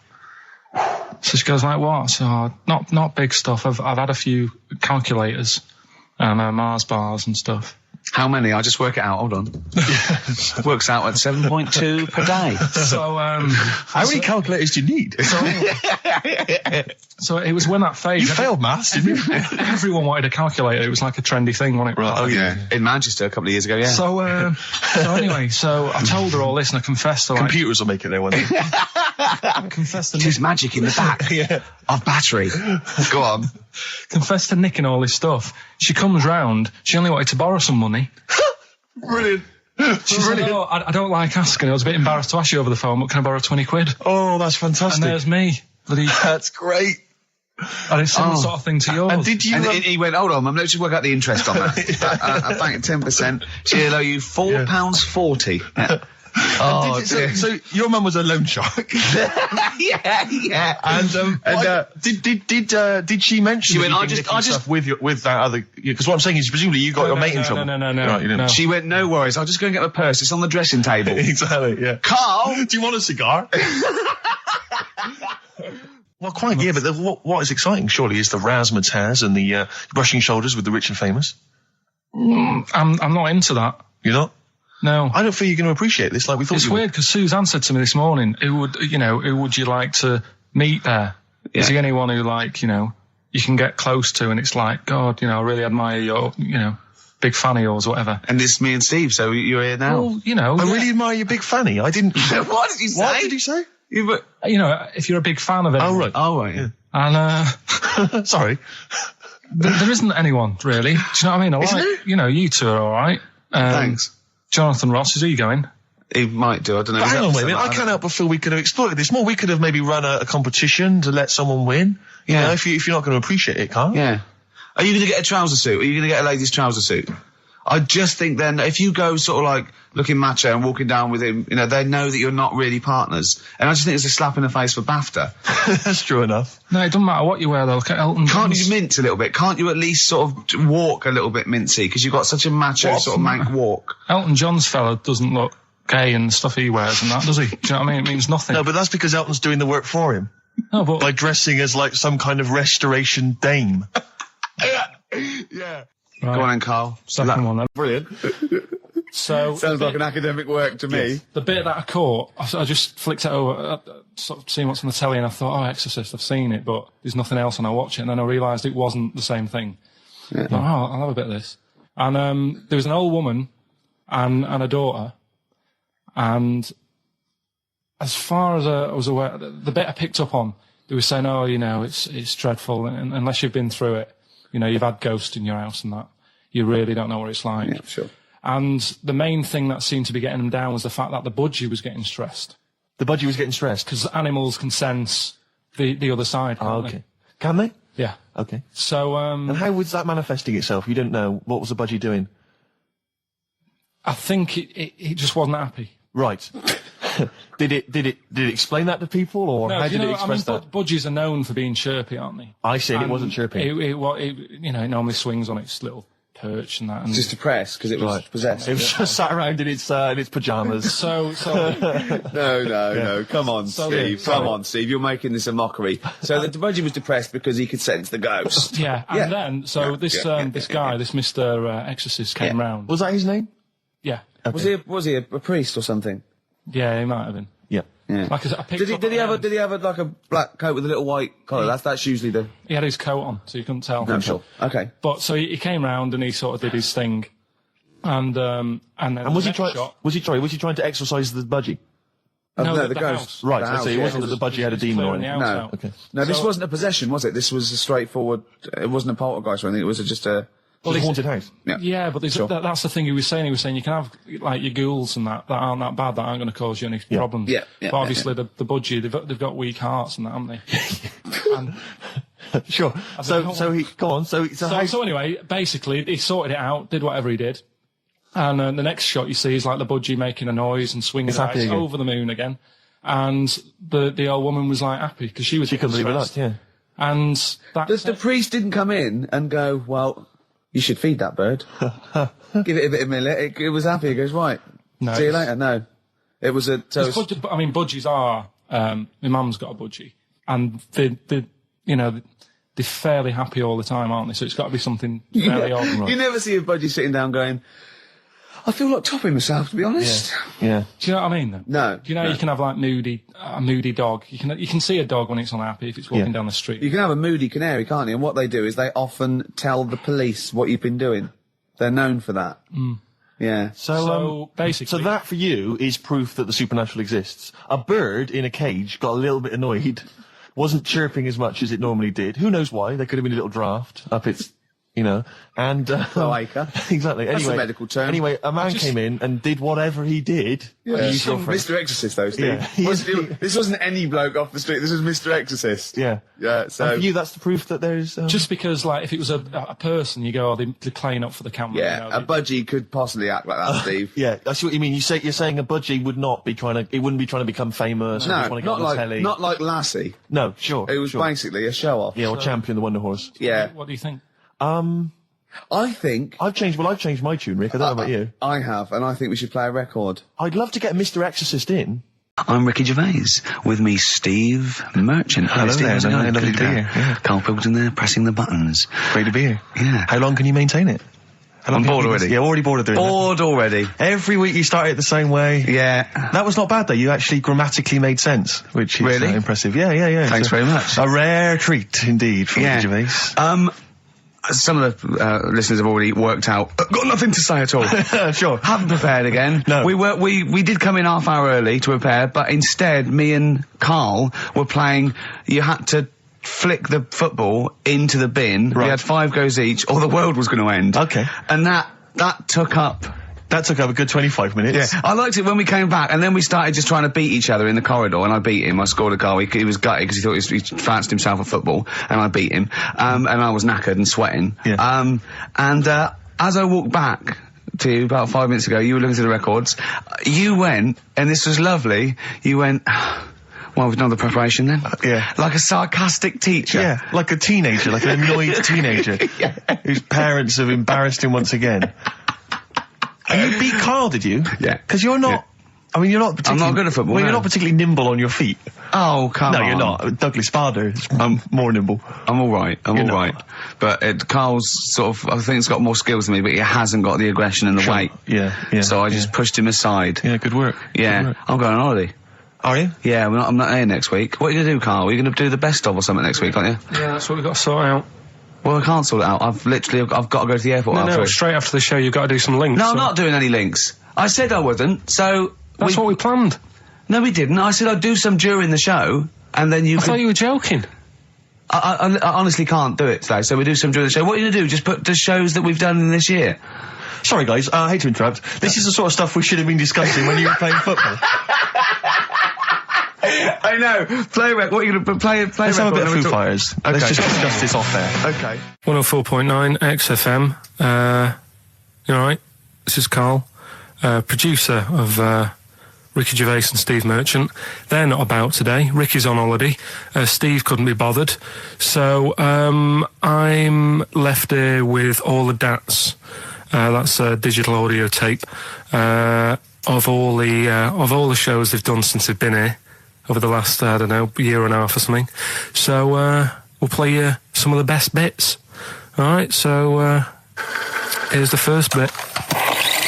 I just wish we could maybe tape the bits we're not on air, just because that's when Karl comes into his own. Yeah. He just said to me, I don't know what I was doing, I was sort of like pottering around, dancing around, doing something annoying probably, and he just looked at me, I looked around, he was looking at me, and I looked back, and he went, have you ever used a Y-front properly?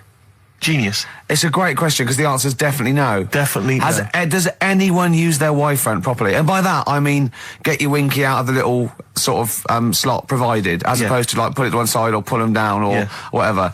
Has anyone used a Y-front properly? I don't think I've ever done it. I don't think I've ever done it. I've never seen anyone in a toilet doing it, Rick. We should be looking. I wish I hadn't said that. I caught you. Really? Yeah. That's actually how you prove people are gay. Yeah. Get them into this conversation. Yeah. It's a trap. Yeah, it's a trap. It was the trap. Yeah. I'm not gay, by the way. Yeah. You didn't prove I was gay. I double bluffed you. Because I knew the old gay trick. I thought it was the old gay lord say no thing. That is another method. Yeah, there's innumerable methods of doing it. That's how Oscar Wilde was caught. Yeah. Yeah. What happened there? Well, the judge went to him. Did you see that film last night? Gaylord Say No, and he went no, and they went take him away. Yeah. Take him down to the cells. Yeah, take him to Reading. It is true. That is true. It originated in America. Yeah. So many of these things do. It's a brilliant point, Karl. I'd like to hear from anyone listening who's, and I mean, well, they'll just lie, wouldn't they, I suppose? Yeah. I don't even use sort of flies. No. Usually. I sort of pull my Y-front, my sort of tracksuit. That's why I wear sort of like elasticated waistbands all the time. Exactly. Just sort Speed. of like... Yeah. You got to get in there with the minimum of effort. Yeah, and out. Sure. Often I won't shake. No, well, no. To my detriment, because it often leaks out a little bit later, doesn't it? Ever been out on a date with a girl where it's just trickled down your leg and you wish it hadn't, and you're thinking, what if she gets my trousers off later? She might smell it or see it. What? Like what? I don't know. I don't know what I said there. Right. Feeder, come back around on XFM 104.9. You're listening to Ricky Gervais. Yeah, I'm with him as well, Steve Merchant. I was thinking of dropping that. What? Thinking of dropping that, just going, because it's just too, that's all that. I'm Ricky Gervais, with me Stephen Merchant and Karl Pilkington too. I mean, get to the music, so it's, hi, I'm Ricky Gervais, this is XFM. Sure. Here's Radiohead. Yeah. Something like that, come out, that was Radio on XFM, I'm Ricky Gervais. Tony Blair, what's he all about? Yeah. That sort of, Snappier. fast, because I quite, on a serious note, and you've always been saying it, I listened to an old show, because when Karl was compiling those things, I listened to an old show, and I listened to me, and I'm really concentrating now, because I sounded like the most inarticulate, brain-damaged older drunk I have ever heard giving a show. Yeah. I mean, I was shocked. Not finishing sentences, leaving out words, slurring, just doing noises that you understand because you know me. Yeah. So I'm really going to make an effort for the listener. Yeah, it's not going to happen, is it? You're going to give up after about 3 But I thought records. you were joking. And I thought it was like, oh, he's taking it there. Did it then, you see? Again, I don't quite know what that sentence meant. No, but... Well, of course, I've got also your body language and your facial gestures, but obviously the listeners have got nothing else. They've just got the voice. They've just got the voice for it. That's all they've got. That's all they can rely on. Yeah. And when Karl Pilkington is the man holding the show together, When he's the that's quite most damning. articulate. Exactly. Exactly. How did I come across? You came across as lovely. I mean, I did an interview yesterday, right? And I was trying to describe you to this journalist, and I was going, it's like a cat can talk. Because the things you say, I just want to know what your world is. You know when a cat comes in, you go, where have you been? And it looks as you like, you know, it can nearly understand you. And you're like, oh, I wonder, I'd love to know what that cat thinks. And with you, it's almost like we've got one. Yeah. Yeah. Did you like that? You can also lick your own testicles, I think, can't you? So, yeah. Did you play the Doves? And Envy on XFM 104.9. I'm Ricky Gervais, with me Steve Merchant. Absolutely, yeah, hello. That clang you heard there isn't Karl. No. Karl's away. It's Sturgis. Claire Sturgis is here.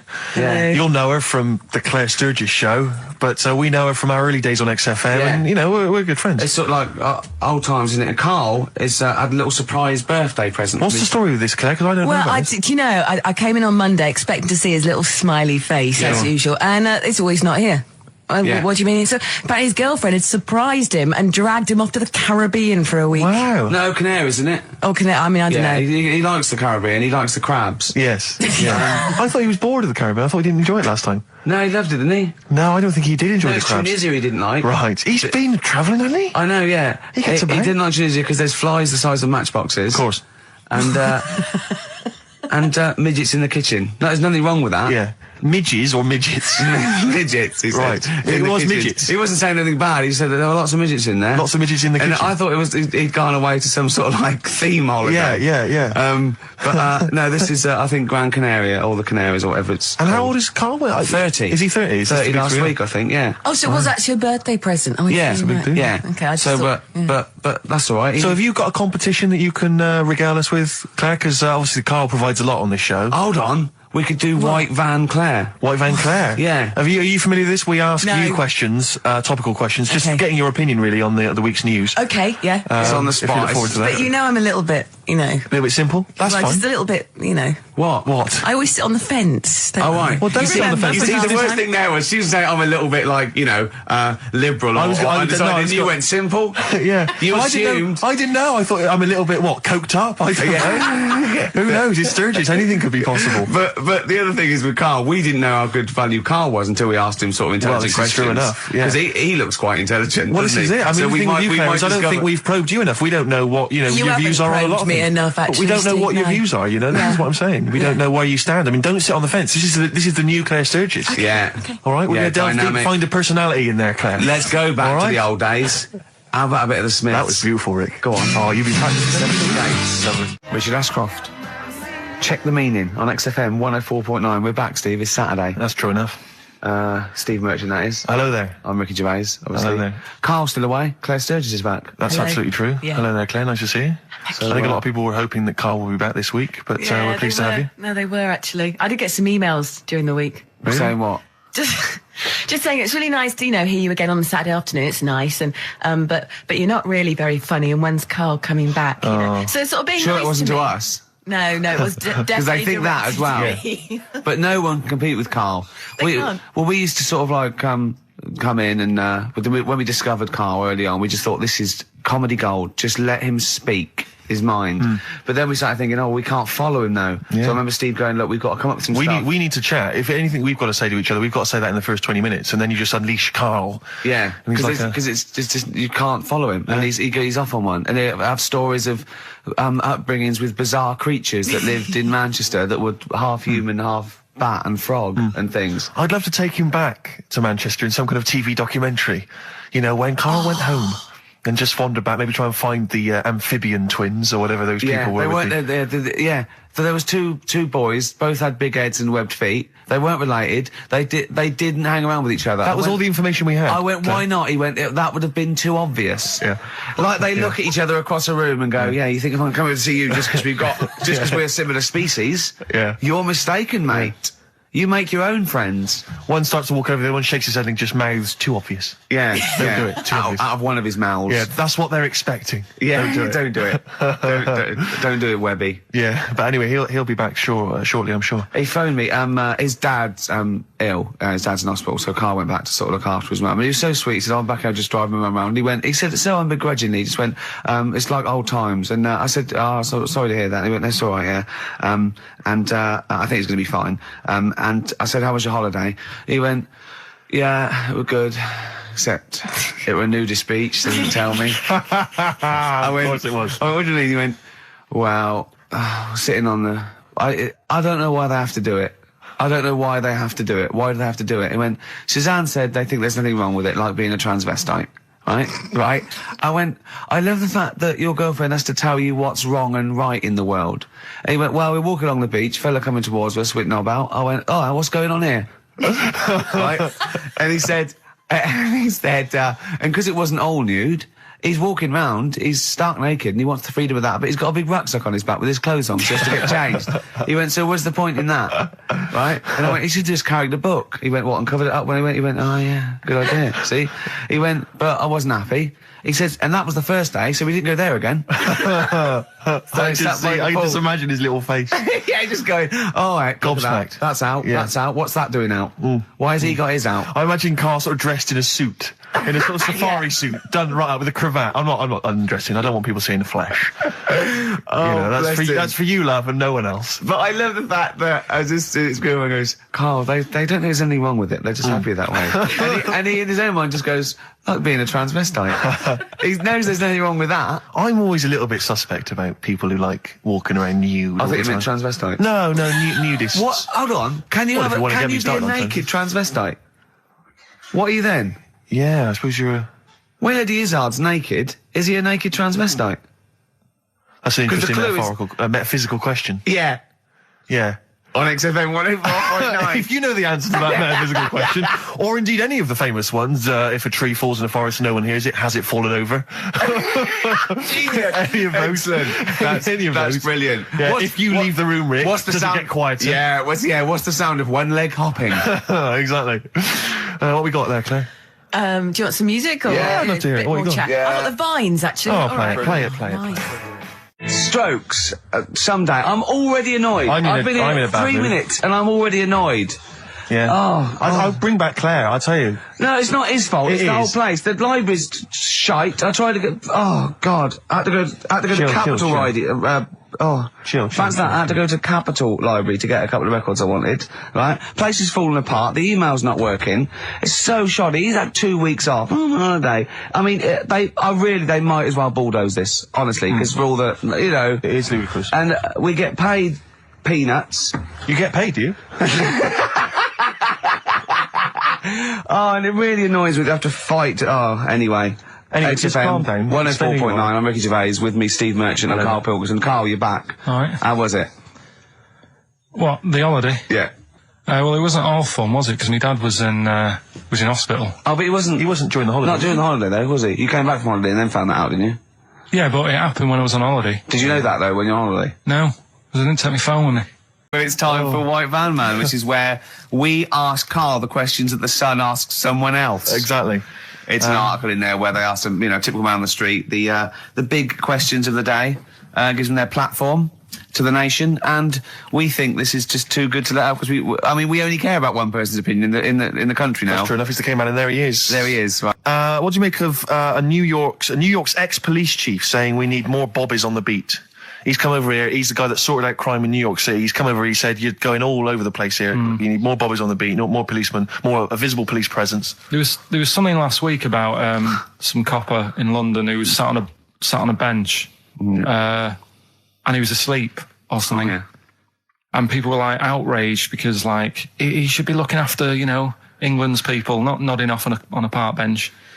Which is a bit daft because they were shouting he should be looking after England's people. Was this the 16th century you went back to? What do you mean he should be looking after England's people? Wherever he was, if he was in like a park somewhere, they were like really annoyed because he was asleep. But sure.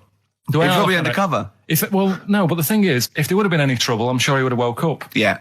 If there was any if someone needed help and he screamed, he would have woke up. So I don't know why they were having a go at him. Yeah. And he might not have been there at all. So, it was, he probably have his radio turned on, didn't he? Yeah. Listening to Heart. So you're not concerned then that there's not the crime's going up? I think there's enough. I see quite a lot of them whizzing around. Okay. You're happy then? Yeah. As long as you're happy, Carl. So you don't think it's too much crime? No. Just the right amount of crime? Yeah. What about the fact that new gambling laws give Blackpool the green light to become a British Las Vegas? What do you make of that? Are you a gambler?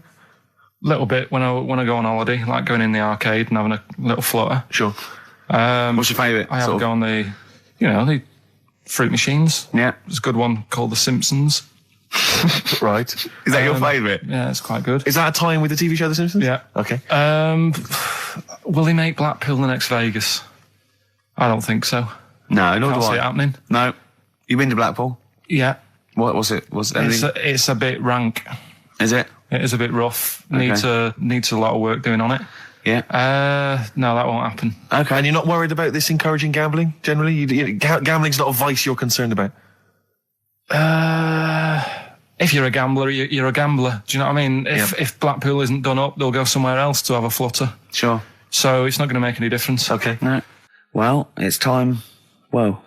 Go on. That time, isn't it? Yeah. Play the jingle. Yeah. White Van Man, Carl. Brilliant.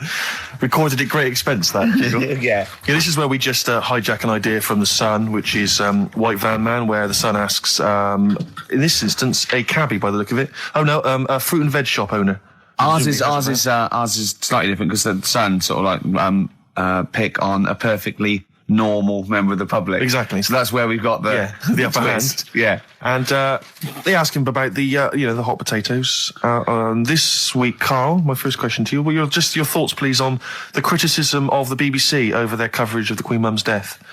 What do you make of this? You're aware of all the criticism that Peter Sissons asked some probing questions? No, I thought it wore was a burgundy tie. I thought that's it. Yeah, he just it didn't show respect. He just had a burgundy tie on.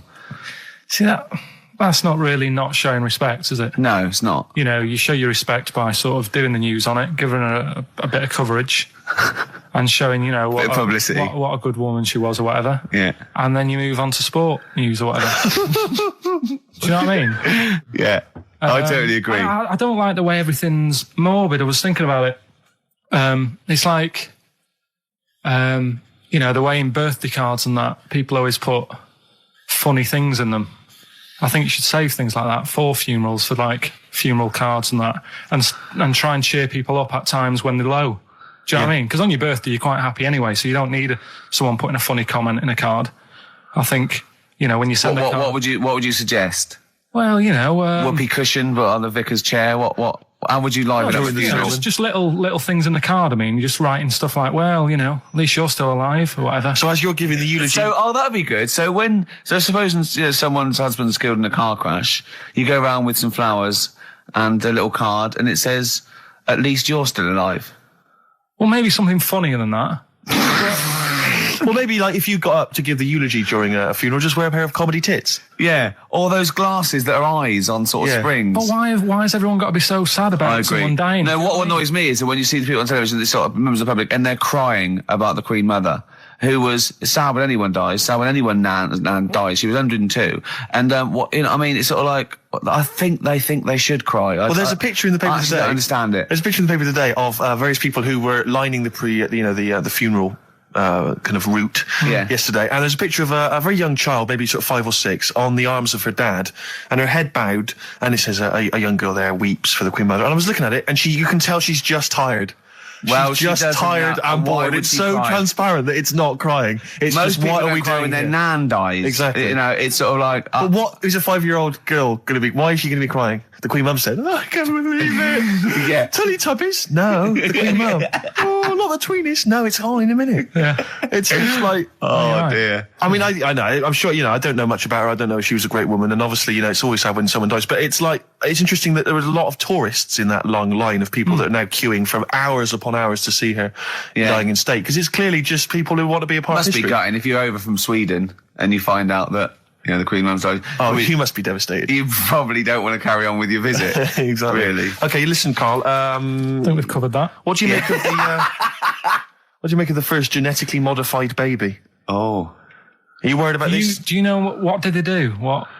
Let me see what it says here. Well, isn't it just choosing the eye colour? Well, this is the concern, isn't it? That in the future you'll be able to decide whether it's a boy or a girl, how intelligent it is, what it looks like, is it handsome, is it ugly? Obviously, no one will choose an ugly baby, and so on and so on and so on. And so it means that where will it lead? Where will it end, Carl? Are you concerned? I've thought about this a lot. What will us three look like in the future if they're being, genetically modified, beautiful people? What will we be like? How will we be considered in society? True, yeah. But we've talked about this before, haven't we? About the cloning thing. Yeah, that's a bit weird. Yeah. But I don't think it matters, because at the end of the day, right, you might look like some other kid, but it's the way you're brought up that will change your features and the way you are, your personality. If you lie, you get a long nose, don't you? Well, no, but listen, right, because I remember when we, I was growing up on this estate. This is going to be good. Go on. No, it's not. It's just an example of how this doesn't work. Go on. So we don't need to worry, sort of thing. Sure. Right? Okay. So I'm growing up on this estate, and there was this woman about 4 houses down, right, who's a bit rough. All right. Didn't fancy her. Oh God, no. Right, but she had a baby. Well, tell me about her first. I'm interested in this woman. Why was she? It was a very. Like being a man in a dress. I mean, I didn't grow up in a posh house or anything. And I'm not saying that if you live in a bit of a rough house, you're a bad person. What does she look like? But anyone can tattoos, clean up. Look like Tony Green with a fag on. They didn't clean up much, right? Oh. Which, even if you've not got a lot of money, you can still try and make the place look nice. Yeah. Right. But she didn't, and a kid used to take a horse into the house. Sorry. Whoa, Neddy. What do you mean a kid used to take a horse into the house? Where did he get a horse? Must have nicked it from somewhere. Must have done. You've seen a horse in it? No. What, is that from outside the saloon round the corner? Yeah, was it just tied up with a bit of lettuce? Right. Oh, that's great. Did Big Jake come looking for it? I'd been out. Oh. Sorry, let me get this. This was before the lynching stopped or after. Where did he get a horse from? What do you mean he must have nicked it? His mum said, where'd you get that from? I bought it. All right then, but keep it out of the kitchen. I don't want you going Catlin rustling. Where did he get a horse from, Carl? And how long did he have it for? Was he leading it or riding it? Mum, open the door, I can't stop. I can't stop it. Open the patio door as well. Looks like we got us a runaway. What do you mean? I don't know, but the thing is they couldn't afford to buy one because they're not cheap. So I'm just guessing. Maybe that's wrong of me. But I think... He had a horse? Yeah, right. So that's why the family didn't have any money. They'd spend it on the horse. No, I don't think, that's what I'm saying. I don't think they would have bought it. So anyway... Yeah, it's wise to whisper, Carl, in case they're listening. Yeah. And they could be in the room next door. It's not buying it, it's keeping it as well. Oh, so I was like in the car with my dad coming into the avenue, and you used to have to drive down it to turn round and sort of go back to our house. You had the traditional method of transport. Yeah. And the horse was in the lounge. Reading a paper. Just like walking around. Oh God! What? And when I was doing, I tried to earn myself some money once by flogging little flowers in plastic cups. What? This is genius. It just keeps coming. What do you mean you're trying to flog little flowers? What do you mean? Wait. Let's play a record. Let's play a record and come back to this, because it's always going to just unravel and unravel. It's going to go on for hours. Let's play a track, Carl. Deeper and deeper. It's like an onion, isn't it? We've created a whole world here where there's a man living with a horse. Just walking around the lounge. I come from the West Country. I've never heard anything like that. I just think of a big sort of like orange carpet, and it's got a rediffusion telly, and this horse going, I'm fed up in here. Exactly. This is really... I am not taking the rubbish out again. Yeah. Right, play a record. Let's have Velvet Underground. We got that lined up. Oh, yeah, the classic from the first album. I'm waiting for the man. Let's come back to the horse in a second. Little flowers in pots. What do you mean? Well, that bootleg's going under the name of Nothing, Miss Jackson, I think, by Meats and Poultry. So there you go. I do love these bootleg things because they're so pointless, but they're so enjoyable. Yeah, it's great. It's fun to do. Yeah, exactly. They're really good they're fun. great. But not as much fun as White Van, Carl. White Van, Carl, absolutely. Do you want to explain the premise? Well, we take the Sun, ask someone else, and ask Carl. It's as simple as that. That's The it. Sun have just taken a normal person. We flipped it. We're going to ask Carl the same questions about the week's news. Yeah, just basically your opinions, Carl, as ever. What do you make of, well, obviously the big news, David Beckham's broken foot? Is this a big concern for you? No, I mean, he's sad. You know, he's sadder for him more than anyone because, you know, to like be in the World Cup is like the main thing for him, isn't it? Yeah. But he's still a young lad, and I don't think he'll give up. I reckon he'll still turn up. He'll be all right. And, yeah, good luck to the lad. You know I like David. I'm not going to slag him off. Voice words. He says that like he knows him, like he's popping round for drinks later. Yeah, like we tried to stitch you up. Go on. But obviously yesterday, was it yesterday? I think maybe Thursday. The Sun printed a big picture of David's foot and encouraged everyone to touch it at midday, because hoping that this would somehow, if we all thought and prayed together, somehow that would help his foot heal. Do you believe in that? No. Any belief in that? No, you're going down the old like Uragella route, aren't you? Sure. I know it's stupid. Yeah. I'm sure. I mean, it's nice effort and everything. It sort of cheers everyone up. The White Van Man column in the Sun. Carl, seen it. Are you familiar with this? This is where every day in the Sun they interview a guy who drives a white van, just, you know, in order to get the kind of voice of the man on the street in the paper. And he has to answer, or just give his opinions really on events that have made the news each week. There have been huge rises in street crime, especially muggings and carjackings. What's your view there? More youth clubs are needed, aren't there? You think more youth clubs? I like that. No? Okay. No, I like that because it's so 1950s. Yeah, it's sort of like you want a Bobby on the beat that'll clip you around the ear. So once they've come out of national service... Yeah! No, I love that. And if you find someone smoking a wood bomb, you make them smoke 50. Yeah, exactly. Oh, this is great. That is great. Did you used to go to youth clubs? Yeah. And they kept you out of trouble? You used to get into a fight afterwards when you came out. But for the sort of hour and a half you were there? You had a bit of pool and some boxing and a bit of pop. Yeah. So more youth clubs, that's good. I love him. I love him. If you're at home, just make notes, because this is brilliant stuff. Honestly, you won't hear more honest, from the heart stuff than this. This is great. Go on. This is not pre-planned. These are your direct responses now. I promise you, Carl did not know what we were going to do. He never knows what we're going to do, and he always answers honestly. That is the beauty of Carl. What is it's not an act. What is your view, Carl, on New York's former mayor becoming Sir Rudy Giuliani? Sir Rudy Giuliani. Is he happy with it? He appears to be pleased with it. Let it go ahead. Fair enough. Okay. Go ahead. Oh, he's genius. Okay. Is he happy with it? He's like your nan. Yeah. What do you make of a cat that's been cloned in a secret 2.5 million research project? To find out what? If they can clone cats, yeah. Have they had to hurt it? Sorry? Have they had to sort of hurt it to do that? Have they had to hurt it? Yeah, or is it just scraping its tongue for some stuff? I think the cat's fine. The point is that they're cloning another creature, which is potentially very dangerous. Have you seen that film where they bring Hitler back? That cat. What if that cat turned out to be a world dictator? Exactly. What do you reckon of cloning generally, Carl? You concerned about it? When they're cloning for organs, they just grow them for the, Do you know what cloning means? Yeah, it's when you, make something else that's the same, isn't it? Right. Yeah, I mean, it's not going to do any harm. Okay. And finally... Put you on the World Council. Yeah. Finally, what do you make of some city workers who were caught bonking in the glass lifts of the Lloyd's building? What do I make of it? Yeah. Is that a problem for you? Do you think that's unprofessional? Was it the lunch break or...? I think it was lunch break. It was their own... All right. It's their own time. I think fair enough. It only takes 45 seconds to go from the bottom to the top. Is that a problem? They moved quickly. They acted, on instinct. You think fair enough? If that's their natural instincts and they're both consenting, you think fine? Yeah. Okay. Yeah. Thanks very much, Carl. Thanks very much, Carl. Carl, we'll have more of Carl's world-weary opinions next time on the show. Yeah. Now it's time for White Van Man. White Van Man. Yes, for those that don't buy the Sun, they think it's beneath them. White Van Man is a column they have, I think, every day, actually, and they just get sort of some, Joe Public to kind of comment on the week's news. Just seemed to me, that it might be interesting to get Carl's views on some of the big events. Not because we think that Carl hasn't got a valid sort of viewpoint. No. Because Karl sees the world differently to some people, that's all, and that's what's interesting. You know, like an artist does, or a... Exactly, yeah. He's very bohemian in his outlook. Yeah. Do you feel that you're up to scratch on this week's news? I don't like this bit. Do you? No, just relax. Why not? It's pressure. No, because you just have to give us your first opinion. For your honest answer, that's all we've ever asked of you, Karl, and it's all you've ever given us. Your honest, your first from the heart view, yeah? Don't worry, just relax. Just chill in. Are you worried that people are listening and thinking you're an idiot? If my girlfriend's listening now, go and have a wash or something. Go and have a wash. Not very nice, is it? Is it the opposite of Napoleon and Josephine? Yeah, go on. If you're going to visit me again, Josephine, for Christ's sake, wash. Well, I'll ease you in with something fairly easy, a music-based question. Kylie Minogue versus Dido as Queen of the Brits. What's your view there? Go and have a wash. It doesn't really matter, does it? It doesn't really matter. What doesn't really matter? With the Brits.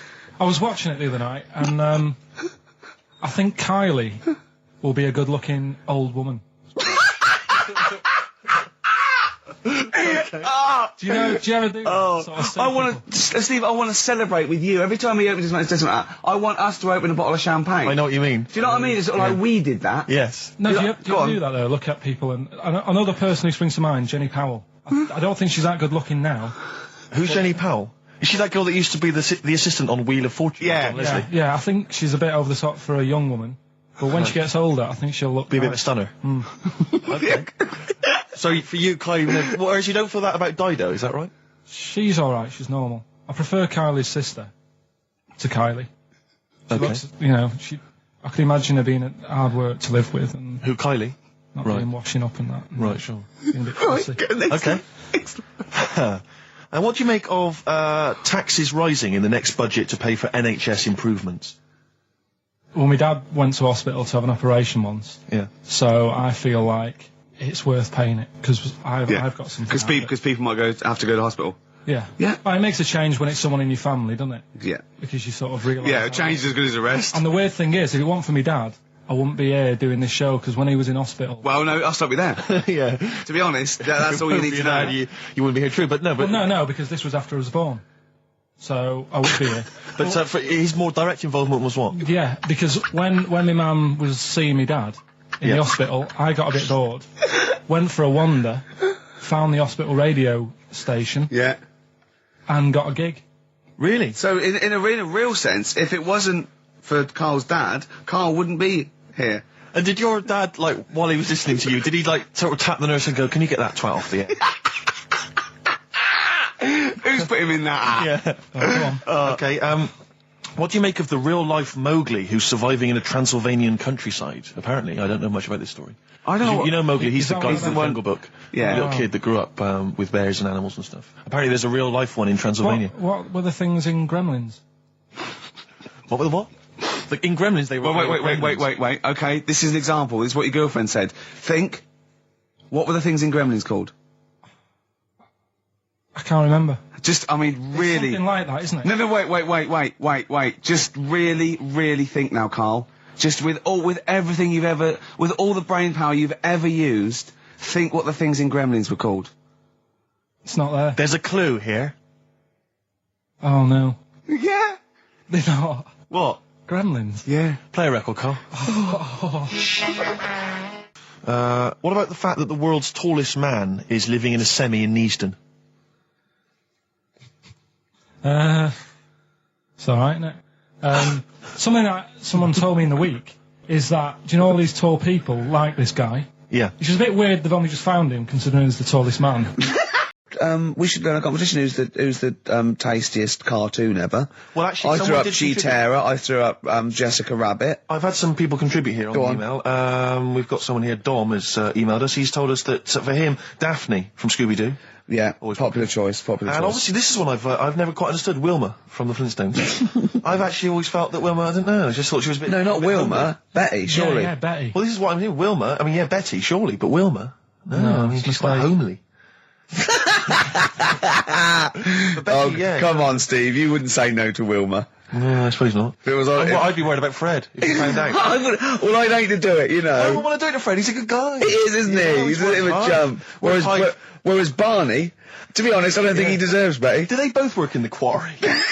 Because, I mean, let's be honest, Fred, not a smart man. I mean, he obviously didn't come out of rock school with anything other than a couple of basic O-levels. I know, but he's a hard-working, sound sort of guy. They got a big house, they got like a TV, they got that bird thing. Yeah. I be honest, if I was Fred, I would be a little bit disappointed that my kid does nothing, whereas Barney's can lift up sort of tall buildings. Sure. Bam, bam. He's a very strong...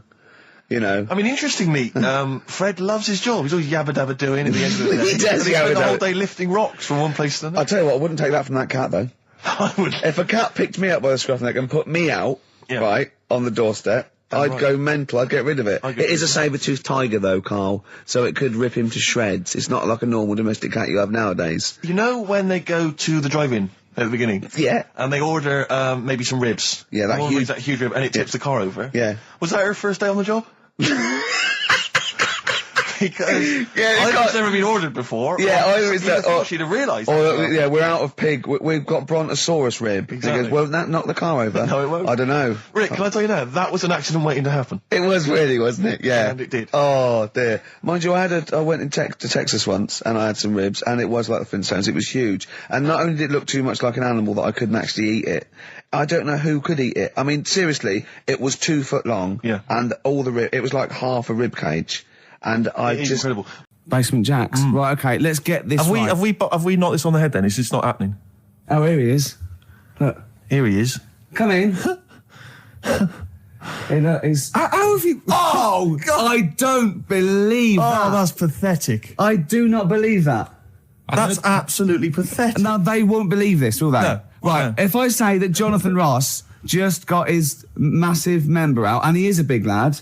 Come and sit down. I've got your tickets, Mr. Gervais. Thank you. What's going on here then? I mean, why are you dropping off tickets? Well, because, you know, in the spirit of the Comedy Awards, we like to have the rising young stars of the British Comedy Awards. That's right, and that's me. Well, we couldn't find any this year, so we've asked Ricky whether he would sit in the rising young star seat, and I wanted to deliver the tickets personally, so there's no excuses if he doesn't turn up later. Yeah. I always suspected that you were sort of pretty well endowed. Yeah. And now we've seen, you know, it's on webcam. That was just one of my cocks.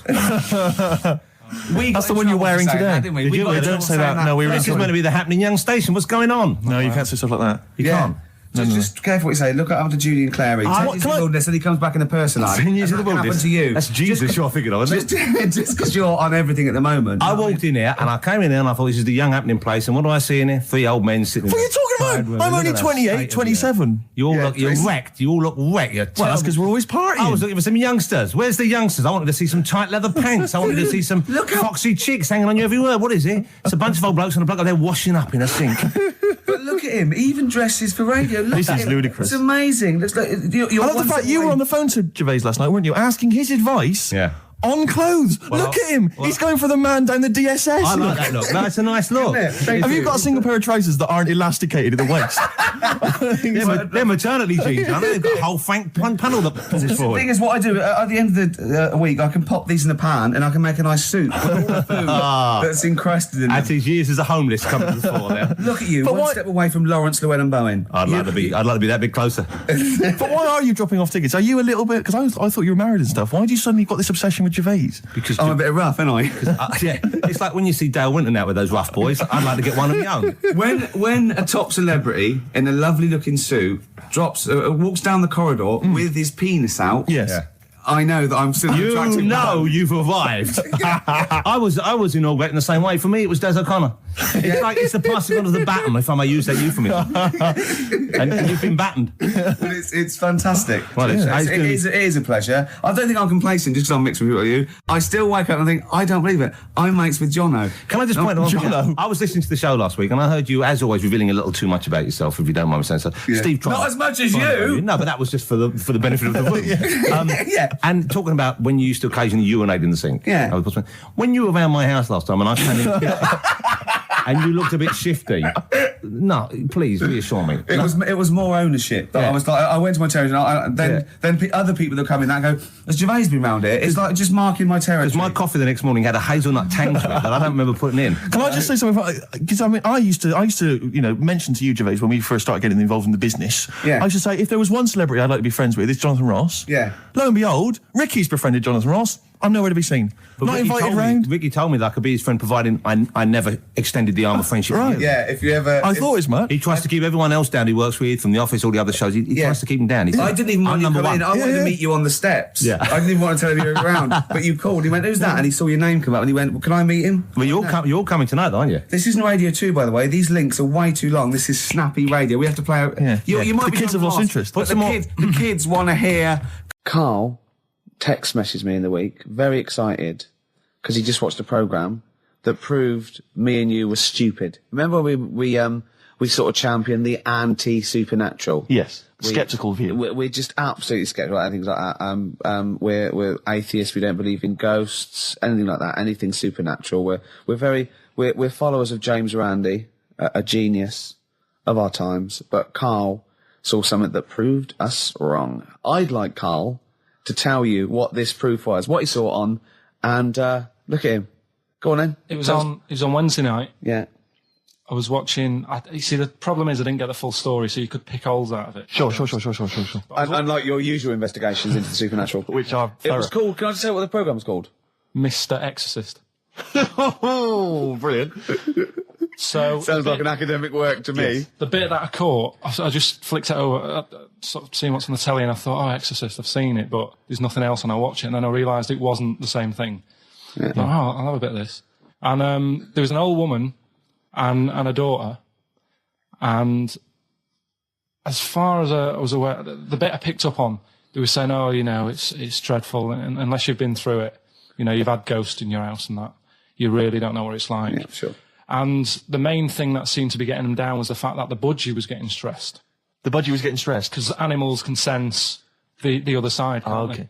Can they? Yeah. Okay. So, and how was that manifesting itself? You didn't know. What was the budgie doing? I think it just wasn't happy. Right. Did it explain that to people, or no, how did it express that? Budgies are known for being chirpy, aren't they? I said it wasn't chirpy. It normally swings on its little perch and that. And just depressed because it was possessed. It was just sat around in its pajamas. So no. Come on, Steve. Come on, Steve. You're making this a mockery. So the budgie was depressed because he could sense the ghost. Yeah, and then this guy, this Mr. Exorcist, came round. Was that his name? Yeah. Okay. Was he a priest or something? Yeah, he might have been. Yeah. Like I picked did he have like a black coat with a little white collar? That's usually the... He had his coat on, so you couldn't tell. No, sure. Okay. But so he came round and he sort of did his thing, and then was he trying to exorcise the budgie? No, the ghost. House. Right. The house, so it wasn't that the budgie had a demon or anything. No. Okay. No, this wasn't a possession, was it? This was a straightforward. It wasn't a poltergeist or anything. It was just a. Well, a haunted house. Yeah, but that's the thing he was saying. He was saying you can have like your ghouls and that aren't that bad, that aren't going to cause you any problems. Yeah. But obviously the budgie, they've got weak hearts and that, haven't they? And sure. So he go on. So anyway, basically he sorted it out, did whatever he did, and the next shot you see is like the budgie making a noise and swinging his eyes over the moon again, and the old woman was like happy because she couldn't believe it. Yeah. And the priest didn't come in and go, well, you should feed that bird. Give it a bit of millet. It was happy. It goes, right. No, see you later. No. It was a... budgies are... my mum's got a budgie. And they're fairly happy all the time, aren't they? So it's got to be something fairly odd. You never see a budgie sitting down going, I feel like topping myself, to be honest. Yeah. Do you know what I mean, then? No. Do you know you can have, like, a moody dog? You can see a dog when it's unhappy if it's walking down the street. You can have a moody canary, can't you? And what they do is they often tell the police what you've been doing. They're known for that. Mm.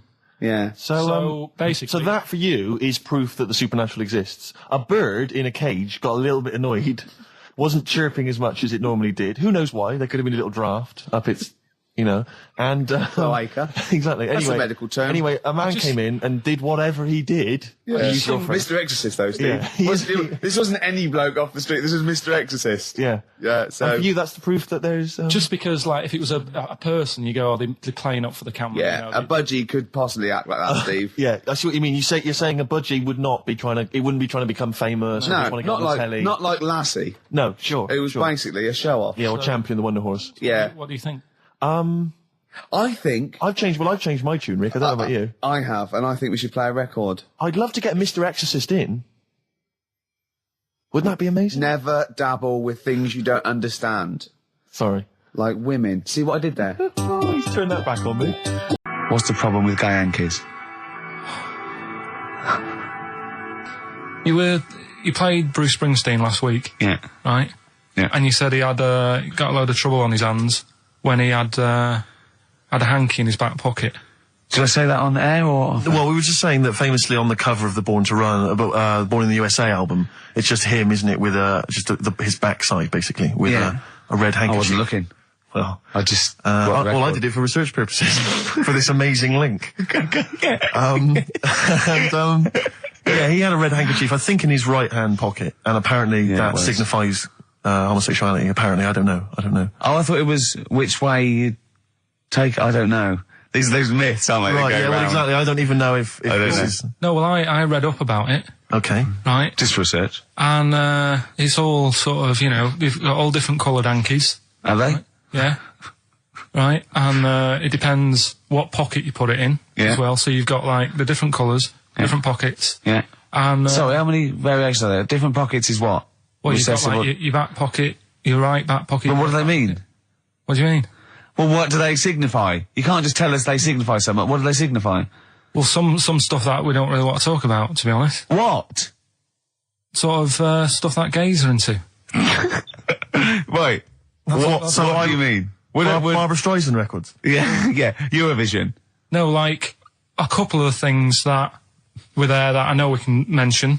He said something about... I love what he thinks he can't mention. Yeah, I love it. Decency. What is this? 1956? No, but I mean, it isn't just, you know, having it away. Having it away? I love him! No, having it away! You get up to some weird stuff. I love the fact he didn't want to offend, but he's offended a lot more people by saying they get up to some weird stuff. Right. In your opinion? Yeah. What do you mean? No, but don't if there is something that I don't know about that it's like you can't say on the radio. Yeah, I'd rather not. But what do you mean weird stuff? Well, one of them, right, if you've got a red hanky, right? Yeah. In your right pocket. Like Bruce? Yeah. That's exactly what Bruce had, yeah. Right, well, apparently then, Bruce is an armpit freak. An armpit freak? Yeah. No. Really? No. But that's very specific. Carl. Seriously. Well, what? Right, okay. What else is there then? Sorry, is there some kind of homosexual body that sat down and came up with this at some point? Well, you said this is getting crazy. You've got, like, a blue handkerchief in your top breast pocket. I don't know what that means. You need to sit down. There's some kind of summit.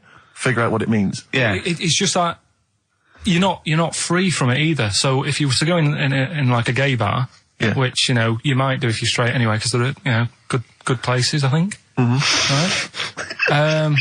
You can't actually go in there if you've got a cold, because every coloured hanky represents something. Right. So if I was to go in, had a bit of a sniffle, I could get into all sorts of trouble. Right. What, pull out a Marks and Spencer's white linen hanky, that means you like to be tied up and whipped. Yeah. There was another one, armpit freak was covered. Armpit freak is done. We've covered. An armpit freak? I don't really know what that means. Right, okay, yeah. But there was just one other thing, like a blue and white one, is if you're into sailors. To sailors? Yeah, if you have a little blue and white hanky, that's in your left pocket. Yeah. Right. Karl Pilkington. Tell us about this monkey, Karl. You're going to love this one, Steve, right? So last week we were talking about how, like, a lad left his family because there was problems at home and that. He went and lived in the wood. He got airy. Right? No. Leave it there, Rick. We haven't got time to go into it. Right, so... That's what happened. And that's what happened. He lived with the monkeys. He went airy. That's what happened. Looked into some other stuff about, like, airy kids and all that. Yeah. Came across this story about a bloke, right, who worked in a zoo. Oh, dear. Right? So... Trouble's brewing. Loving his job and that, but... it's quite a lonely sort of job because you don't see many people. You're just dealing with animals all the time, right? So anyway, he gets a bit pally with a monkey because it's the closest thing to a human. Well, that ape is. Right. Yeah, but you can't really go that close to apes. Well, dangerous. What do you mean? What type was it? Do you Just mean let him tell the story. Was it a chimpanzee? I reckon it was a chimp, yeah. Yeah, I don't even know. So it was a chimp. It was a chimp. Yeah, but it doesn't matter, does it? So he It's gets the story. pally with him. Right, so he gets pally with him. Did they go on holiday together? Well, no, I mean, it starts On the off pool together. just checking each other out and, you know, probably sharing lunch and that together. Yeah. Right? Anyway, this goes on for a while. You know, they're getting on well and that. And then after a while, right, the monkey starts sort of imitating him a bit more and sort of walking upright. Oh, God. Yeah. Right? So he thinks, oh, that's a bit weird. Anyway, they get on really better and what have you. So he thinks he could live at home with me, this. Yeah. Because we're getting on the storm. Yeah. Right? So he takes him home and before Is you this know the it... beginning of Beneath the Planet of the Apes? I think it is. I think you've seen this on video.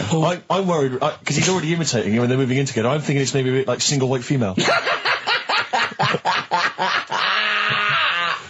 White Zookeeper. Oh, brilliant. Right, so Go on. anyway, so it's moving in and it's getting used to sort of the normal human life. It's having a cup of tea in the morning. Yeah. PG tips.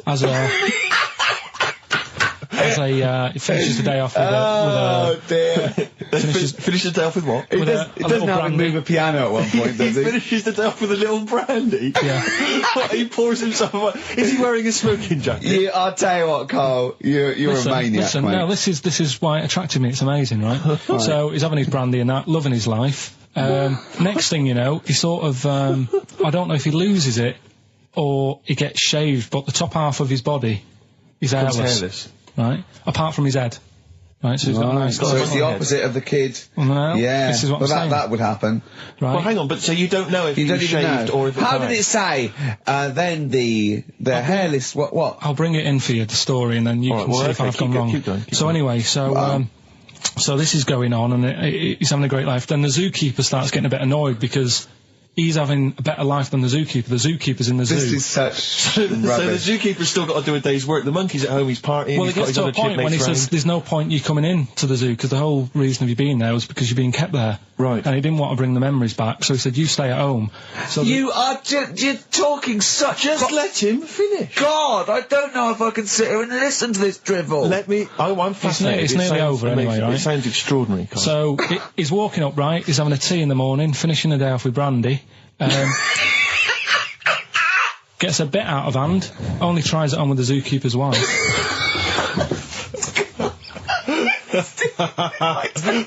Make him go away, Steve. How does he do that? Well, because he's around humans a lot, he becomes a bit of a charmer. And, But what is it that he could do to seduce her? Pick fleas out of her? he didn't say. He was built. Yeah, it's well done. So what about that? Wait, what do you mean, what about it, Carl? It's obviously not true. It's obviously not true. This wasn't on the internet, this was in a book, so it's not a quick joke and just, put it on a website. This is in a book. I don't understand how... I love that he becomes a charmer. He's got better taste in brandy. Exactly. And What was it that he was doing that seduced her? I don't know, maybe because he was at home more than the zookeeper was. But what would he be doing, Carl? the fact that... He's not going to be talking with her. They're not going to be playing, like, Trivial Pursuit. Maybe she liked the silent type. He didn't go into that, he just said that's when the trouble started. Carl, play a record. Right. Is that what Suzanne did when she brought you in? Have we got a cheeky freak of the week? Do you want one? Yeah. I think we should have a jingle for this. Okay, I've got a jingle. It's very similar to chimpanzee. Chimpanzee there? Yeah. Well, let's hear it. Okay. Oh, cheeky freak of the week. Brilliant. Yeah, no, I think that's excellent. So, cheeky freak of the week. You've spotted a freak This is where somewhat, I think, offensively, you pick on someone who's not like other people and say it's your favourite freak of that week. Yeah, I remember we had the woman whose legs looked like the hind legs of a dog. We've had the little fella with the aging disease with a little head playing the piano. That was your favourite. I think that's your probably freak of the year, isn't it? It's a pretty good one. So what's this? Is it a man with a horrendous injury, or is it a congenital birth defect, or what? Yeah, but you put it like that, and now it sounds like I'm being tight. It sounds like I'm being out of order. but I'm just giving him a mention. Just giving him a big shout out. Right. There's quite a lot going on in the freak world. There always is. You've been visiting hospitals the last week, have you, when we were away? No, there was a thing on a website. This isn't even the one that I've picked, so... So this is just a bonus? This is a bonus freak. Yeah. Yeah, go on then. This is a free freak, right? It's a fella called the Lobster Man. The Lobster Man, of course. Again, good name, you know what you're going to get. Yeah. What are you going to get? Some succulent meat. I like the idea that the vicar on the christening suggested that. I don't want to call him Mark. Can I make a suggestion? Yeah. Look at his hands. What's his name? Mark Michael Webster. Right. Right. Have you thought about a nickname? Not really, no. Have you looked at his hands? Yeah, we don't want to talk about that because do you know they look a little bit like lobsters? Well, yeah, but it's quite deformed. It's like, you know, we Can I suggest Lobster Man? That's terrible, Vicar. That is terrible, Vicar.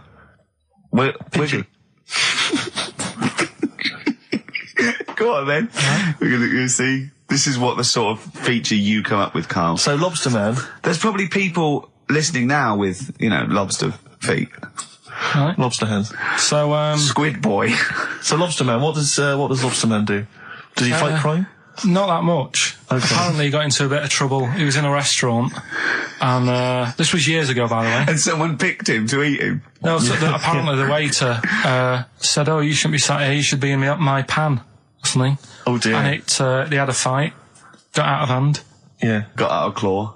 And yeah. So that was. What do you mean they had a fight? What did he do? A waiter took the mickey out of someone with. No. No, can I just make clear? I'm assuming his hands look a bit like those of a lobster. Yeah. Yeah, well, it's fused, so it's just like two big fingers. They're fused, I assume, probably in the womb, and they're just like, instead of like having five digits, they're fused in it. But he can pick stuff up, can't he? Yeah.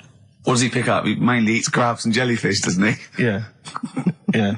So he was having a fight with the waiter. He snipped off his nose. Right, so anyway, he just held on to the waiter's bib. Yeah, and exactly, the waiter was screaming, "Go and get him off me." Yeah. So anyway, does he eat other lobsters? Does he typically would eat lobster, or is it kind of? Would he feel bad about eating lobster? Right. The little cheek of the freak that we've gone for anyway. The what? The little freak of the week, cheeky freak of the week. We've gone for this Siamese lad. Okay. Right. Happened back in. You can't have a Siamese lad, can you?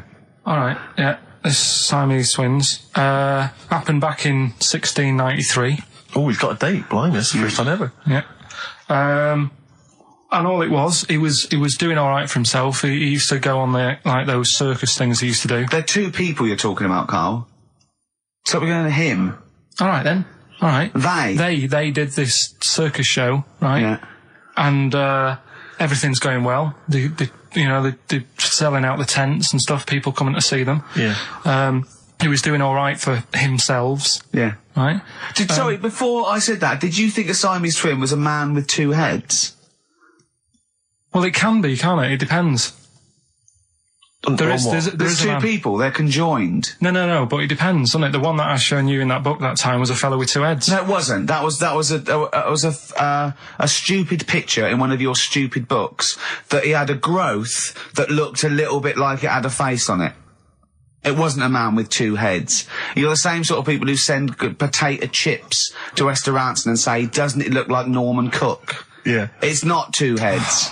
We'll bin this feature. No!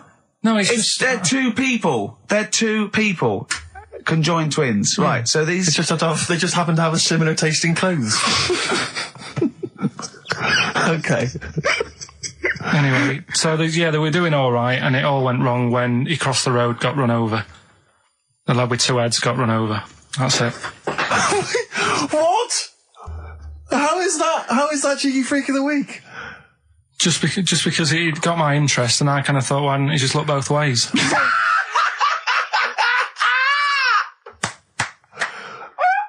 I'm intrigued to know why wasn't he looking both ways? I'm intrigued to know how you get run over. What was it, 1629? Yeah. Well, it's horses and that, wasn't it? Yeah. Oh, why wasn't he looking both ways? Karl Pilkington, you are a genius. Play a record, you fool. Cheeky Freak of the Week, do you want to... Oh, definitely. Should we do Cheeky Freak of the Week? Cheeky Freak of the Week? I can't wait. I'll always do these. I'd start off with these. All right, well, let's have the jingle for Cheeky Freak of the Week. Oh, no. Do you remember it? No. I remember it. Oh, Cheeky Freak of the Week. Brilliant. Something like that? I want some more, though, because that was slightly half-high. Oh, Cheeky Freak of the Week. Excellent. Right. This, we're going back again. Yeah, 17th century? Well, it was 1829, right? Oh, I'm impressed. Now, the problem is with Cheeky Freak of the Week... Not so much the week, is it, if you're going back to 1829? Well... Not even of the century. You haven't even done Cheeky Freak of the century. There's... What's the problem with Cheeky Freak of the Week? Just because... Other than the sort of moral implications. Yeah. Well, last week, it was a fellow with two heads. Yeah. We've done Siamese twins. It's Siamese twins again. Oh, No, it was Siamese again. twins. It wasn't a fellow with two heads last week. It was Siamese twins. Conjoined twins, sorry. They're two different people. This is what I'm telling you. But this is the problem. They're going to crop up quite a lot just because they've got double a chance. All right? Oh, please don't write in and complain. He knows not what he does. You understand, don't you? Karl will actually feature one day in this section. Yeah. So, right, go on, Well, Karl. we're going back to 1829. Yeah. All the way back there to It's a 1829. retro conjoined twin link. A couple of guys set up a business. They were called Chang and Ang. Oh, they're the first. That's why they were called Siamese twins, because they wasn't that what it was based on? Those two, Chang and Ang. Was it? The original, yeah. That's why they're called Siamese twins, because I think they were Siamese. So these are the first ones. Well, not the first ones, but they're the ones that got to fame, I think, and why people started calling them. So people started calling conjoined twins Siamese twins. I think I'm right there. Anyway. Good. Well, the sort of set up business, sort of going around the US. Well, both of them. And Europe, yeah. Yeah. And what they used to do, people were amazed by it anyway. But Yeah. people wanted to know how they get through life doing certain things that you think about. When you think about Siamese twins, you think about, how do you get through a day like that? Yeah. Right? And the thing that cropped up the most with people was how they take a bath. So they used to go on tour around the US and Europe and sit in a bath, have a wash and that. And Did they ever wash each other by mistake? They go, oh, that ends there. That ends there. Like those things in supermarkets. They put one of those down. We go, oh. Now, as Chang and Ang, they're in the bath. They're washing their own bits. They've got one of those dividers, right? They go, well, that's definitely yours. I marked mine. That's definitely mine. What? Don't wash that, Chang. I wouldn't, Ang. I wouldn't wash that. Right? So what are they doing? They're in the bath. Carry on with the story. that's about it, really. I mean, that's the fact that people... So, two little Oriental fellas joined in the hip, had a bath. No. That's your story. No, they didn't have a bath. They they must have done some sort of research, right? Who? Chang and Ang, right? And they said, well, what do people want to see? Isn't that basically Roller's song? But it's an idea that people have queued up. They've paid their money. They're in a tent. They're, well, I hear they're going to have a bath. They're going to have a bath. Two Siamese people have a bath. How would they possibly do it? Well, I've heard they get into a bath. But that's I don't know what they what's wanted to see exciting. them nude and where the join was. No. More than how do you get in the bath? I don't know. They just that's what they picked. They said, what would be good to see? What do you want to see them do? Having a bath. How'd you get into trousers? Was there Exactly. This is all part of it, isn't it? That's why they picked having a bath. This is all part of it. Well, they want you to get dressed afterwards. Yeah. Who was the best out of Chang and Ang? Who was your favourite? They both look the same, to be honest.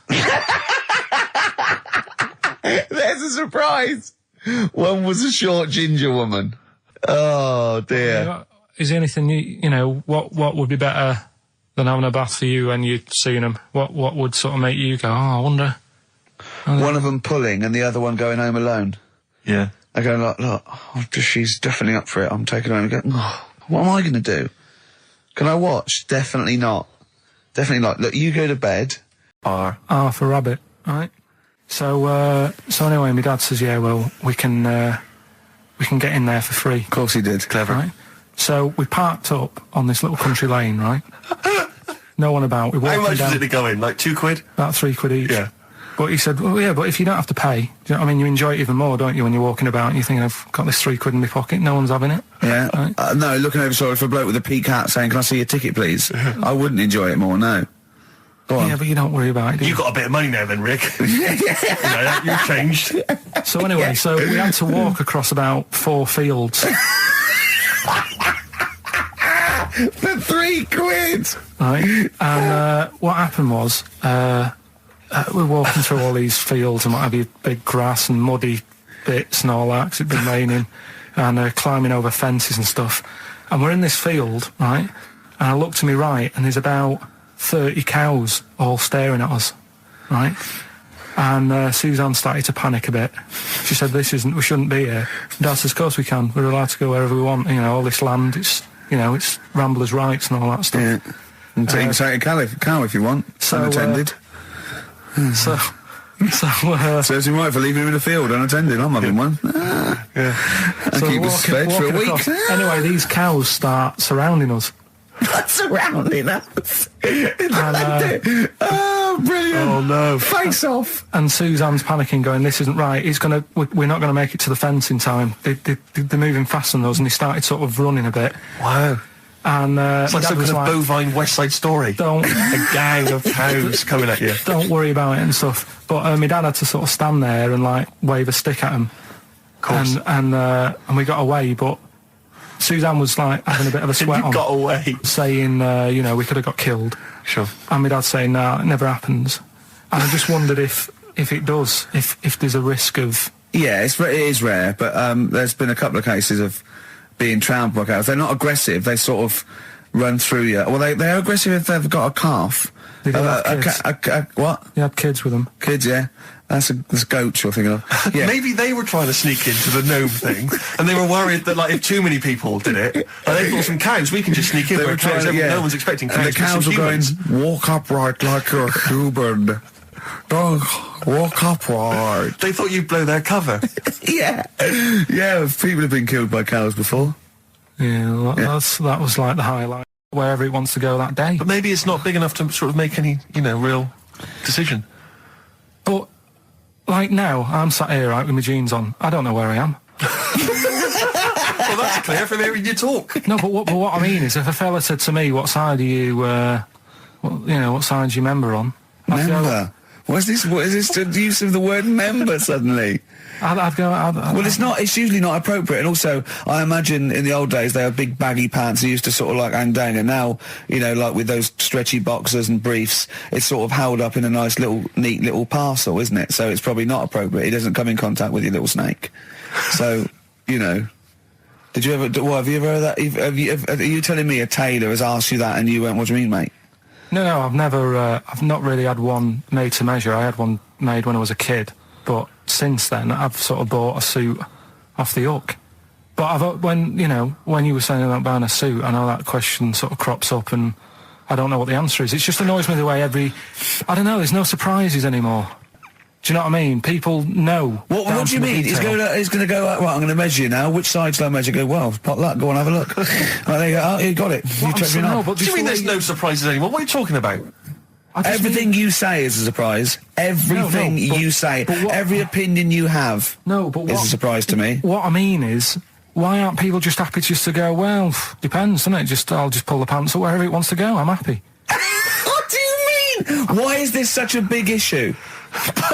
But Carl, when they ask you this question, they're not making a note of it somewhere. It's not statistical research to find out what the kind of common leaning is. It's a question so he doesn't touch it when he's using his tape measure. Just be careful. But he is being careful by asking the question. But what's wrong with him touching it anyway? If he's, it's only like a slight... Fair enough. But if he just sort of, knocks it a little bit, you can just go... Do that again? To me, it's the same as the prostate thing. It's just happening all over again. But a doctor doesn't go, what side's your arse on, sir? Trying to avoid the arse. He wants to go, he knows where your arse is and he's aiming for it and he wants to get it up there. He's aiming for it for a good cause. This little fella's going, well, I've got to measure his leg. I don't want to touch the knob. I'll just ask him, sir, do you mind telling me where your cock is so I can avoid it? It's a big difference. But like I'm saying to you, I'd have to have a look first. to let him know. I don't know where it is now. I don't know. It could be the left, could be the right. Are you telling me you don't know where your knob is Without now? looking. Well, what do you mean without looking? How could... Well, you're saying it as if, like... Should we have a guess? Well, have a look and tell us where it is. What are you wearing? What sort of pants are you wearing? I've got my jeans on. But you got pants on underneath them? Yeah. What are they, briefs or boxer shorts? Boxer shorts. Boxer shorts. Well, it's probably free, but the jeans are probably strict in it. I think it's probably either in the middle, dressed in, or just slightly to the left. Have a look, and we'll tell the listeners after the break where's Karl's knob. It's a good competition. Oh, brilliant! We've got to send this to the Sony Awards people. XFM. Run, Snow Patrol on XFM. Well, big question. Where was Karl's knob? That's what people have been hanging on for. Yeah. Where was it? Well, I can't believe people have been texting in. Hey, what, guessing where it is? People saying, is it in the middle? Is it in the left? It cost them 10p. It cost them 10p to find out. Just wait, I'm going to give out the answer. You don't win anything, right? Like, strike it lucky. Right? Bottom or middle? Right. It was to the left. Oh! Yeah. I went with the right. That's annoying. See, I thought it would be to the left. If not, maybe if it was all scrunched up, sitting down on your lap right, it might just pop up to the middle. Just pop out, like, you know. Well, next week we'll be finding out where yours is. Where's Ricky's bollocks? Right then, which leads us nicely into... Knob news. Oh, I didn't get an onion, I'll have that. And it's just, but what annoys me is it's not so much that, obviously it's a practical thing, it's the fact that they get a little bit edgy. You can actually see, certainly kind of, dare I say it, certain breed of woman and a certain breed of fella will just get a little bit itchy, a little bit edgy, and they just look at you, can just see them sweating, especially if they can't reach. I just lean over and do it myself. Well, I know, but the thing is that it's like they almost feel that they ought to wait for me to do it, as though somehow it's my obligation. And it just for some reason, I know it's ludicrous, but it really annoys me. And I actually deliberately don't put the divider down just to see them sweat. I like the way that they're actually quite well made. There's some that are brass with like a felt bottom. Yeah. Like you really care. Like a twig would do, wouldn't it? Exactly. You know what I mean? But I just leave a slight gap. And then when it gets to when the woman's putting it through the till or the guy, I just say, that's my stuff. Do you ever look at other people shopping and go, oh, I should have got that? Often. Oh, yeah. That's annoying. I'll tell you what it is, it's the same thing, and again, it's my psychosis. When people, if you're on a bus or a train, and we're pulling into the stop, but there's a good, kind of 35 seconds before we're actually going to come to a halt, they leap up, and they're straight by the door. Yeah. Like, but it's this fear that they're going to miss out. Oh my God, what if I fell over now and broke my ankle? I'd never get out. To be fair, I've never had that commuter's worry. I've never commuted, but every second counts, doesn't it? Because you miss a train, it can make a difference of half an hour. So that's why commuters literally run to get their connections. But the thing is that with a bus, there's often there'll be people who are sat right next to the exit will get up and stand up for a while, waiting to get out. It just, again, I'm not saying it's not, it makes perfect sense to them. It's my psychosis. They're going to be mowed down in the streets. They will just be a few of the You're going to be in a lovely Chrysler. Exactly. Yeah. Well, I will be going straight through a branch of Waitrose. Yeah. Taking people out in the So we do not condone going through Waitrose in a Chrysler. In a car. Now, have you seen the film Jurassic Park? Yeah. You know what happened there? Well, according to the Sun here, it says scientists are planning to clone mammoths for a theme park. Look at his face. Look at that. He looks like a dog caught in the headlights of a car. He's terrified. I love Karl. He's sprung to attention Karl. there. Is that the best news you could have? Man moths.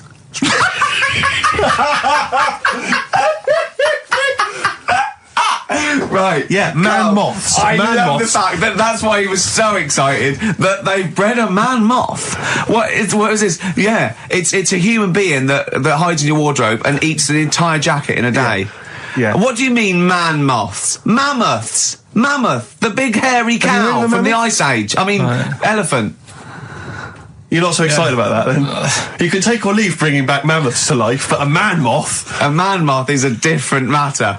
Oh. If we'd have never brought that up, he'd have gone and told someone now, they've bred an half man, half moth. This is how things start. This is what we mean when you hear these ghost stories. Are you slightly deaf? Is that it? When you hear these stories, you're slightly deaf. And his head was in the basket, and he went, count how many times I blink. Is it... Carl, is English your first language? Are you actually foreign? Is that the thing? Yeah. Should we speak when we say slower? foreign, we mean not of this planet. Yeah. Should we speak slower? Would that be a help to you? No, go on. Next What do you one. make of Do that? you think that's good? Seriously, Do you the think that's idea good of to bring bringing back mammoths? prehistoric animals. These giant elephants. They're slow, aren't they? It's not as if they're going to like get out and run fast and they can't capture them. They'd probably be a like fence, to be elephants, honest, aren't Carl. They'd probably be a fence. they? No, but you're asking it as if like, oh, it could all go wrong, but it couldn't, could it? Well, Really? but the point was about Jurassic Park is they thought it wouldn't go wrong. They thought they had it all under Yeah, but control. that was Have you learned dinosaurs. nothing from Jurassic Park, Carl? Dinosaurs would say, "Oh, think about it before you do it." But with a airy elephant, it's not going to. Not a concern for you. Would you go along to see him? Would you be interested in that? If it was in the area. He's the best. He's great, isn't he? I'd love a queue, Nothing right? impresses No, him. but what I'd like to do is Carl sitting like Yoda in a little cave, and I'd just like to see people like Tony Blair and Stephen Hawking in a queue, and they go and say, "Carl, got a bit of a problem." And thinking of cloning a man and a moth. Problem? Not an issue. No, if I'm in the area, I might cruise around and have a look at it. Otherwise, just don't send it near my clothes. Oh, that's fantastic. So it's just for a second. As the words man moth came into your head, how excited were you? I mean, were you both terrified and excited?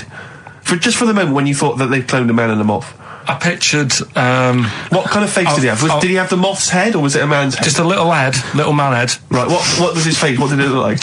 He just was like a bit shocked, perplexed. Yeah.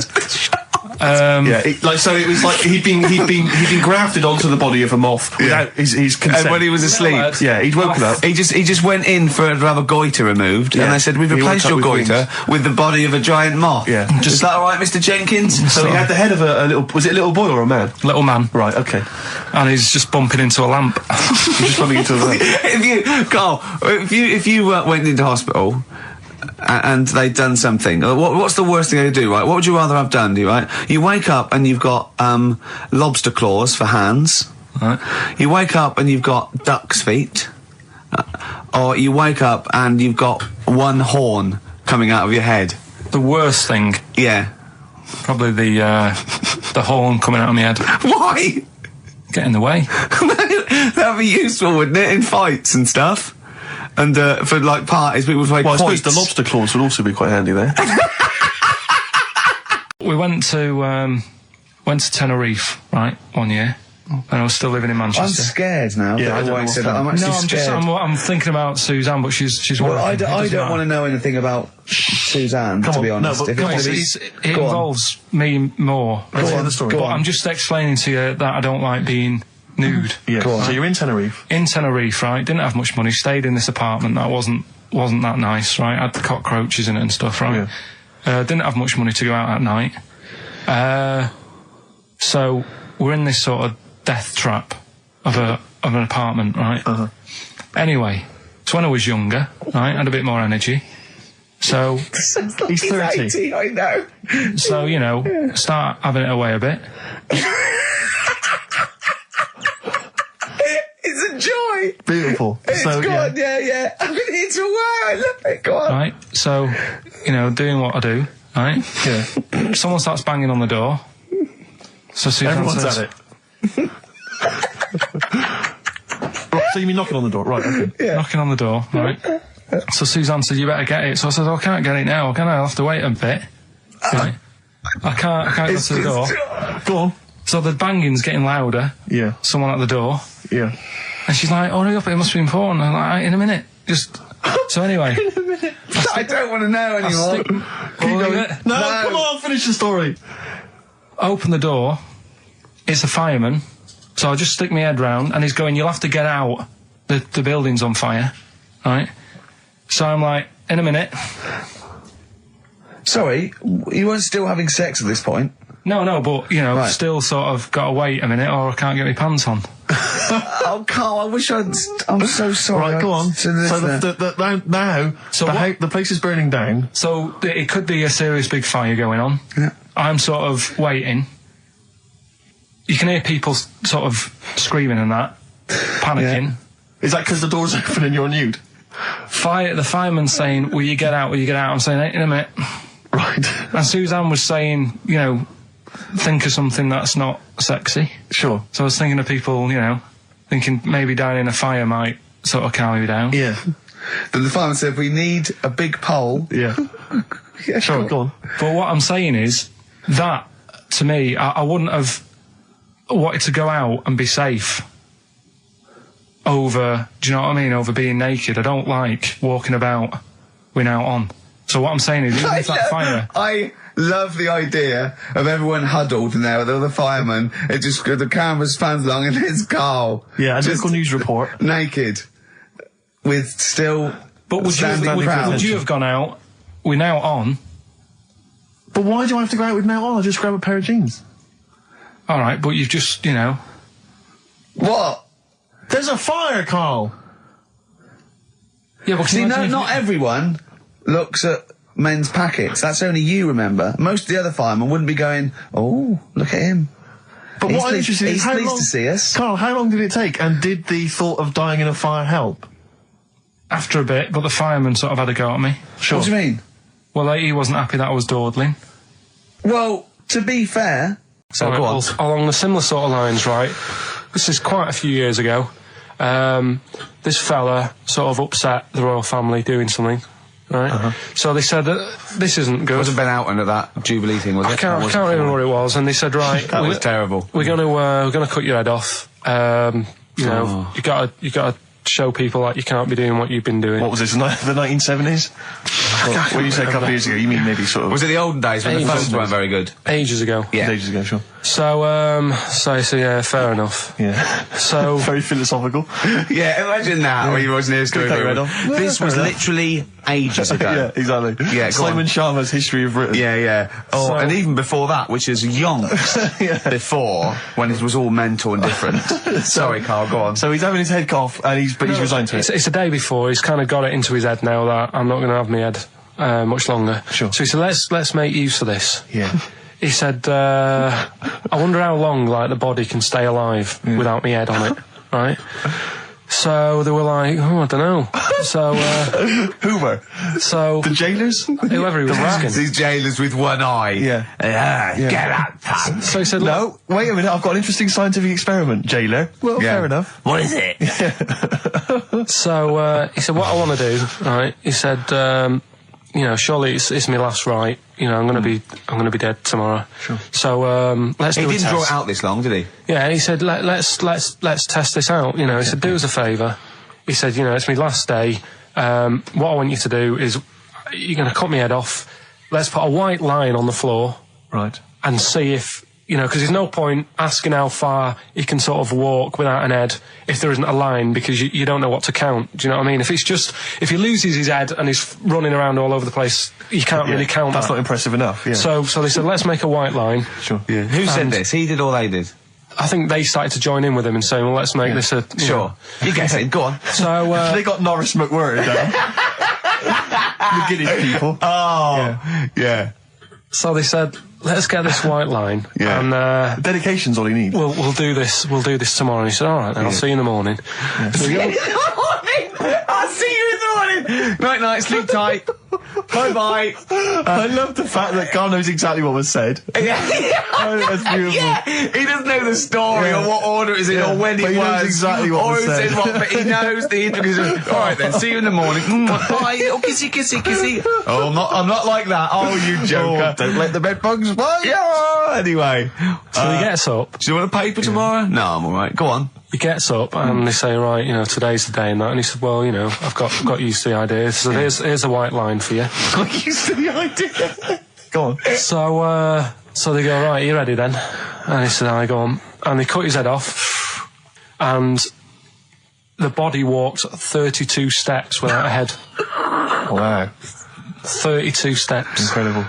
And that's the lesson, really. Did it get as far as it walked along the white line, did it? Yeah, he stayed along the white line, did 32 steps, and then started to stumble a bit, and it just fell over. yeah. But, you know, it was a test that your body can still keep alive for a little bit Yeah. when you've lost your head. Absolute twaddle. Absolute twaddle. This was fantastic, right? Right. There was this. Sorry, can I just check now? We're just remembering classic episodes of the Tales No, Unexpected this is important. Well, I saw one, right? I saw one on Tales Unexpected, right? And it was these two gents what they used to do, they look down the obituaries and they'd blackmail the wife or the son of a dead eminent person, like might be a priest or a doctor, something like that, and they'd go and they'd say, he bought some erotic stuff from us before he died, and he owes 100 guineas and all this sort of stuff, and they'd pay up because it'd be so embarrassing. They just didn't want them, so they'd just pay him, right? And this one bloke said, who are these people? I'll meet with them. And he goes round there, and he goes round, and they go, your father, he goes, my father could not have bought any erotic material from you. They did it, he goes, he couldn't have, he's blind. Right, and that was the twist. And Karl went, so it was magazines, not videos then. Yeah. Now think about it, Steve. Is that so stupid? Well, presumably it was set in olden times because people, professional pornographers don't tend to call it, erotic material. Yeah. They tend to call it, juicy jugs or whatever. But more than that, I don't understand how a video is going to be any use to a blind person either. I know that you can hear the sound, Karl. Look at him nodding like he's caught me out. Yeah, what sound were you hear? Do. Your meter needs looking at? Yes. Cut. What's then? What's that? Then it's just noises, occasional groans. Yeah. Right. You could listen through the wall at your neighbours. He does. I mean, that's why I save a lot of money. But I thought you were going to point out, Karl, that they could have had a Braille porno. Now, have you thought of that? Look, feel the lumps on that. Exactly. Think about it, Karl. Think about it. You're excited now. Yeah. Your girlfriend's away, Karl. Yeah, but she's great as only entered the cupboard. No, she's a good-looking lady. Yeah. There's this monkey, right? Oh, yeah.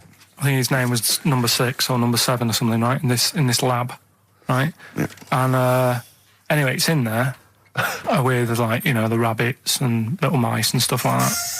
And the rabbit smoking.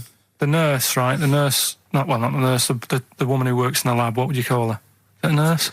Depends. What depends what her job was. If she was a lab assistant, you call her a lab assistant. All right. I mean, they probably call her by her name. All right, lab assistant, right? Kirsty. So she's, I think it's probably Kirsty. Right, Kirsty Morris. Well, she's in there, right? Yeah. And she don't work with many people and that. She's mainly on her own with, just putting lipstick on rabbits and stuff like that, right? Chimp fancies her. So, chimp fancies her. He's putting on lipstick, chimp fancies her because she's got hairy legs. He gets pally, right, with this woman. Yeah. Because, it gets to a point when she sees him every day. It's the way he sort of tries to string out like it's a narrative love story. Did the chimp put its hand out and grabbed her, and then you thinking that he made a move on her? So right, come on, he's allowed out. He's allowed out. It's not a story, is it? He's allowed out the cage and what have you every day. So he's wandering about, and as time goes on, he's watching what she's doing more and more. Yeah. Right. So he notices like the code on the door. Right. Right. Whatever, 247 or whatever. Yeah. He goes, right, I've clocked that. I've got that. I'll remember that, right? Yeah. And then he goes, right, there's a lot of lipstick and that knocking about, a lot of makeup. Right, okay. No, there's no way. Finish. No, because Steve, you know what's going to happen. I know what's going to happen. So he's there. It's ridiculous. And he's going, well, if it's there, you know what I mean? So while she's messing about with the rabbit, he gets there, he's in front of the mirror, putting a little bit of lippy on. Right? It's gone too far. No, it's gone too far, Steve. Right, your mic's off, Rick. He's finishing the story. So, turn mine off as well. It's gone too far. Turn him off. Just let him finish. Right, so the thing is, right, it's this monkey wandering about. It's got lipstick, it's got mascara on, it's looking pretty good. I didn't mention the mascara! It's looking all right? So it knows the code on the door, 247, right? So when she's sort of messing about with the rabbit, right, he goes, right, here's my chance. He's looking good. 247, out the door, through the reception man's there. He's like, all right, Kirsty, right? Don't talk shit! I Feel Free from Cream. That's pretty much the last track, isn't it, guys? I imagine on XFM 104.9. Well, I mean, I've got nothing to say after that ridiculous story. I mean, that's worse than the bank robbery to me. Yeah. That he clocks that. And the bloke on the desk. All right, Kirsty. Oh, you're 2 foot shorter and hairy. She wasn't a looker anyway. So. She wasn't a looker anyway. Brilliant. Oh, it was the premiere. Did you see the coverage? It was a premiere of Lord of the Rings Part 3. I can't be bothered. I mean, man alive, I'm sick of Lord of the Rings. I watched the first one, and I was actually I've never been into all that sort of stuff. Never liked Gollum and Dungeons and Dragons and gatekeepers and weird magic, and Harry Potter makes I want to punch his face in. I know what you mean. But I mean, it's sort of like, well, Lord of the Rings, when I was at school, if you were into that sort of thing, you were a nerdlinger. They would beat you up, they'd shout heckle abuse, all that sort of thing. You know, I wasn't a fan. I actually don't know anyone who admitted they were into that nonsense. It was shameful. It was embarrassing. Now, the whole world's gone crazy for it. Even the tough guys, the hard nuts, the streetwise kids, they're loving it. Can't wait for the third one. I see people raving about it. It's Jonathan Ross, all these people going, it's the best thing I've ever seen. It's 3 hours and 10 minutes of trolls and goblins and magic spells and large feet and magic rings. I'm loving all that crap. What's wrong with you people? I will smite you with my sword. It's just interminable. The orcs and the Norks. I saw some people playing this game. They had a big manual and a dice, and they're in a pub, and they're all fat with beards, right? And he threw a dice, and he looked down, he went, and he said something like, outside them, 3 miles to Mumra. And they went, oh, well done. I know. I want to go and say, what is this game? Yeah. It's absolutely extraordinary. Well, they showed some coverage of the Lord of the Rings premiere on TV, and there were people dressed up as some of the characters. Yeah. There was a girl chatting saying, well, I just think Gollum's hilarious. What? People talking about telling me Gollum's hilarious in this new film. How is he funny, my precious? Oh, my precious. What's funny about this? I'm losing it. I'm genuinely... Is he like Yoda? I don't know what the joke is. I'm missing it all. And when the walking trees started talking... Oh, man, I love it. Gollum's the little one that looks a bit like Gandhi. Yeah, exactly. The computer-animated Gandhi. Yeah. Yeah. Is that all right? Yeah. I think that's how he's described in the book. I'd still say it's the best job I've ever had. And he means it. No, I really enjoyed it. It's like, you know... You don't have to work with anyone else, right? So you make your own rules. Just think of that. You know, you sort of you're spreading information to people, vital information. You're giving a service, and no one else is around. You know, you can just do what you want and think about stuff whilst you're cycling around on your bike. It's really good. Yeah. So anyway, imagine the stuff he's thinking about when he's riding around his bike.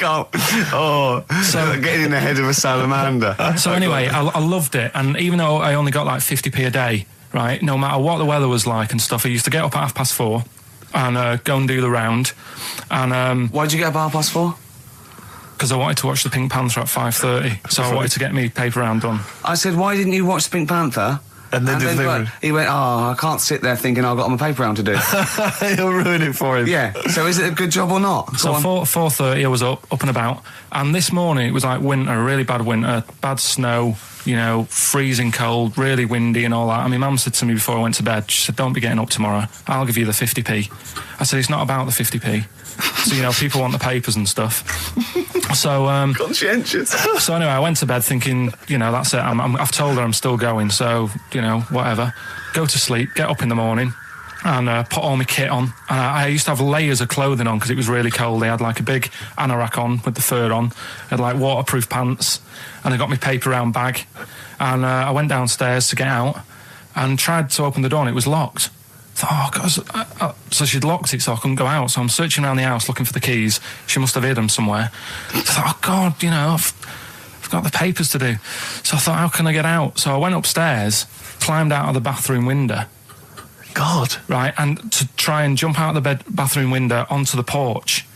But the problem was, I had so much gear on, I was like the Michelin Man.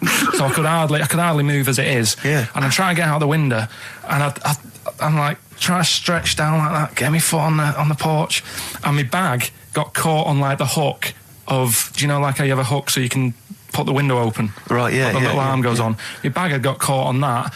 I was holding on to the wall and my foot on the thing, so I couldn't sort of pull it away in case I pulled it away and then fell on my head. Yeah. So I'm stuck there. Dangling. My dad comes back from working nights. Yeah. He thinks I'm a burglar. Gets out his gun. So he's shouting and stuff, going mad and going, Dad, it's me. And he had to give us a hand using a... He's heard that wily trick in Manchester before. He had to help me using a washing prop thing, a big stick. What did he do? Well, he said, just hold on for your dear life, and I'll sort of push the paper bag off the hook. Why didn't he go upstairs and sort it out? It was at that point where I was in the middle. There was nothing you could do. Do you know what I mean? It's at that point where you've just got to make a decision. Yeah. And by the time you go upstairs, who knows what might have happened? Sure. Do you know what I mean? You've got to act there and then, not messing around. Yeah. So and you could hear downstairs, now here he is, the Pink Panther. Yeah. Dad! Hurry up! Pink Panther, ever so pink. Oh. So that was close to death, because I must have been about 30 foot in the air. So, to cut a long story short, he gave me about 4 or 5 near-death experiences, and he went, and the whole point of this, he went, so that's why I think I'm going to die of something horrible, like cancer. And I went, why? He went, right, you ready for this? Yeah. He said, well, I don't check my balls. Wait. He said, I don't like the feel. It's the re-education of Karl. He's like Liza Doolittle. And now he's coming, or Lawnmower Man, if you've seen that film. More like Lawnmower Man, if you've seen the film. You'll know what I mean. And his homework was to just study quotes, really, on happiness and stuff and general well-being. He's not a big happiness quote fan, are you, Karl? Not really. So what have you done? You've come up with something, haven't you? Right, yeah, I told you, right? Because a lot of these are just things you say every day. They're nothing special. So what I'm doing... Well, you say them every day. Well, the sort of things you come out with and you don't even think about it, do you know what I mean? Yeah. They're on the TV all the time. People on the radio are saying these sort of little quotes. Sure. And what I've done is, remember that programme on Channel 4, Faking It? Yeah. Where they got some, like, posh kid to be on the door and all that. What I've done, I've... Imagine if that was the pitch for the show. Dear Channel 4, just going to get a posh kid on a door or something? Yeah, Yours sincerely, Karl. Come in. Yeah. TV producer. Yeah, go on. So, what I've done, this little book of quotes, happiness quotes, I've picked 2 that are real. Okay. And I've made one up. Right? And we've got to guess. And you've got to guess which then, one it is. go on. Well, I'll tell you what, Rick, why don't we, when we've heard them, we won't confer. No. You'll write down yours, A, B or C, and I'll write down mine and we'll see how it Okay, works. Karl, off you go. Right, and just because I'm looking at this book, it doesn't mean I'm actually reading. No, I know. Don't worry, we're clever. No, we know, we can't see yet. Like, call my bluff. Yeah, go on then. Nothing is worth more than this day. Okay. Yeah. Yeah? All right. Yeah. The way I see it...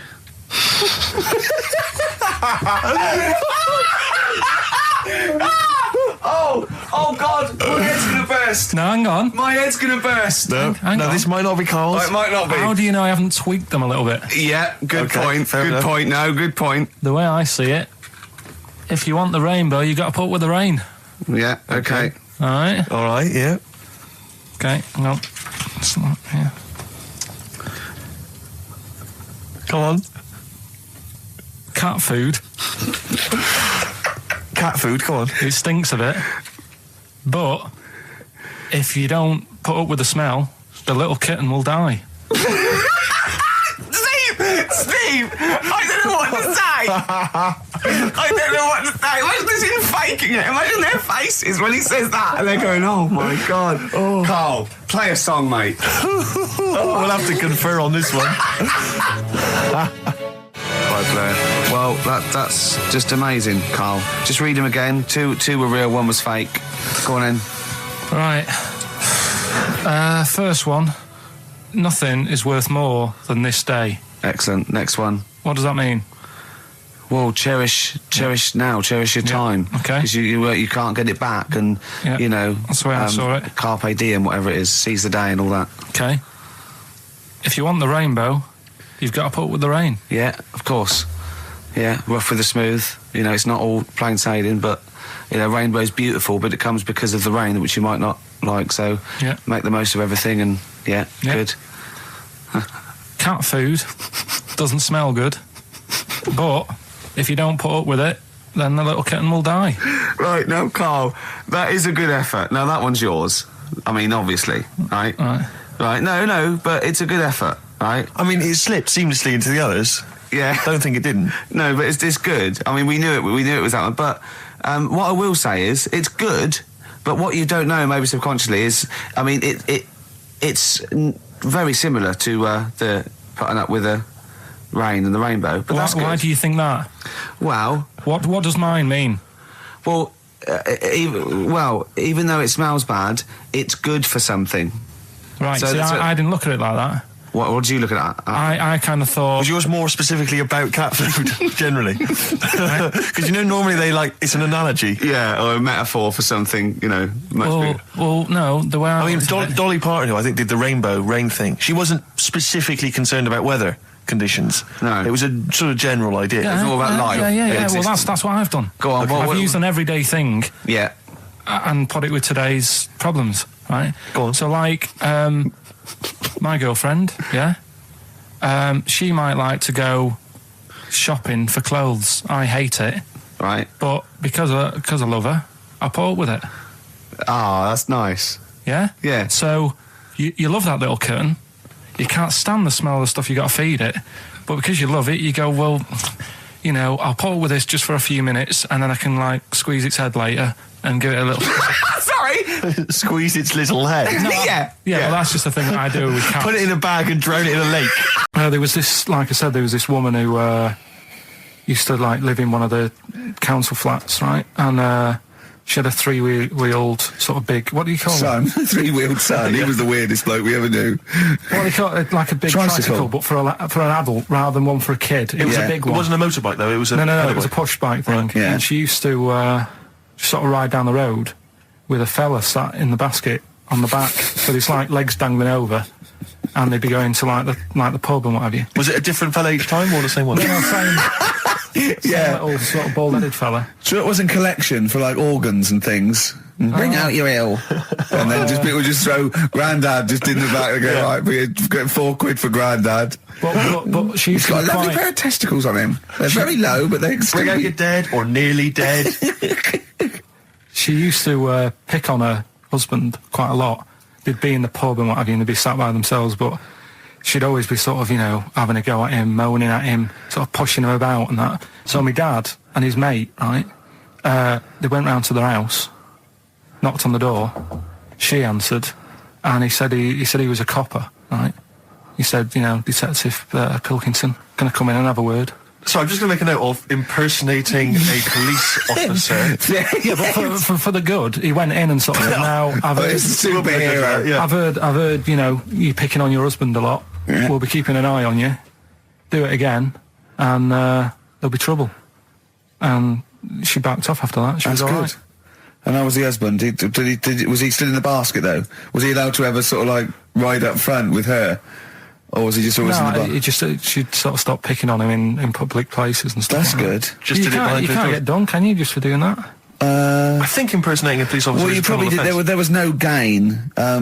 I think you can't impersonate a police officer full stop, but I think they'd probably be lenient on him that he was, you know. But let's face it, he's not going to be caught because why would anyone know about it? It's not like his son's going to say it on a radio station, is it? And stitch him right up. Is this something you did generally? Kind of a little bit of light vigilante work? Just whatever, him and his mate, just, you know, if they saw something going on, they go, what can we do? Sure. What little scam can we do, or whatever. Oh, that's fantastic. Me and Carl went out, right? With me and Jane, Carl and Johnny and Gigi, wasn't it? Gigi, you Is it important to win? No. Okay. But we're walking down the street. Carl was there, though, and he can back me up on this. We had a curry. We were walking back, and this little funny homeless fella, didn't he? Mm. He, I got to tell it before I go, didn't he? Yes. He came up to me, right? And he recognised it. And he came up to me and he went, oh, he said, I've just nicked 5 of your DVDs from HMV. And he shook my hand. He was so happy with it. And I went, right, excellent. He went, all I do is I just swing the bag over the top. Like that when I'm going out, and he had a bag full of DVDs, didn't he? And he was so pleased to tell me that he'd stolen. That great. He said they're going like hotcakes. Yeah, he said they're going up, of course they are. Yeah, you're nicking them. Yeah. I know. We get paid for them, though, don't we? So not the stolen ones? Don't we? No. What do you mean? Did you sign them for him? I know you were, you idiot. What? So he just nicked 5. Yeah. Well, Yeah. You say he was homeless, was he? Well, I don't know. Maybe. No. Surely, how would he have seen the show? He just walked past Curry's one Dixon's. morning. Yeah, that's any idea. Seen a trailer for it. I thought, interesting. I don't know if he was homeless. I didn't go into his home Sure. life. He shook his hand though, and But he made Carl look smart. Do you know what I mean? So, how does he sell them? Where does he sell them? Does he go to people and go, do you want an Office DVD? They're not nicked. yeah, £4. yeah, exactly. Are these stolen? No. No. They've still got the tags on them. What's your last Room 101? Oh, God. It was holidays. Holidays. You want to put holidays in Room 101? People who are sort of annoying on holiday. Oh, yeah. Do you know when you go away? Oh, yeah. It sort of touched on this before. Is this going to be the Scouse guy? Yeah. Go on. Oh, it's so long though. I mean, it was a holiday when we went to Tunisia. And the Scouser pissed you off. Surprise, surprise. Yeah. Yeah. But the annoying thing was, when you go on it was a cheap holiday, and like the lesson here is, if you want a good holiday, you gotta like spend some money. Yeah. And we didn't on this one. We spent about, I don't know, 400 quid for 2 of us for like a month or something ridiculous. And we got there, and you get to the hotel and you go, we have made a mistake. It's a ropey hotel. You can tell like the blinds and stuff as you walk in, they're all dirty and stuff. And you think, well, let's make the most of it. Let's not get down about it. It's a holiday. It's for a rest. And you try and make the most of it. And we had to meet. Like you have one of those things where you get to your destination and the rep says, right, go and unpack your bags and that. Go and sort yourself out in the room. And tomorrow morning we'll meet up at 10 o'clock. And I'll go through, the best sort of place to go for camel rides and, the best deals I can get you. That sort of thing. Can anyone here walk like an Egyptian? So she says, right, tomorrow morning, meet 10 o'clock in the discotheque. So we get up and we have breakfast, and it wasn't a good breakfast. The kitchen was, like, bit horrible. The food wasn't good, and it was run by sort of midgets. What do you mean it was run? Not there's anything wrong with that. There was little fellas running around, and the annoying thing was one of them sort of started to fancy my girlfriend.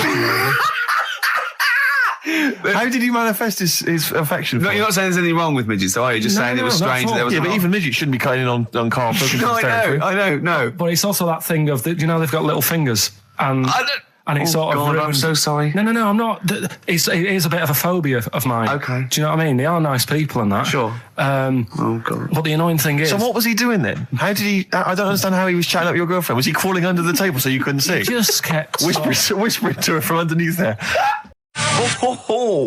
That's Feeder and Come Back Around. It's a new leaf, Steve. I'm going to do properly now. I'm not going to be slovenly. I'm sitting up straight, you see. Yep. And it's going to be a proper DJing, because I think... Coming up soon, some great tracks, including a new one from Abs and an old one from Snow. Informer. You know me, don't be stormy, eka boom, a licky boom boom down. I'm joking, of course. We've got some fantastic tracks. There's some great chat, and we've got Karl with some me, great Steve. Chat. Steve. I'm Ricky Gervais on XFM 104.9. There he is indeed, with him, Steve Merchant. And Karl Pilkington, of course. Say hello, Karl. All right. Yeah, nice. And you say you read... The beginning of a radio show is very much your wares, your shop window, laying out your stall. I don't think you could choose a better track than The Only Ones, Another Girl on the Planet. I'd love to hear it. One of my favourite intros, that. Amazing. Oh, that was dangerous, because I once heard on Capital Radio, this has got to be the greatest rock intro of all time. And they played Money for Nothing by Dire Straits. Brilliant. Yeah, I can just imagine them putting their head down. I remember a friend of mine, when I was at school, he just bought a car, and he took me outside to show off the stereo system, Money for Nothing. Really? He just played that. I've never heard the song before. Just played that for its entire 4 or 5 minute duration. It is a good song for the sound system. Yeah, it's a good song for showing off intros and sound systems. Exactly. Yeah. You said you were driving along earlier. You saw someone. Yeah, it was one of those zooped up sort of sporty saloons. Nice. The big like a Mondale or something, those big, and it was blaring out, and the bloke in it was sort of like, I could tell he was 24, but already going bald. Yeah. From like obviously his estate agency job, not jail. Yeah. But he's made a bit of money, and the stereo system was ridiculous. I mean, so loud, and it was going through Covent Garden. He was playing Snow in Informer. Do people remember Informer by Snow? It was a big tune in my I don't know. It's great. Yeah, I always enjoy it. Can I bring that in next week? Can we play Snow next week? Well, you can play a tiny little bit. Tiny little bit of Snow. Yeah. Informer. Do you remember Snow, Karl? Yeah, you loved it. Yeah, big tune. Yeah, loved it. Oh, did you? Big tune for the 90s. Happy song, isn't it? Rick, you were saying that you've turned over a new leaf. Yeah. Is that in all aspects of your life, or is that just in your broadcasting career? Because the reason I bring that up is because, do you want to describe what you were eating just now when we came in? Because you're a 40-year-old man, you've put on a little bit of weight, so presumably you're watching what you eat. Well, no, but it sounded exotic. I went into a cafe and they didn't have a cheese sandwich. Right. And Can I describe what it looked like to me? Right, it looked to me like a big slab of cheese. You've just got them to just cut off a big block of cheese, like the size of a CD case, or one of those double albums, right, of cheese, right, and just lightly melt that for me so it drips over my hand and it gets really greasy in the bag. But just lay some strips of bacon on the top. Yeah, but listen, you've embarrassed yourself. Is that what it was? No, it's a croque monsieur, so it's French. It's a what? A croque monsieur. A croque monsieur. Yeah, and so I thought, I've never heard of a croque You're having a let's monsieur. see, you've embarrassed yourself. Is that how it's pronounced, or is it croque monsieur?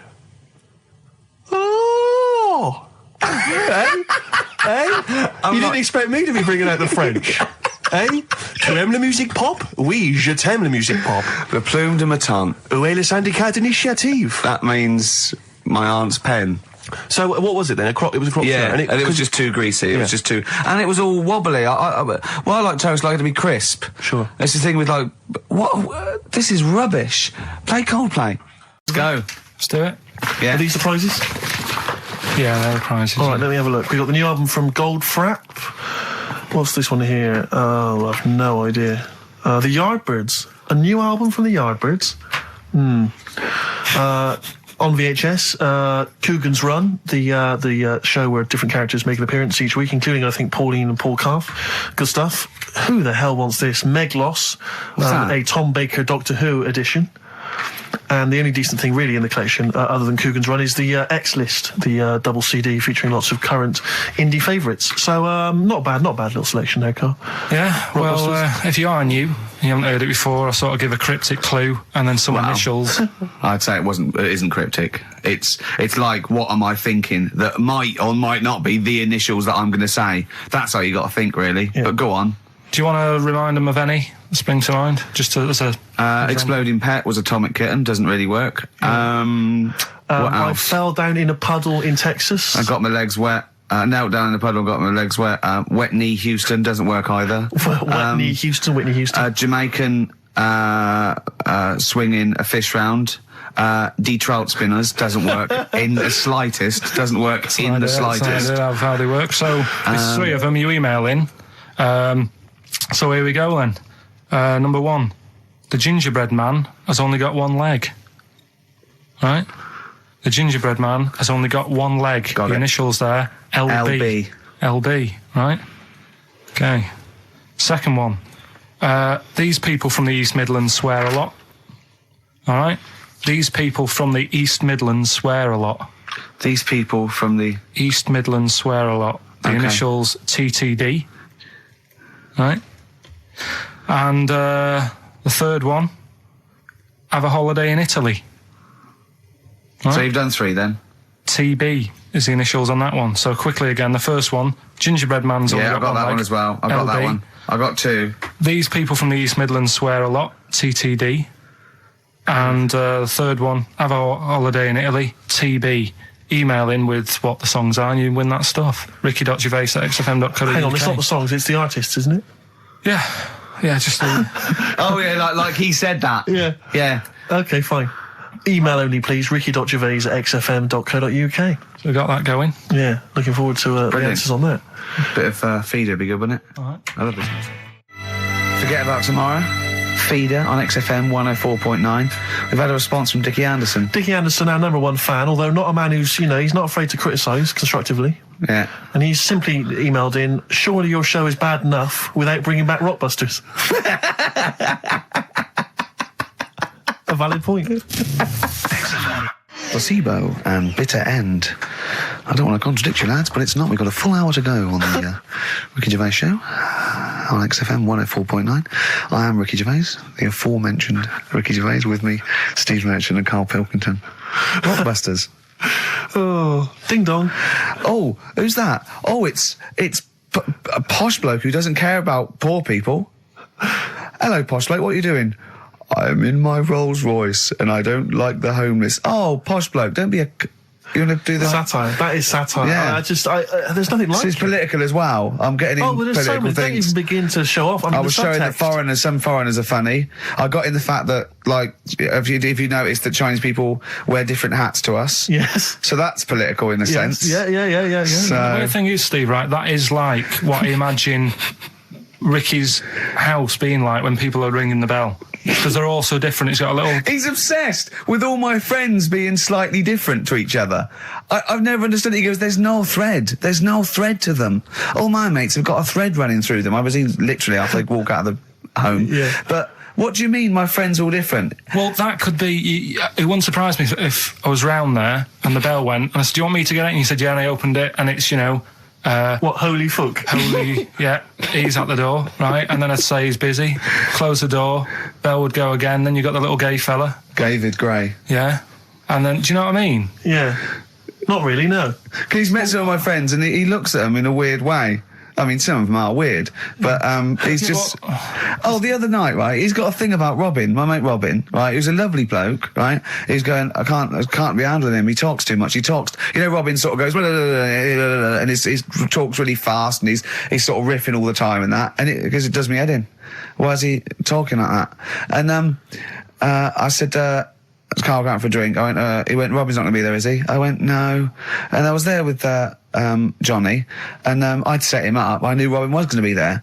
Robin comes in, sits down and goes, hi. I go, all right. Carl goes, oh, I'm going. And Robin sort of looks at him. I went, oh, don't be stupid. He went, no. And this is in front of Robin, who's confused. Carl goes, points at him, he goes, I said, was he going to be here? I don't like him. And Robin just... it was unbelievable. It was unbelievable. Appalling. It was unbelievable, Steve. And Robin sort of looked like really genuinely sort of upset. He goes, well, shall I go? I went, no, don't. And Johnny went, oh, Carl, he's a lovely bloke, right? And Carl went, well, no, I'm less annoyed at Robin now, who's done nothing No, of course. than you. And I went, look, just have a chat. He goes, no, it's not worth it. And Robin was going, right. I go, Robin, stay. He went, no. And I made him stay. And in the end, they were getting on, weren't you? Well, yeah, in the end... I can't believe, what were you thinking, Carl? What kind of a despicable man are you? That's why am I the bad one? Of all the things you've done, Hang on that is terrible. Why am I the bad one when it's Ricky's fault that we were both there anyway? We all understand. But it's a public place. You don't say to someone in front of them, I don't like this person, I'm shooting off. I don't think I said it like that. You said exactly like that. Yeah, and he was like genuinely confused, and he was sort of like sitting there thinking, oh, do I have to take this? What have I done? And he was upset anyway. He just done a show that didn't... You are one of those typical Mancs who are arrogant and they swagger around the place like, I don't need anyone. And I'll tell you this, if you ever lose Suzanne, you are going to be one lonely man, I'll tell you, because you make no effort to maintain your friendships. You say these sort of things that he's saying to you about Liverpudlians, and I'll tell you what, I've never met a Liverpudlian as rude as you. You're like the Oasis brothers, Larry, loud, rude. No, but I said no, Robin's all right. I had a chat with him. He was a bit quieter the other night. He was fed up. I said if he's fed up all the time, I'd be happy. I said he's fed up because you've just insulted him. And he said he was all right. He didn't talk much. I said when he was upset because he'd been in the show and he said, well, tell me next time one of his family dies, we'll have another drink. I don't know what you're like, Carl. I don't know what you're like, mate. You are I just think you're... The more I get to know you, you're not a good mate with him. You would like taking the fun out of his little thumbs that he's got.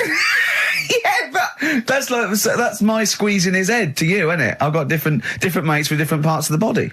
Yeah. I like to squeeze your head. I like to look at his thumbs and that. It's weird, because I was thinking of doing a bit of educating Ricky. Yeah. Right. I'm always looking for stuff, learning stuff as well as doing the other job and that. Yeah. And when we went out with Robin, and what does this mean to anyone? Yeah. I'm just having a conversation about people they don't know. Go on. Well, it's enough, innit? His name's Robin. He's got really small thumbs, right? He looks a bit like Millhouse, doesn't he? That sums it up. He's like Elephant Man. You know what you get in there, right? Robin, he's got little thumbs, right? So I wonder if he's listening. I wanted to do some research, and I thought, I wonder if there's anything on small thumbs, right? I found something. Do you know the saying, rule of thumb? Oh, is it an inch? Well, do you know what the saying means? Is it hitting your wife with a stick? Yeah, okay, apparently. Come on, explain. Well, rule of thumb, you know what that saying means if someone says... kind of, yeah. Well, it just means... a rule of thumb, it's a general rule. Yeah, exactly, yeah. Right. Well, where it actually came from is years ago, husbands weren't allowed to sort of clout the wife with anything. What was it like in the past? I know, yeah. You couldn't clout your missus. With anything wider than your thumb. The stick had to be the same, no bigger than your thumb. I know, So a big Robin bloke could do no damage if he went out with anyone. Although his is wide, it's got a little thumb like a little knob, isn't it? It's like it's truncated because it starts off normal. It looks like he's had his big toes put on his hands. Does he have to drink a pint with 2 hands? Yeah. And he's dropping stuff all the time. Can I just go back to the rule of thumb thing, though? The idea, what date was this? I'm not asking Carl, I'm looking at Ricky, because you're not going to have any idea, Carl. It's just going to be the past. Yeah. But I like the idea that... I think it's the same sort of day where, I don't know, you got hung for being homosexual and you could shoot a Welshman. I just love the idea that there's blokes beating their wives with shovels, logs of wood, and someo's gone, hang on a minute, everyone. Hold on, wait crazy. a minute. Let's have a look at your thumbs. What can we do? Wait a minute. We've got to have some kind of rule here. What about most grapes eaten in 3 minutes? I'll go. Do you want to do that? Grapes are easy, aren't they? That's easy. Great. Come on, grapes are easy. You sing it from Jesse Mailing, that's called Wendy. White Stripes, Seven Nation Army, that jumped twice. I apologise for that. You're the producer, Carl. Yeah. It jumped twice. Well, it's not my fault if people are slipping around because the burger's on the floor. You're trying to squeeze my head when the song's playing. What difference does that make? Well, anyway. Right. Don't do any. Right, I've just got some grapes there. We've counted them out. What's the record then? Okay, well, the most grapes eaten in 3 minutes. You've got 3 minutes, Carl, and you've got to beat Matt Hand from the UK, who consumed a total of 133 grapes in 3 minutes on the 8th of November 2001. Right, there's 150. So 150 in there. Right.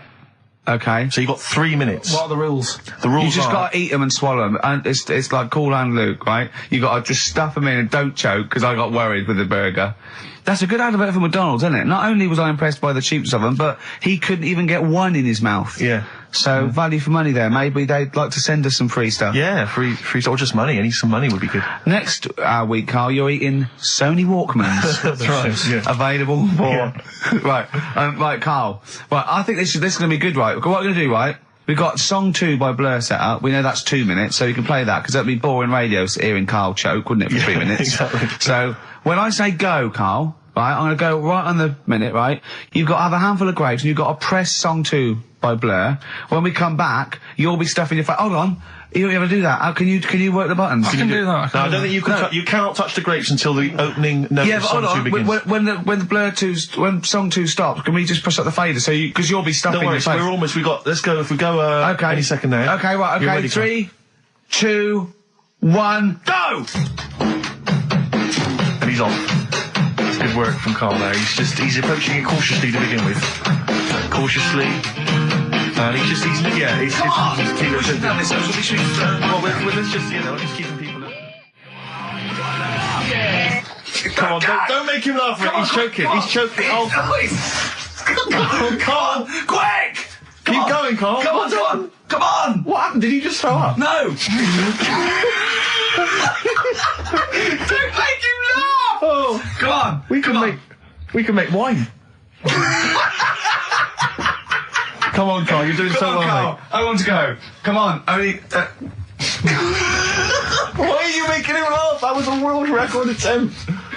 Come on, he's over. Keep going! Come on! You got 25 seconds. Come on. Oh, I think that was a shame, actually, because you were doing well, but something went wrong. I know, and I think those are bigger grapes than the ones I've seen before. They're quite big grapes. Look at his face, he looks so despondent. Come on, Carl, 8 seconds. Just a few more. 5. Come on, what's the matter? 2, 1. It's all over, Carl. It's all over. Better count how many you did. You can get good at this. We can get good at this over the weeks. I think that was a fairly pitiful attempt, actually. I really thought you had a... It's interesting, actually. These are harder records than you might think. Yeah, I know. 6, 8, 10. How do you feel after that record-breaking attempt? Not happy with that. What are you not happy about? The fella who did it, was he in hospital and just had loads of grapes? I was bored. I'm sure he wasn't producing a radio programme, that's for sure. Well, to be fair, neither are you. What was tricky about it? What did you find hard? I think having Ricky standing over me, sort of shouting, "Go on!" isn't normal. No. But that wasn't... He hasn't eaten any! Hold on, that's 50 left. That's quite a poor attempt then, by the seam of it. Would you think about trying to maybe do that again in a couple of weeks? Would you do some practice and try that again? No, leave it for the experts. And I noticed a tricky point. Maybe sort of when you had about 50 seconds to go, you seemed to be spewing things into the bin. What was that? Again, mainly Ricky standing over me. So 88. He's got 88 left. Okay, so what's the mental arithmetic there? Because we put how many in? It was 150 in the thing, wasn't it? What did I say? What did I say I had left? Well, I'm not doing it again. 88. So he had 88 left. So 62. God, you're only at 62. What's the matter with you, Carl? There's people start you at 62. That is rubbish. That's disappointment. Let's leave that. So you failed on 2 world record attempts there. 62, and the record's that is rubbish. What were you doing? Oh, yeah, but like I said, I've got a small throat. I can't drink a drink quick.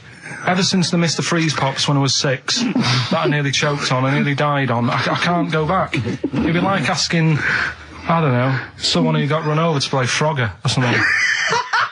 What's Frogger? What, you mean real life computer game? Well, just a computer game brings back memories, doesn't it? And I can't do that. What's Frogger? Does Frogger get run over? Yeah. It's a little frog. It has to run across a busy road. Do you know who he reminded me of? Apart from Hamburglar and Zippy and all that. When he was mentioning those grapes, because the shape of his head, it looked like a game of Pac-Man. Yeah. It did, as he was getting to him, it looked like... We should have had that music. It looked just like it. Oh, God. Do you remember there was a board game version of Pac-Man? Was there? I mean, the only thing that Pac-Man had was the fact that it was on a computer and it was a little face eating things. But imagine that as a board game. But there's board games of, like, things that you don't need board games for. Yeah. It's like there's board games of charades. Do you know what? You don't need that. It's like parlour games. Board games of let's watch the telly. Yeah. Let's play sit around. And it's all like 1999. You don't need it. New from Mattel, a stick. Simply run along, clanking it against a fence or a metal grate. It's fence stick. And a picture of it. Oh, Nan, that's my stick. I'll tell you That's what. my fence stick. Do you know I saw in a shop recently the board game of Cold Feet, the TV show. That is a winner. You are John Thompson. Yeah. Go back. Yeah. It's a good game. Drink 8 pints. Go on. Songs of phrase. Songs of phrase, nicely done. Songs of phrase. Yeah. Let's redo that. On to the classy stuff. Yeah. Do you want to do the prizes first? Right, now then, where are they? Here they are. I haven't seen these, but I'm excited as ever. Alright, we have a t-shirt there, arbitrary t-shirt that you have probably stolen off of someone. What does it say? Is it the Red Hot Chili Peppers? So if you found that, that's not too bad. It's a big t-shirt there. On DVD, should you be giving this away? This looks like it's the film Don't Say a Word. Yeah. And it's, it doesn't have all the proper packaging. It's literally the disc, the DVD disc, just loose. So enjoy that. The current album from Oasis, Heathen Chemistry, DVD, on DVD, The Life of Mammals, the complete series, the David Attenborough recent DVD, that. Walking with Cavemen, which I think is a DVD, it's currently on TV, isn't it? And, well, there you go. Also the X-List, which is a good new compilation, double CD compilation from XFM with loads of stuff on there, including Nerd, Snoop Doggy Dogg, Athlete, all sorts. Go on then, Carl. So not bad, actually. Nice one. Well done. Right, so, yeah, it's a phrase that's been said at some point, or said a lot on the show. We've had, like, Hairy Chinese Kid. We went back to, my mum had wind for 5 minutes and that.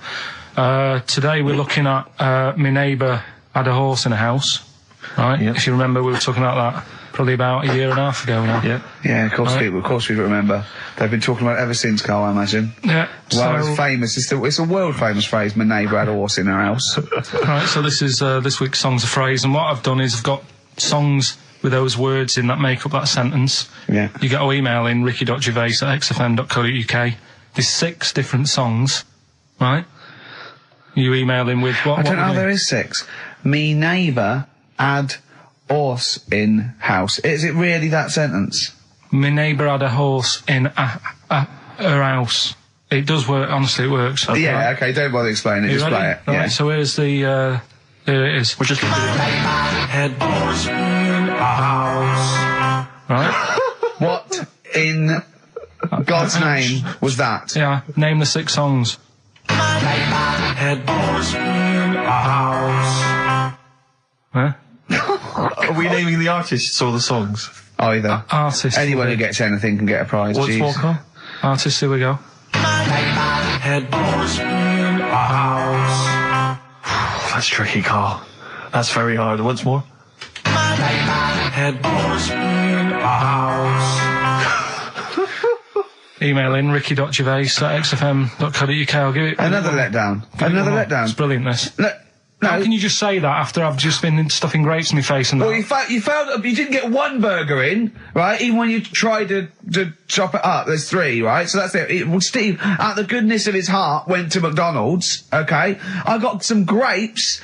At 62. That's got nothing to do with this, though. This is my game show here. Bob Holness didn't say, yeah, Blockbusters is good, but I never see him eating grapes. So this is a different thing. Forget that. Right? Here's the clips again. Here's the clips. Oh, you know I said I was going to turn over a new leaf and not criticise your ideas? I think it's the end of this one, mate. Oh, he's done it again. It's atrocious. ricky.gervais@xfm.co.uk if you've got any idea. XFM. Dandy Warhols.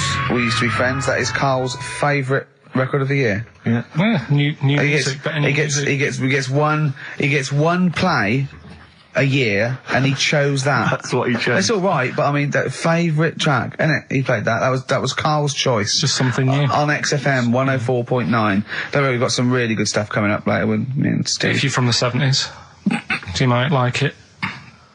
You see that he's getting too cocky, isn't he? Arrogant. He's sort of like I mean, we've tried giving him something in his life. He's got, you know what I mean? He comes in and tells us this sob story of just like a trail of failures, and we've said, Carl, come under our wing, right?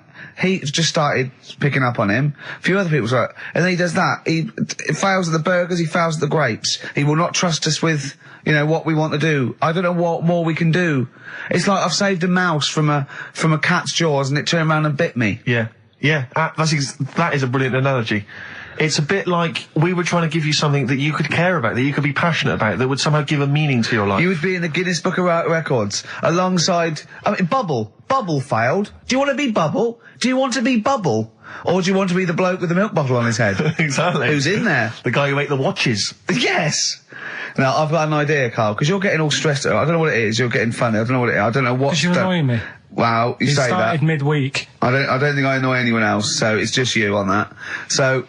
I thought maybe we could all 3 of us go away to a little health farm for a weekend, just get like a triple room. Right, and that isn't happening. Why? You've just reminded me, because you've been annoying me. Steve started getting on your case, you know, sort of ganging up on me. I'll tell you now, Steve, I just forgot. Remember a couple of weeks ago, you said to me that my pub quiz team is rubbish. Yeah. Right, well, it doesn't matter anymore because you're not part of it this time. That's bad. That's bad, because it's interesting you say that, Carl. Carl, you say that because I tell you this, I found someone, mate, who could be filling that tricky 5th member. I wanted to test him out this week, mate. On your team. Test out on your team. Because I'll tell you what this is like. I don't know if you're familiar with Paul Ince, who used to play with Man United, right? But everyone used to say he's the governor. Right, even the players used to call him the governor, right? And Alex Ferguson at Man United was like, I'm not having this. Yeah. I'm in charge here. And he got rid of him. And that's what's happened. You were moaning the other week, saying your team's rubbish, you don't know what you're doing. Yeah. Well, let's see how you do on your own, right? He's turned, isn't he? I'll be honest, Carl, I'd like to be on your team. Well, sorry, Paul Ince. You'll have to go and join Middlesbrough, or wherever it is it's gone to. Carl, what can I do to get back on your team? It's not happening. I've already filled your boots. Don't let him have the upper hand, Steve. No, wait a minute. I'll tell you what always annoys me, though.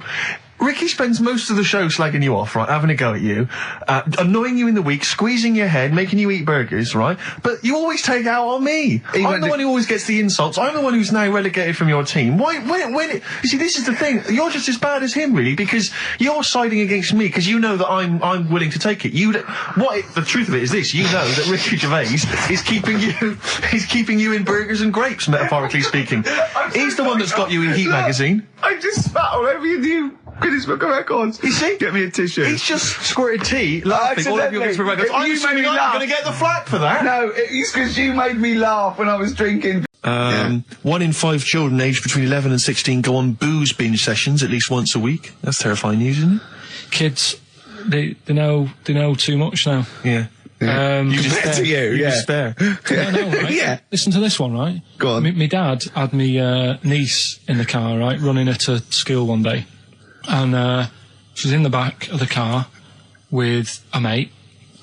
And they were chatting away about stuff like kids do. And he got onto the topic of one of the mates who he said, I mean, you've got to remember, my niece, this point, was probably about 5 or 6, something like that, right? In the back of the car, talking about My Little Pony, whatever it is they play with. Subject changed.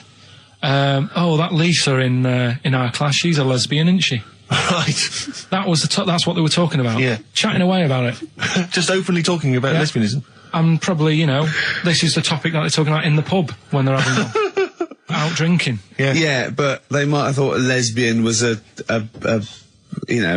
funny word or something. You don't necessarily know the ins and outs of it, do they? It's weird though, isn't it? Because when I was younger at school, you didn't you swore a little bit, but it wasn't like major swear words, and you sort of did a little bit of nicking, but nothing like they get up to now. I mean, my girlfriend, when she was about 7 or 8, she was walking to school with her mum, and she called her a C-U-N. Right? You are joking. No, she said, because she thought it was she said she thought it was a big furry animal. So she was being nice, and I remember, where'd you do that? Where'd you do that? Just heard it at school. So they might not know what it means. Well, I tell you, I'm gonna have to use kind of euphemisms here to tell this story, but when I was at school, I learned, the stronger version, it's not the same word, but it's very similar with one letter changed. I'm gonna use twit. Yeah. You know the word I'm thinking of? Yeah. But I'm going to use the word twit to replace it, right?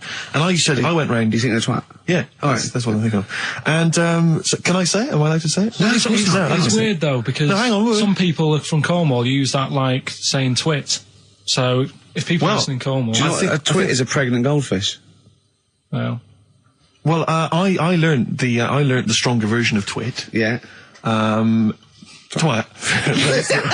For those that aren't sure. I learned this in school when I was like 10 or whatever, and I didn't know what it meant. I thought it was just a stronger version of twit. Yeah. I thought it was just if you were really annoyed with someone because they were a real twit. Because I is worse than I. Exactly, apparently. So, Carl would be a twit. And so I started using this at home because I didn't realise what it meant. I started using this at home. Oh, you twit, you're a twit. And saying it to my dad, you're a twit, but not saying twit. Yeah. And my dad didn't know what it meant either. That's great. I couldn't believe. So he started using it as well, right? So then we'd be driving in the car. He'd be saying to my mum, "You stupid twit." Say this to my mum, "You don't pull over, you're going to bum it, you twat." Saying this. Then I learned at school from Mark Johnson what it really meant. Yeah. Stopped using it, obviously finding out it was quite an offensive word. Yeah. I didn't want to bring it up to my dad. I didn't want to sit my dad down and say, "Dad, you know that word we've been saying? Yeah. You know what it means?" So now, to this day, I've never brought it up with him. So we'll be driving, I go home for Christmas, we'll be driving around, he'll be calling my mum that word. Left, right and centre. I think she knows. I think she's just embarrassed. Or she's just upset and she knows what it means. She goes, "Why does he keep calling me this terrible word?" But he's the only one, I think, in our family who doesn't know what it means. No one's got the guts to say. I don't know whether I should tell him this Christmas. What a twat. I know. Go on, that one. Right. In Turkey... Nice. It's not, actually. Mm-hmm. That's where I went, and there was them little fellas after Suzanne in the kitchen. What? What do you mean? We went to Turkey. You went to Turkey and there were some little fellas. Well, they had quite a few sort of midgets working in the kitchen. Why? Is it a theme?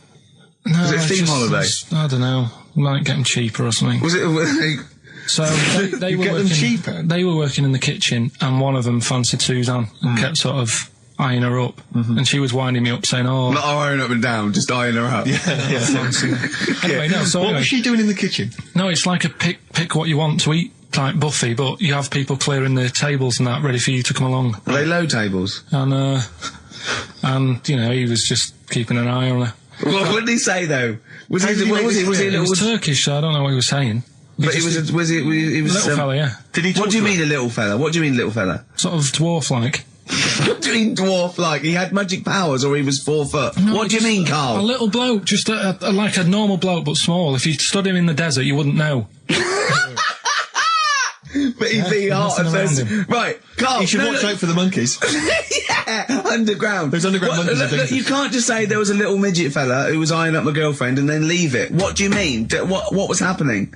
This is a story to us. This is much more interesting to us than, and she was deaf, right, and she hit her head. That's much more I don't understand how it manifested itself. Did he come over and say something? No, do you know when it's like girls know, don't they, when someone fancies them?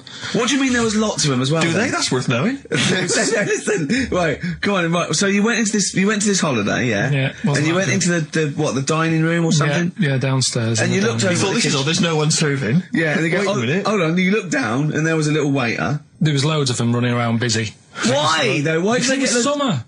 What do you mean? Because it was loads of summer. them. They had more of them They on. come out in summer. They come out in summer. What do you mean they had more? What do you mean? Because it's busy, isn't it? Well, no, but they hibernate in the Why winter. were they all midgets? I don't know, maybe it doesn't heat stunt your growth or something. No! Well, they just happened to, maybe it was a thing that they did for tourists or something, I don't know. I just got on with my meal. It was a holiday, do you know what I mean? God. Right, So it's a midget serving. I'm not going to ask any questions. Right, okay, yeah. So they're all little fellas running around, and this one always was like, you know, oh, do you want a new serviette? You know what I mean? Going out of his way to sort of... for turning on the charm. Yeah, he was going out of his way. The others weren't. Right. I think what was happening is he'd been working with Santa all the winter. Yeah. This is sort of little summer break. This one He was hadn't seen your a girl. waiter, and so he was being polite to you. Maybe. But what did Suzanne say then? Well, she was using it to wind me up. What was she saying? Oh, he's... Oh, just like, you know, look he may be small, but he's well, built like a... Yeah, he's all man. So... Were you jealous of a midget then? You were jealous of him? It is a bit annoying, isn't it? Why? It wouldn't bother me as much now, because I've been with her for ages. Right. But at the time, that might have been one of our first holidays, and it's like, you don't know, want to be what's going on? I paid for this holiday. Yeah. And then you get off with a midget? Yeah. Oh. So anyway.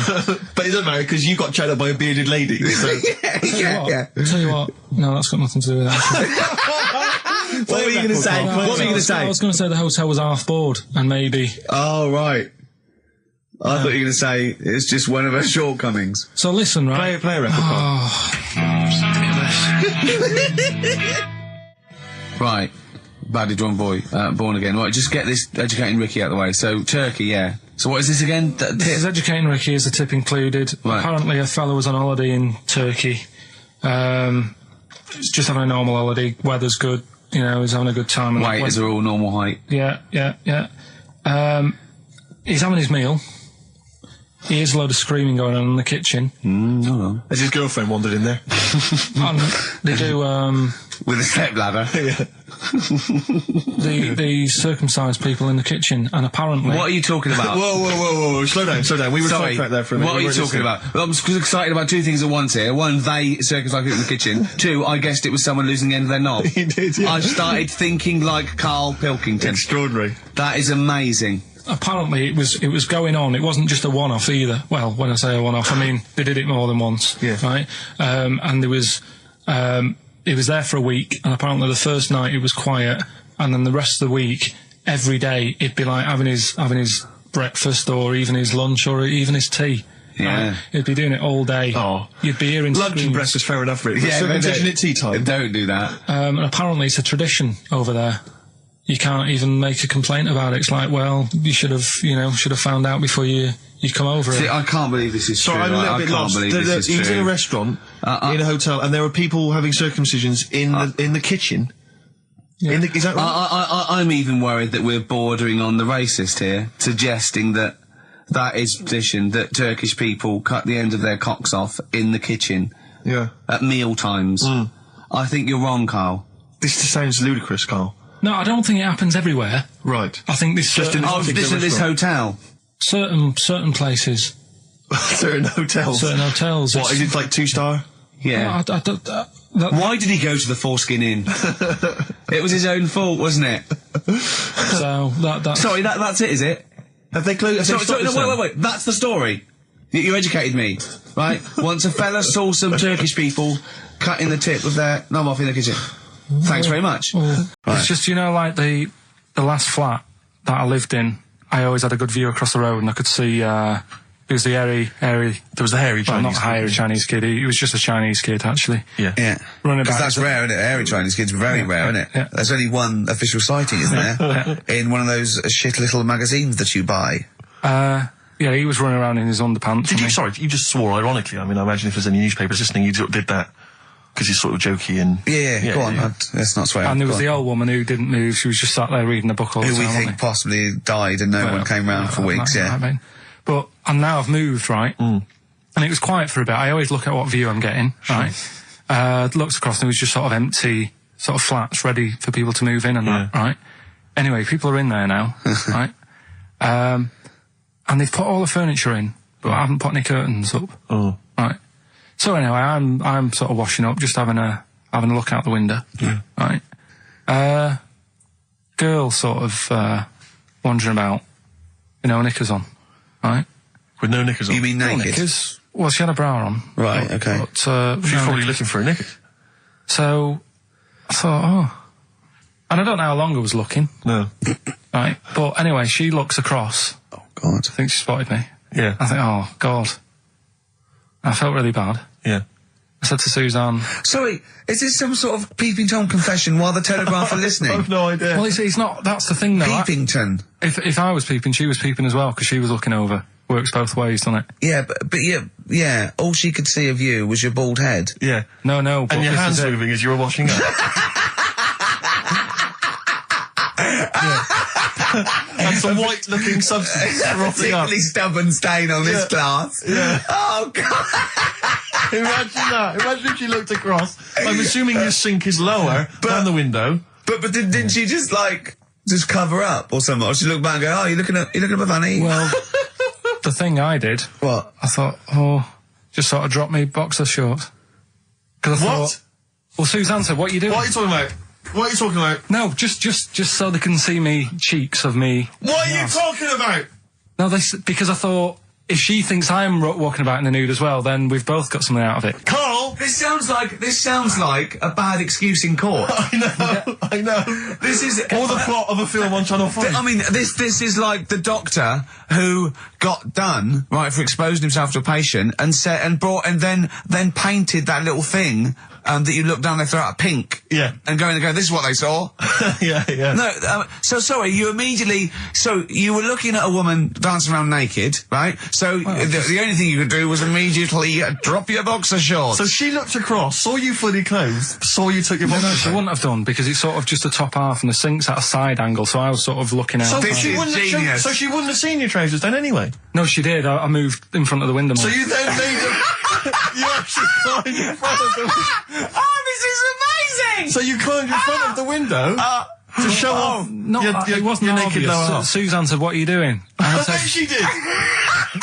What are you looking at? So I sent you in here to clean what up. What are you doing? I'm just taking my trousers down, stand over the window. Why? Because there's a naked woman across the road. What do you think I'm doing, Suzanne? I'm exposing myself while looking at some free funny. Leave it. What's up with you, Suzanne? Leave it then, leave it. Christ. Are we doing Rockbusters or Yeah. She sent you in there to read up on Einstein. Yeah, but I know you guys are laughing about the height thing, and for those that have only just tuned in, I am 6'7" tall, which is tall and that's big, and I pride myself on it in a way. I've worked hard, I've not smoked, I ate well, Yeah. It's an accomplishment, but obviously I didn't have much involvement in it, I just am. And it's a curse because mainly the problem is that you can't get stuff, you can't get clothes, you can't get shoes, Yeah. Size 14 feet. Yeah, but it is genuine, and I don't know, it costs a lot to buy a pair of size 14 shoes, and if you were genuinely poor, I don't know how you'd afford to be tall, because the clothing costs more, everything costs more. I've seen this in comics, that you'd actually go to school in a barrel. Wearing a barrel. With just braces, it'd just be a barrel, and you'd have sort of flip-flops, and you'd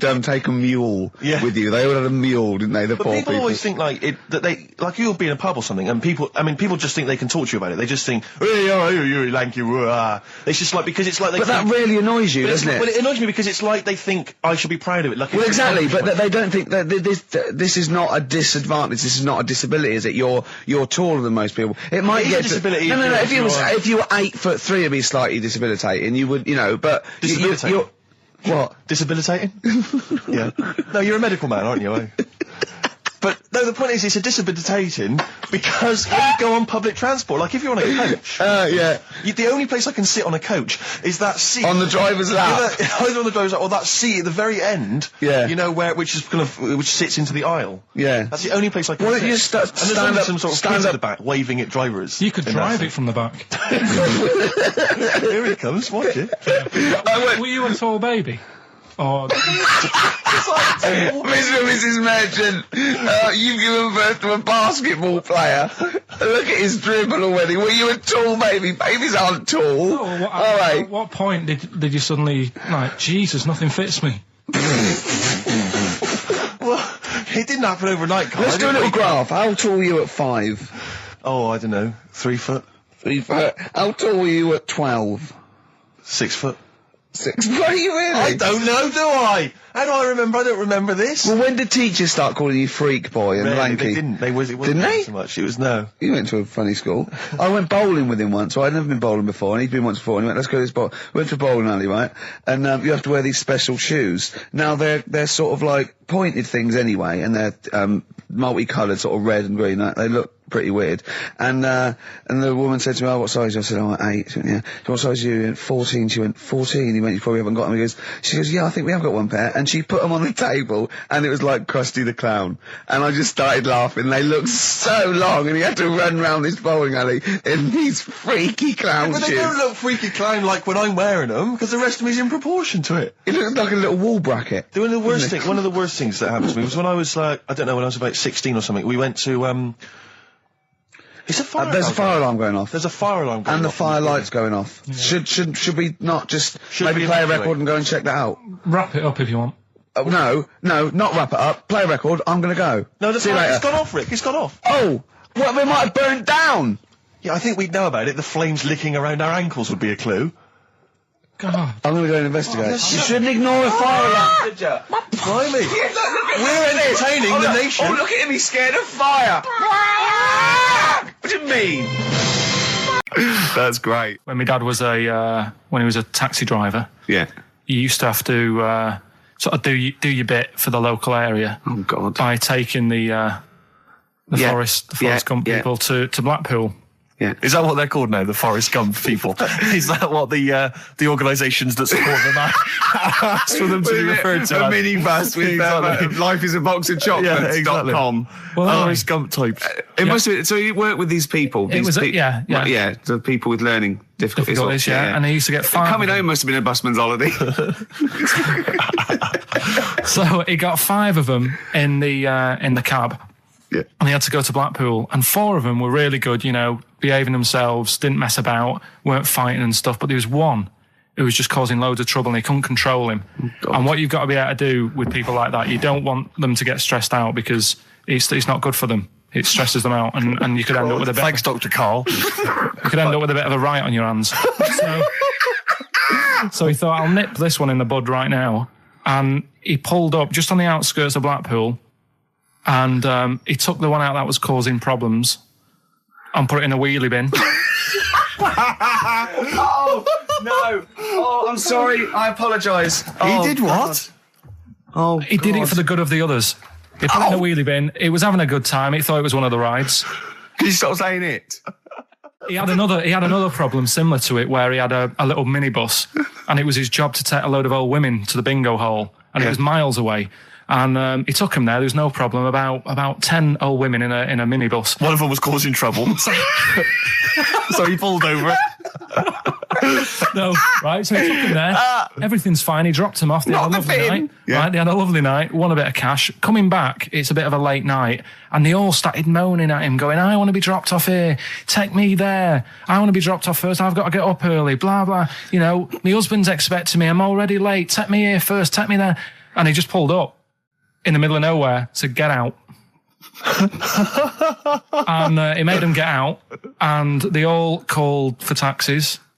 They charged that company who was meant to be taking him home in the minibus, and he got the sack. My mate, Anthony, his mum called up my mum and said, I've got to meet up with you. I've got to have a word with you. And she said, "What about?" She said, "I don't want to talk about it over the phone." So she goes, "Oh, right. Well, yeah, come round tonight then." So anyway, my mum sees me. She don't want to be in an awkward position and be a bit embarrassed and what have you. So she sees me and she goes, "Right, Anthony's mum's coming round. What have you been doing?" Yeah.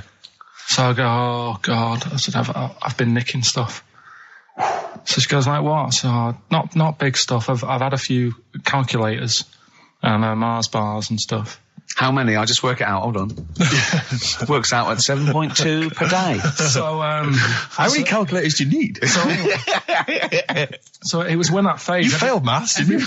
Everyone wanted a calculator. It was like a trendy thing, wasn't it? Right. Oh yeah. In Manchester a couple of years ago. Yeah. So anyway, so I told her all this and I confessed to computers will make it there one day. I confessed to There's magic in the back of battery. Go on. Confessed to nicking all this stuff. She comes round. She only wanted to borrow some money. Brilliant.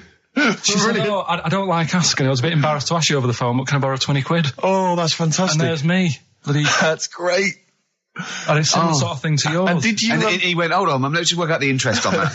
I bank 10%. She'll owe you £4.40. Oh, so your mum was a loan shark. yeah. And did she mention? She went, I just with that other, because what I'm saying is presumably you got your mate in trouble. No. Right, you didn't. No. She went, no worries, I'll just go and get my purse. It's on the dressing table. Exactly. Yeah. Carl. Monkey news. We might as well leave it. No, come on, tell monkey news. No, it's nothing that great, really. Is it worth playing the jingle?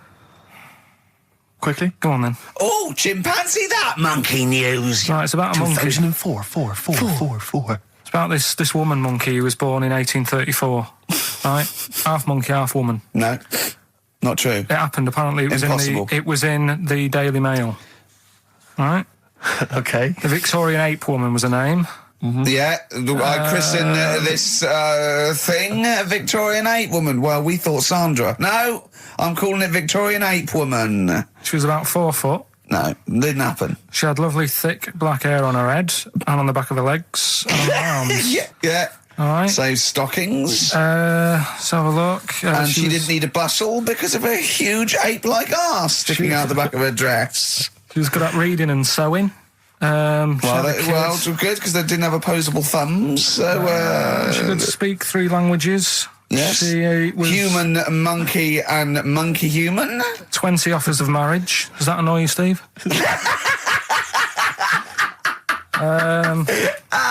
Absolute twaddle. All right, well, that's more rubbish than your soul weighing an ounce. Let's leave a Victorian monkey woman. Leave it there, then. See you next week with some more twaddle. I was worried we wouldn't have the old magic in 2004, but we're still talking shit. Merry New Year. It was good, but then I got back, right, Steve, and called up Ricky. I said, right, are you about? Have a chat and that. So he said, I'll just come round. It's a nice day. Have a drink and what have you. So I got round there at about 6:30, right?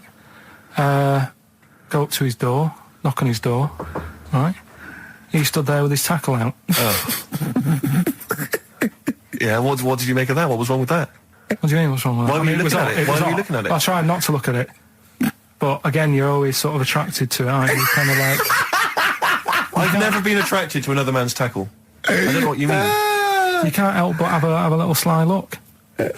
Especially when it's there. When you ring the bell, and I mean the one on the door, right? And that's hanging out. And does he dress to the left or the right? It was to the left, right? Yeah, it was left, yeah. Just popped it out of my shorts for him. Just popped him out of the shorts. Should have seen the state of him. Shorts on, no top, cigar. Looked like someone out of The Sopranos. It was a mess. Yeah. And then we sat on the balcony drinking wine, didn't we? Did you pop it back in, or was it? Yeah, I popped it straight back in. I got the laugh. Sure. I got the laugh I wanted. Yeah. He walked in. He went, "It's not that hot." Straight away, it's not that hot. Oh, brilliant! Then, was that knob news, or is there more? No, it's got more knob news. That's just a taster. Just a taster. Listen, let's play some average. Let's play some great music, and maybe we should have some early knob news. Early knob news coming up. XFM. Oh, I was just wondering, I was thinking last night, he said, supposing you had to have your hands removed. Sure. Right? And the doctor said, well, you can either have them stay like that with stumps, or I can sew feet there. What would you have? And I was bleary-eyed, and I went, the stumps? He went, yeah. I went, all right? He went, yeah. And then what was his follow-up text to that? And then I got the text, it was obviously before it, and it went, and it was like quite serious. What would you do if surgery not doing your hands? Would you have stumps or the feet? Right? Now the way, when I said, he's made his mind up. And I went, the stumps, he went, yeah. I think secretly he decided on the feet, but was too embarrassed to tell me. There's a little bit of what would you do? Because But why did you think of this? Why did you think of this? Girlfriend's away, right? Yeah, no, that's not why you start thinking bizarre I'll tell you devices. Now, right? I'll let you into my little mind, right? Last night, I had some beans on toast, right? She was away. It's good already. She was away, so you had some beans on toast. She went wild. Yeah. Right?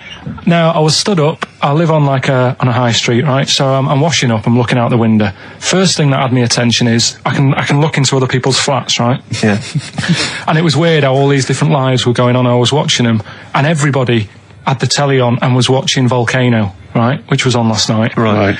And I thought, oh, that's weird, right? I can see them all watching it. And it was like a little Chinese lad who was dancing around in some underpants. Yeah. And then there's a little old woman who lives downstairs who was reading a book, and she's always reading a book every night. And it's like, I have a better life than her.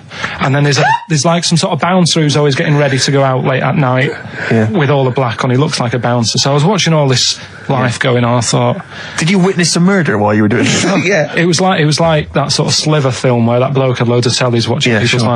So that was going on in my mind. And then I was washing up and I picked up the plate and I thought, oh, it's amazing, isn't it? The human body, the way you can just sort of, I want to pick that up, and you do. Yeah. And the way your hands work, right? Yeah. You've got 5 little digits, but it's just the right amount to do to do what you've got to do, right? So I'm cleaning the plate. Sorry, Carl, stop. It's just the right amount. Might be one of the most genius things I've ever heard said. I would love David Attenborough to phone you up and say, Carl, how do I word this about the evolution of the mammalian front limb? Just go, we'll just say it's the right amount. But it is. One of course extra would get in the way. Yeah. And one less would just make it that little bit more tricky when picking up a bit of a slippery dish. Or buying gloves. Yeah. Good, that, isn't it? On XFM, 104.9, Ricky Gervais, Steve Merchant, Karl Pilkington. As ever, Rick, there's always someone who steps in to defend Carl. Okay, what is the defence? What is the defence? Here's an email from Scott Coomer. He says, Carl is actually right. I've got an A-level in statistics and probability. It doesn't matter how long they have and how many monkeys you have. You cannot guarantee they would type the complete works of Shakespeare. Infinity makes it probably they would get it right, but not definite. Yeah. Well, yeah. Yeah. That's what I was saying. No, you weren't saying, Carl. You don't understand it. Infinity sort of sorts it out. That if they do anything, they nearly do everything, won't they? No, I mean, they'll give it a good shot. No, that's not the point. But the I'd point be is surprised if they did one page right. Right, listen. It's not to do with consciousness. It's not to do with them aiming. They are just bashing away at the keyboard. It's like they're used to show that there isn't consciousness. They chose the chimpanzee because it can type, presumably, hit the keyboard. It's because they hadn't come across you at the time. Yeah. It's to take out thought out of it. It's to take out reason and trying, right? It's just random. They're saying that if you typed enough things, if the computer was left typing everything, if you left it for an infinite amount of time, and they chose Shakespeare because there is meaning behind it, and it's difficult to get it exactly right, to show you that Infinity would come up with it's not just Shakespeare, it's every novel. It's everything. Fairly eloquent there from Gervais. A quick riposte, please, from Karl Pilkington. No, I'm just saying, what I don't understand, if it hasn't read it, then how does it know where it's going?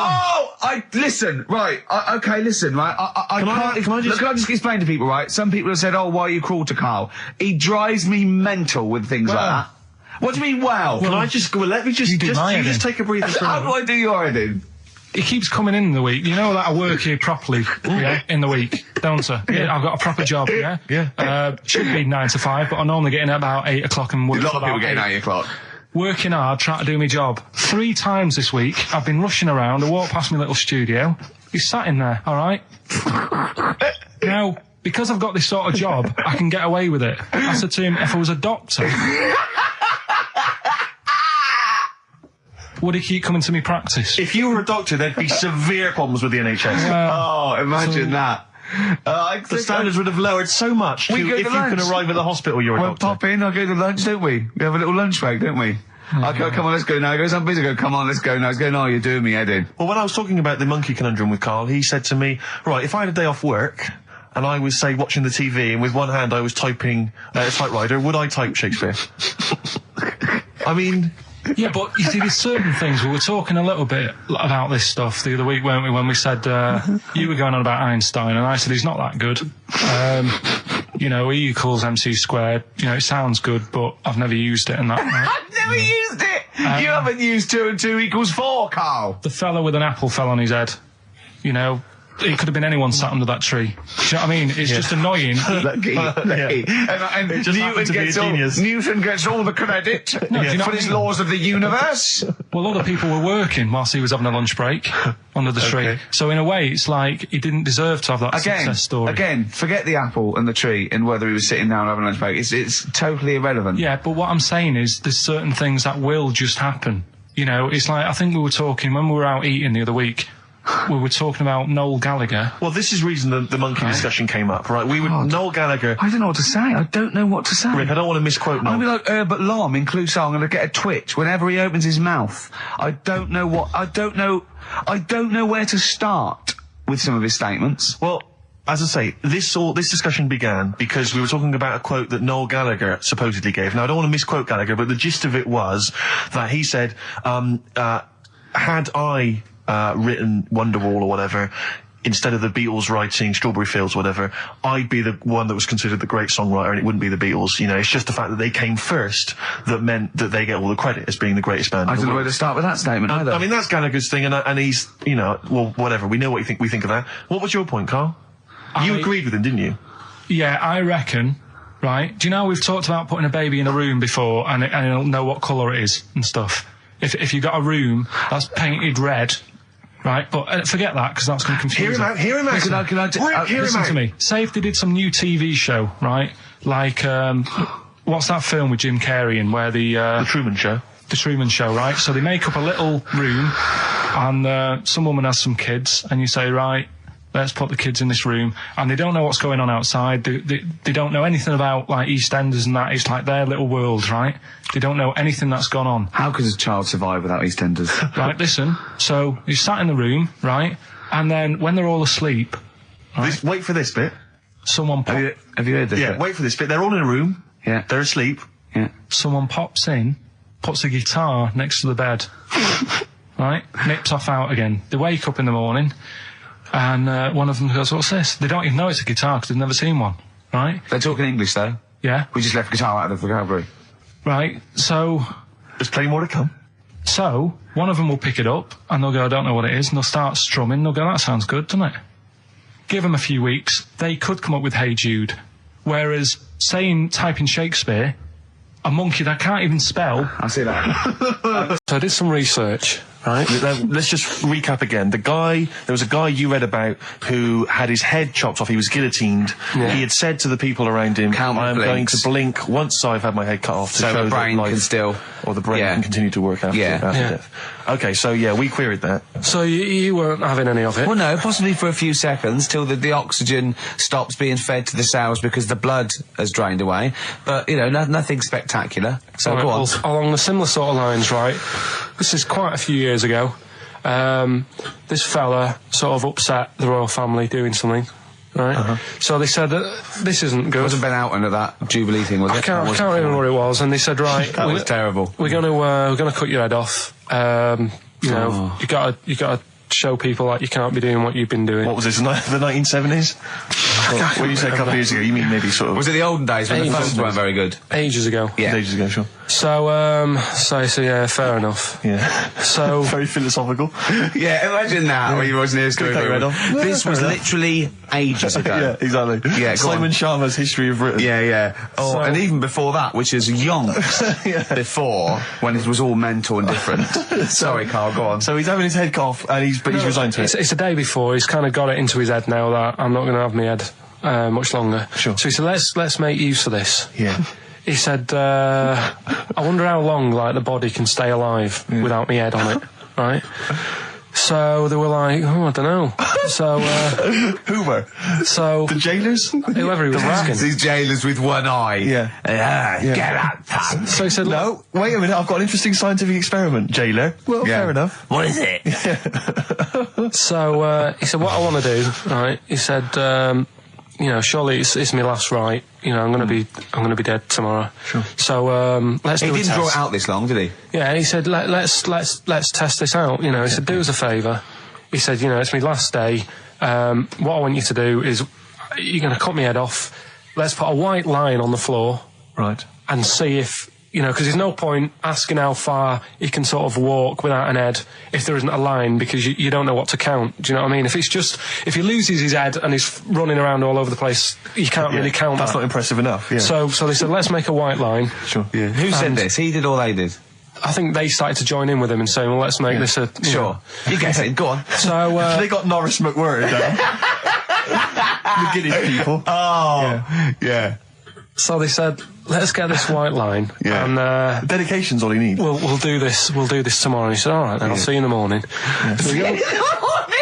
I'll see you in the morning. Night, sleep tight. Bye. I love the fact that Carl knows exactly what was said. Yeah. Oh, that's beautiful. Yeah. He doesn't know the story or what order it is in or when but it he was. knows exactly what was said. But he knows the introduction. All right then, see you in the morning. Bye. Oh, kissy. Oh, I'm not like that. Oh, you joker. Don't let the bed bugs bite. Yeah. Anyway. So he gets up. Do you want a paper tomorrow? No, I'm all right. Go on. He gets up and they say, right, you know, today's the day and that. And he said, well, you know, I've got used to the idea. So here's a white line for you. Got used to the idea. Go on. So they go, right, are you ready then? And he said, I go on. And they cut his head off. And the body walked 32 steps without a head. Wow. 32 steps. Incredible. And that's the lesson, really. Did it get as far as it walked along the white line, did it? Yeah, it stayed along the white line, did 32 steps, and then started to stumble a bit, and it just fell over. Yeah. But, you know, it was a test that your body can still keep alive for a little bit. Yeah. When you've lost your head. Absolute twaddle. Absolute twaddle. What do you reckon you can do then without an head? How many steps? Nothing. There'd be muscular spasm, right? Yeah. It would twitch a bit. It would, yeah. You could not distinctly take 32 steps. The body don't... Yeah. Is the doctor still on the line? Yeah. The fella that bought 6 parrots. Yeah. And, you know, you could have got 32 steps. Right, so A you don't beheaded believe man that. doing a bit of line dancing. Right, you don't believe that, but something that you do believe that a cockroach can live a week without an head. It can. Slightly different kettle of fish there. Why? Wow, insect to human is what I'm thinking. Yeah, that difference. There's not that much difference in Well, of some course there insects. Do you know that a snake has a heart and lungs and kidneys and stuff? Go on. No, well, I'm just saying. So? You're making out as if like they're a totally different like species. I am making out. I mean, call me old-fashioned. Do you know what you're talking about? I don't want you embarrassing yourself, Rick. Yeah, I am suggesting they're totally different beings. Yeah, that is. Yeah. Now, Carl, the cockroach is a very different thing. The interesting there is that it lives without its head, because a lot of it's on. There's some of them are phototropic, chemotropic. Some of them just literally have irritation and muscle memory. I mean, they do have a central nervous system, but it's very different. So if you lose the head, it bypasses a lot of that anyway. All this is running around. The reason it dies is because it can't take on water. But it's very different to a man, right, having consciousness and then losing that, and the body still going, no, I think I remember what I was going to do here. Yeah, so I'm going to carefully walk 32 steps along this white line. Imagine just looking down going, oh, missed a bit. Yeah. Maybe the head was in the corner going, left, left, left, oh, he's now... Well, let's just put it out. I mean, if anyone listening has maybe had a relative beheaded, maybe in a horrendous car accident, but they got up, maybe they went for a walk, they had a little chat before they passed on. Carl. Get in touch. Carl, you are my favourite being. You are my favourite species. Now, you, Carl, may not be particularly different genetically from a cockroach. You are. Why can cockroaches do that? Why whoever made them went... Let's play a record. Do you know what, when I told him this fact, I send him little facts on text messages just to inflame his, interest. I just sent him a cockroach can live 9 days without its head. He texted back, what's the point of that? Yeah. What's the point of They're that? not doing experiments, these cockroaches. He's a boring last week to have. And he went, and on top of all that, you're thirsty. So it's the worst week of your life, isn't it? That week without your head. Just get this educating Ricky out of the way. So, Turkey, yeah. So what is this again? His educating Ricky is a tip included. Right. Apparently a fellow was on holiday in Turkey He's just having a normal holiday. Weather's good. You know, he's having a good time. Waiters are all normal height. Yeah. He's having his meal.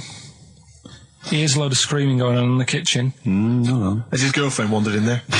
And they do, with a step ladder. They circumcise people in the kitchen, and apparently... What are you talking about? Whoa. Slow down. We were sidetracked there for a minute. What are you talking about? I'm excited about two things at once here. One, they circumcise people in the kitchen. Two, I guessed it was someone losing the end of their knob. He did, yeah. I started thinking like Karl Pilkington. Extraordinary. That is amazing. Apparently it was going on. It wasn't just a one-off either. Well, when I say a one-off, I mean they did it more than once. Yeah. Right? And there was... it was there for a week, and apparently the first night it was quiet, and then the rest of the week, every day, it'd be like having his breakfast, or even his lunch, or even his tea. Yeah. He'd be doing it all day. Oh. You'd be hearing lunch and breakfast, fair enough, really. Yeah, circumcision at tea time. Don't do that. And apparently it's a tradition over there. You can't even make a complaint about it. It's like, well, you should have found out before you come over. See, I can't believe this is true. I'm a little bit lost. Believe this is he was true. in a restaurant, in a hotel, and there were people having circumcisions in the kitchen. Yeah. Is that right? I'm even worried that we're bordering on the racist here, suggesting that is tradition, that Turkish people cut the end of their cocks off in the kitchen. Yeah. At meal times. I think you're wrong, Karl. This just sounds ludicrous, Karl. No, I don't think it happens everywhere. Right. I think this just in this hotel. Certain places. Certain hotels. Certain hotels. What is it, like 2-star? Yeah. Why did he go to the Foreskin Inn? It was his own fault, wasn't it? So that's... Sorry, that's it, is it? Have they closed? Sorry, no, wait. That's the story. You educated me, right? Once a fella saw some Turkish people cutting the tip of their knob off in the kitchen. Thanks very much. Thanks very much, Karl. Got any more? Well, there's things you can learn from it. Either don't go to Turkey. No! Don't have calamari when you're over there.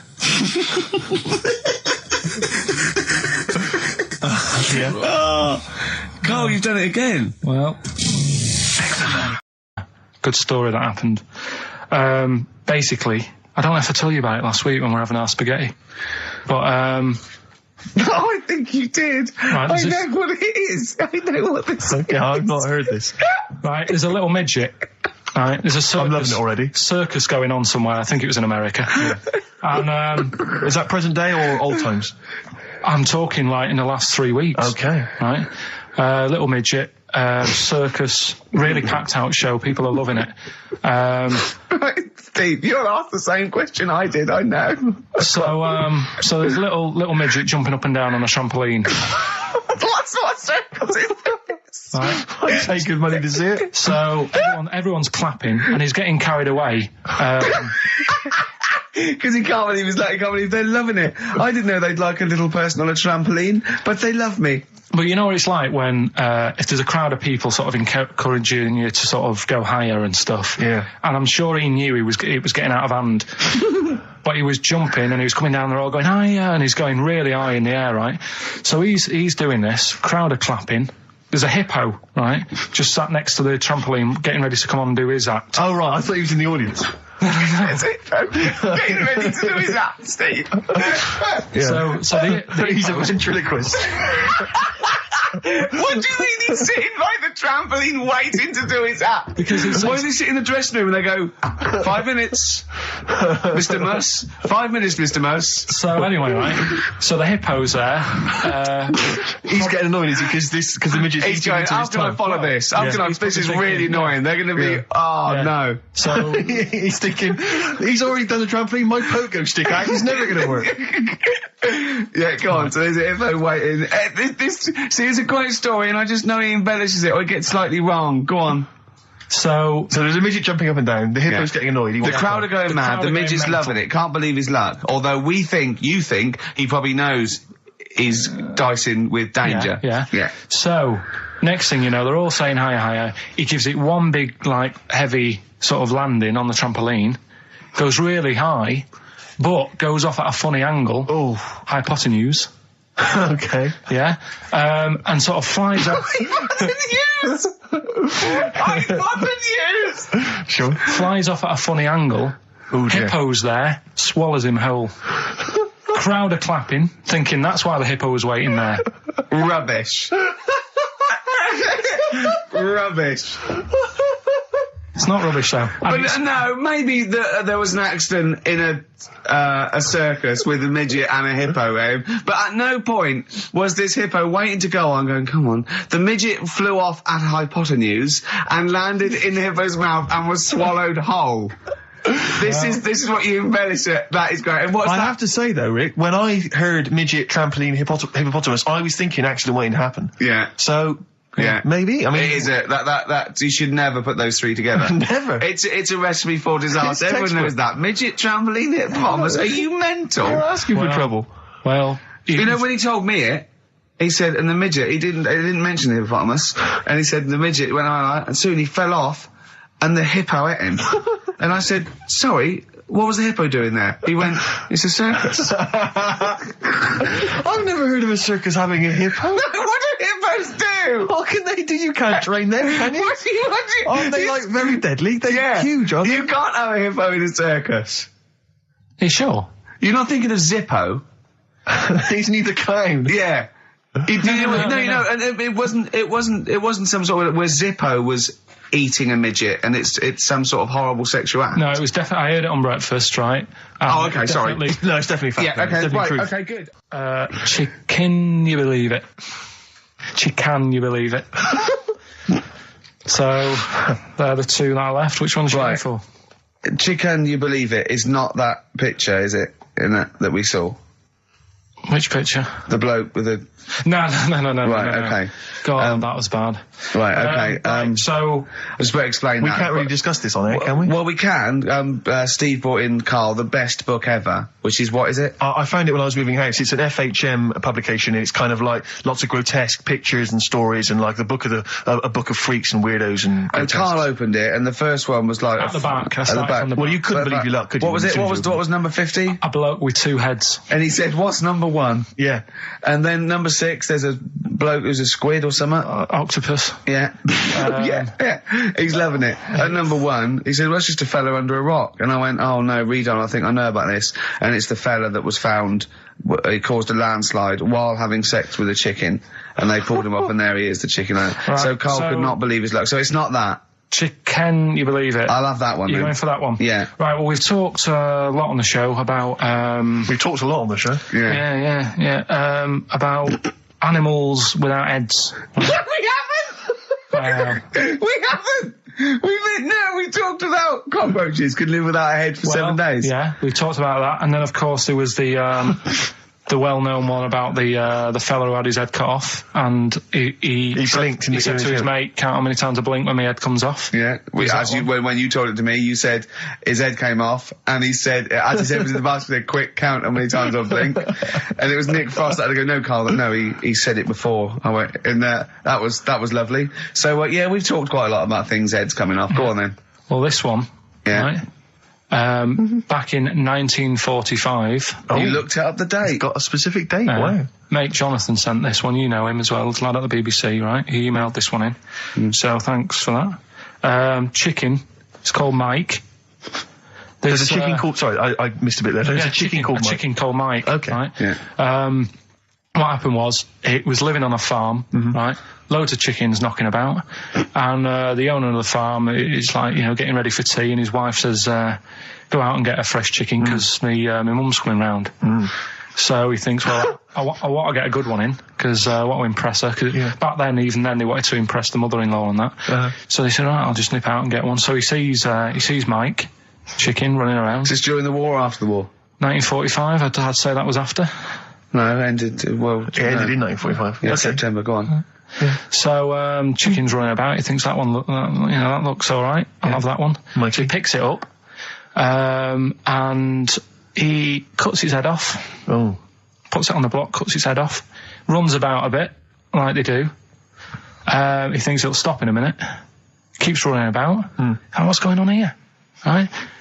He's now like chasing the chicken without an head. Yeah. He's saying he should die in a minute. Anyway, doesn't die. Chicken's walking around with no head. Lives for 18 months. Yeah. Chicken with no head. Yeah.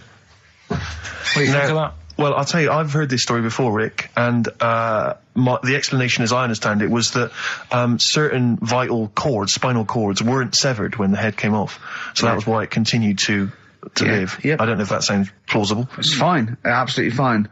How did it take on protein and energy? The fella who owned it, he said, well, hang on a minute. He said, I could kill it now. But I've got a wonder chicken here. But he's thinking, it must really want to live. Sure. Right?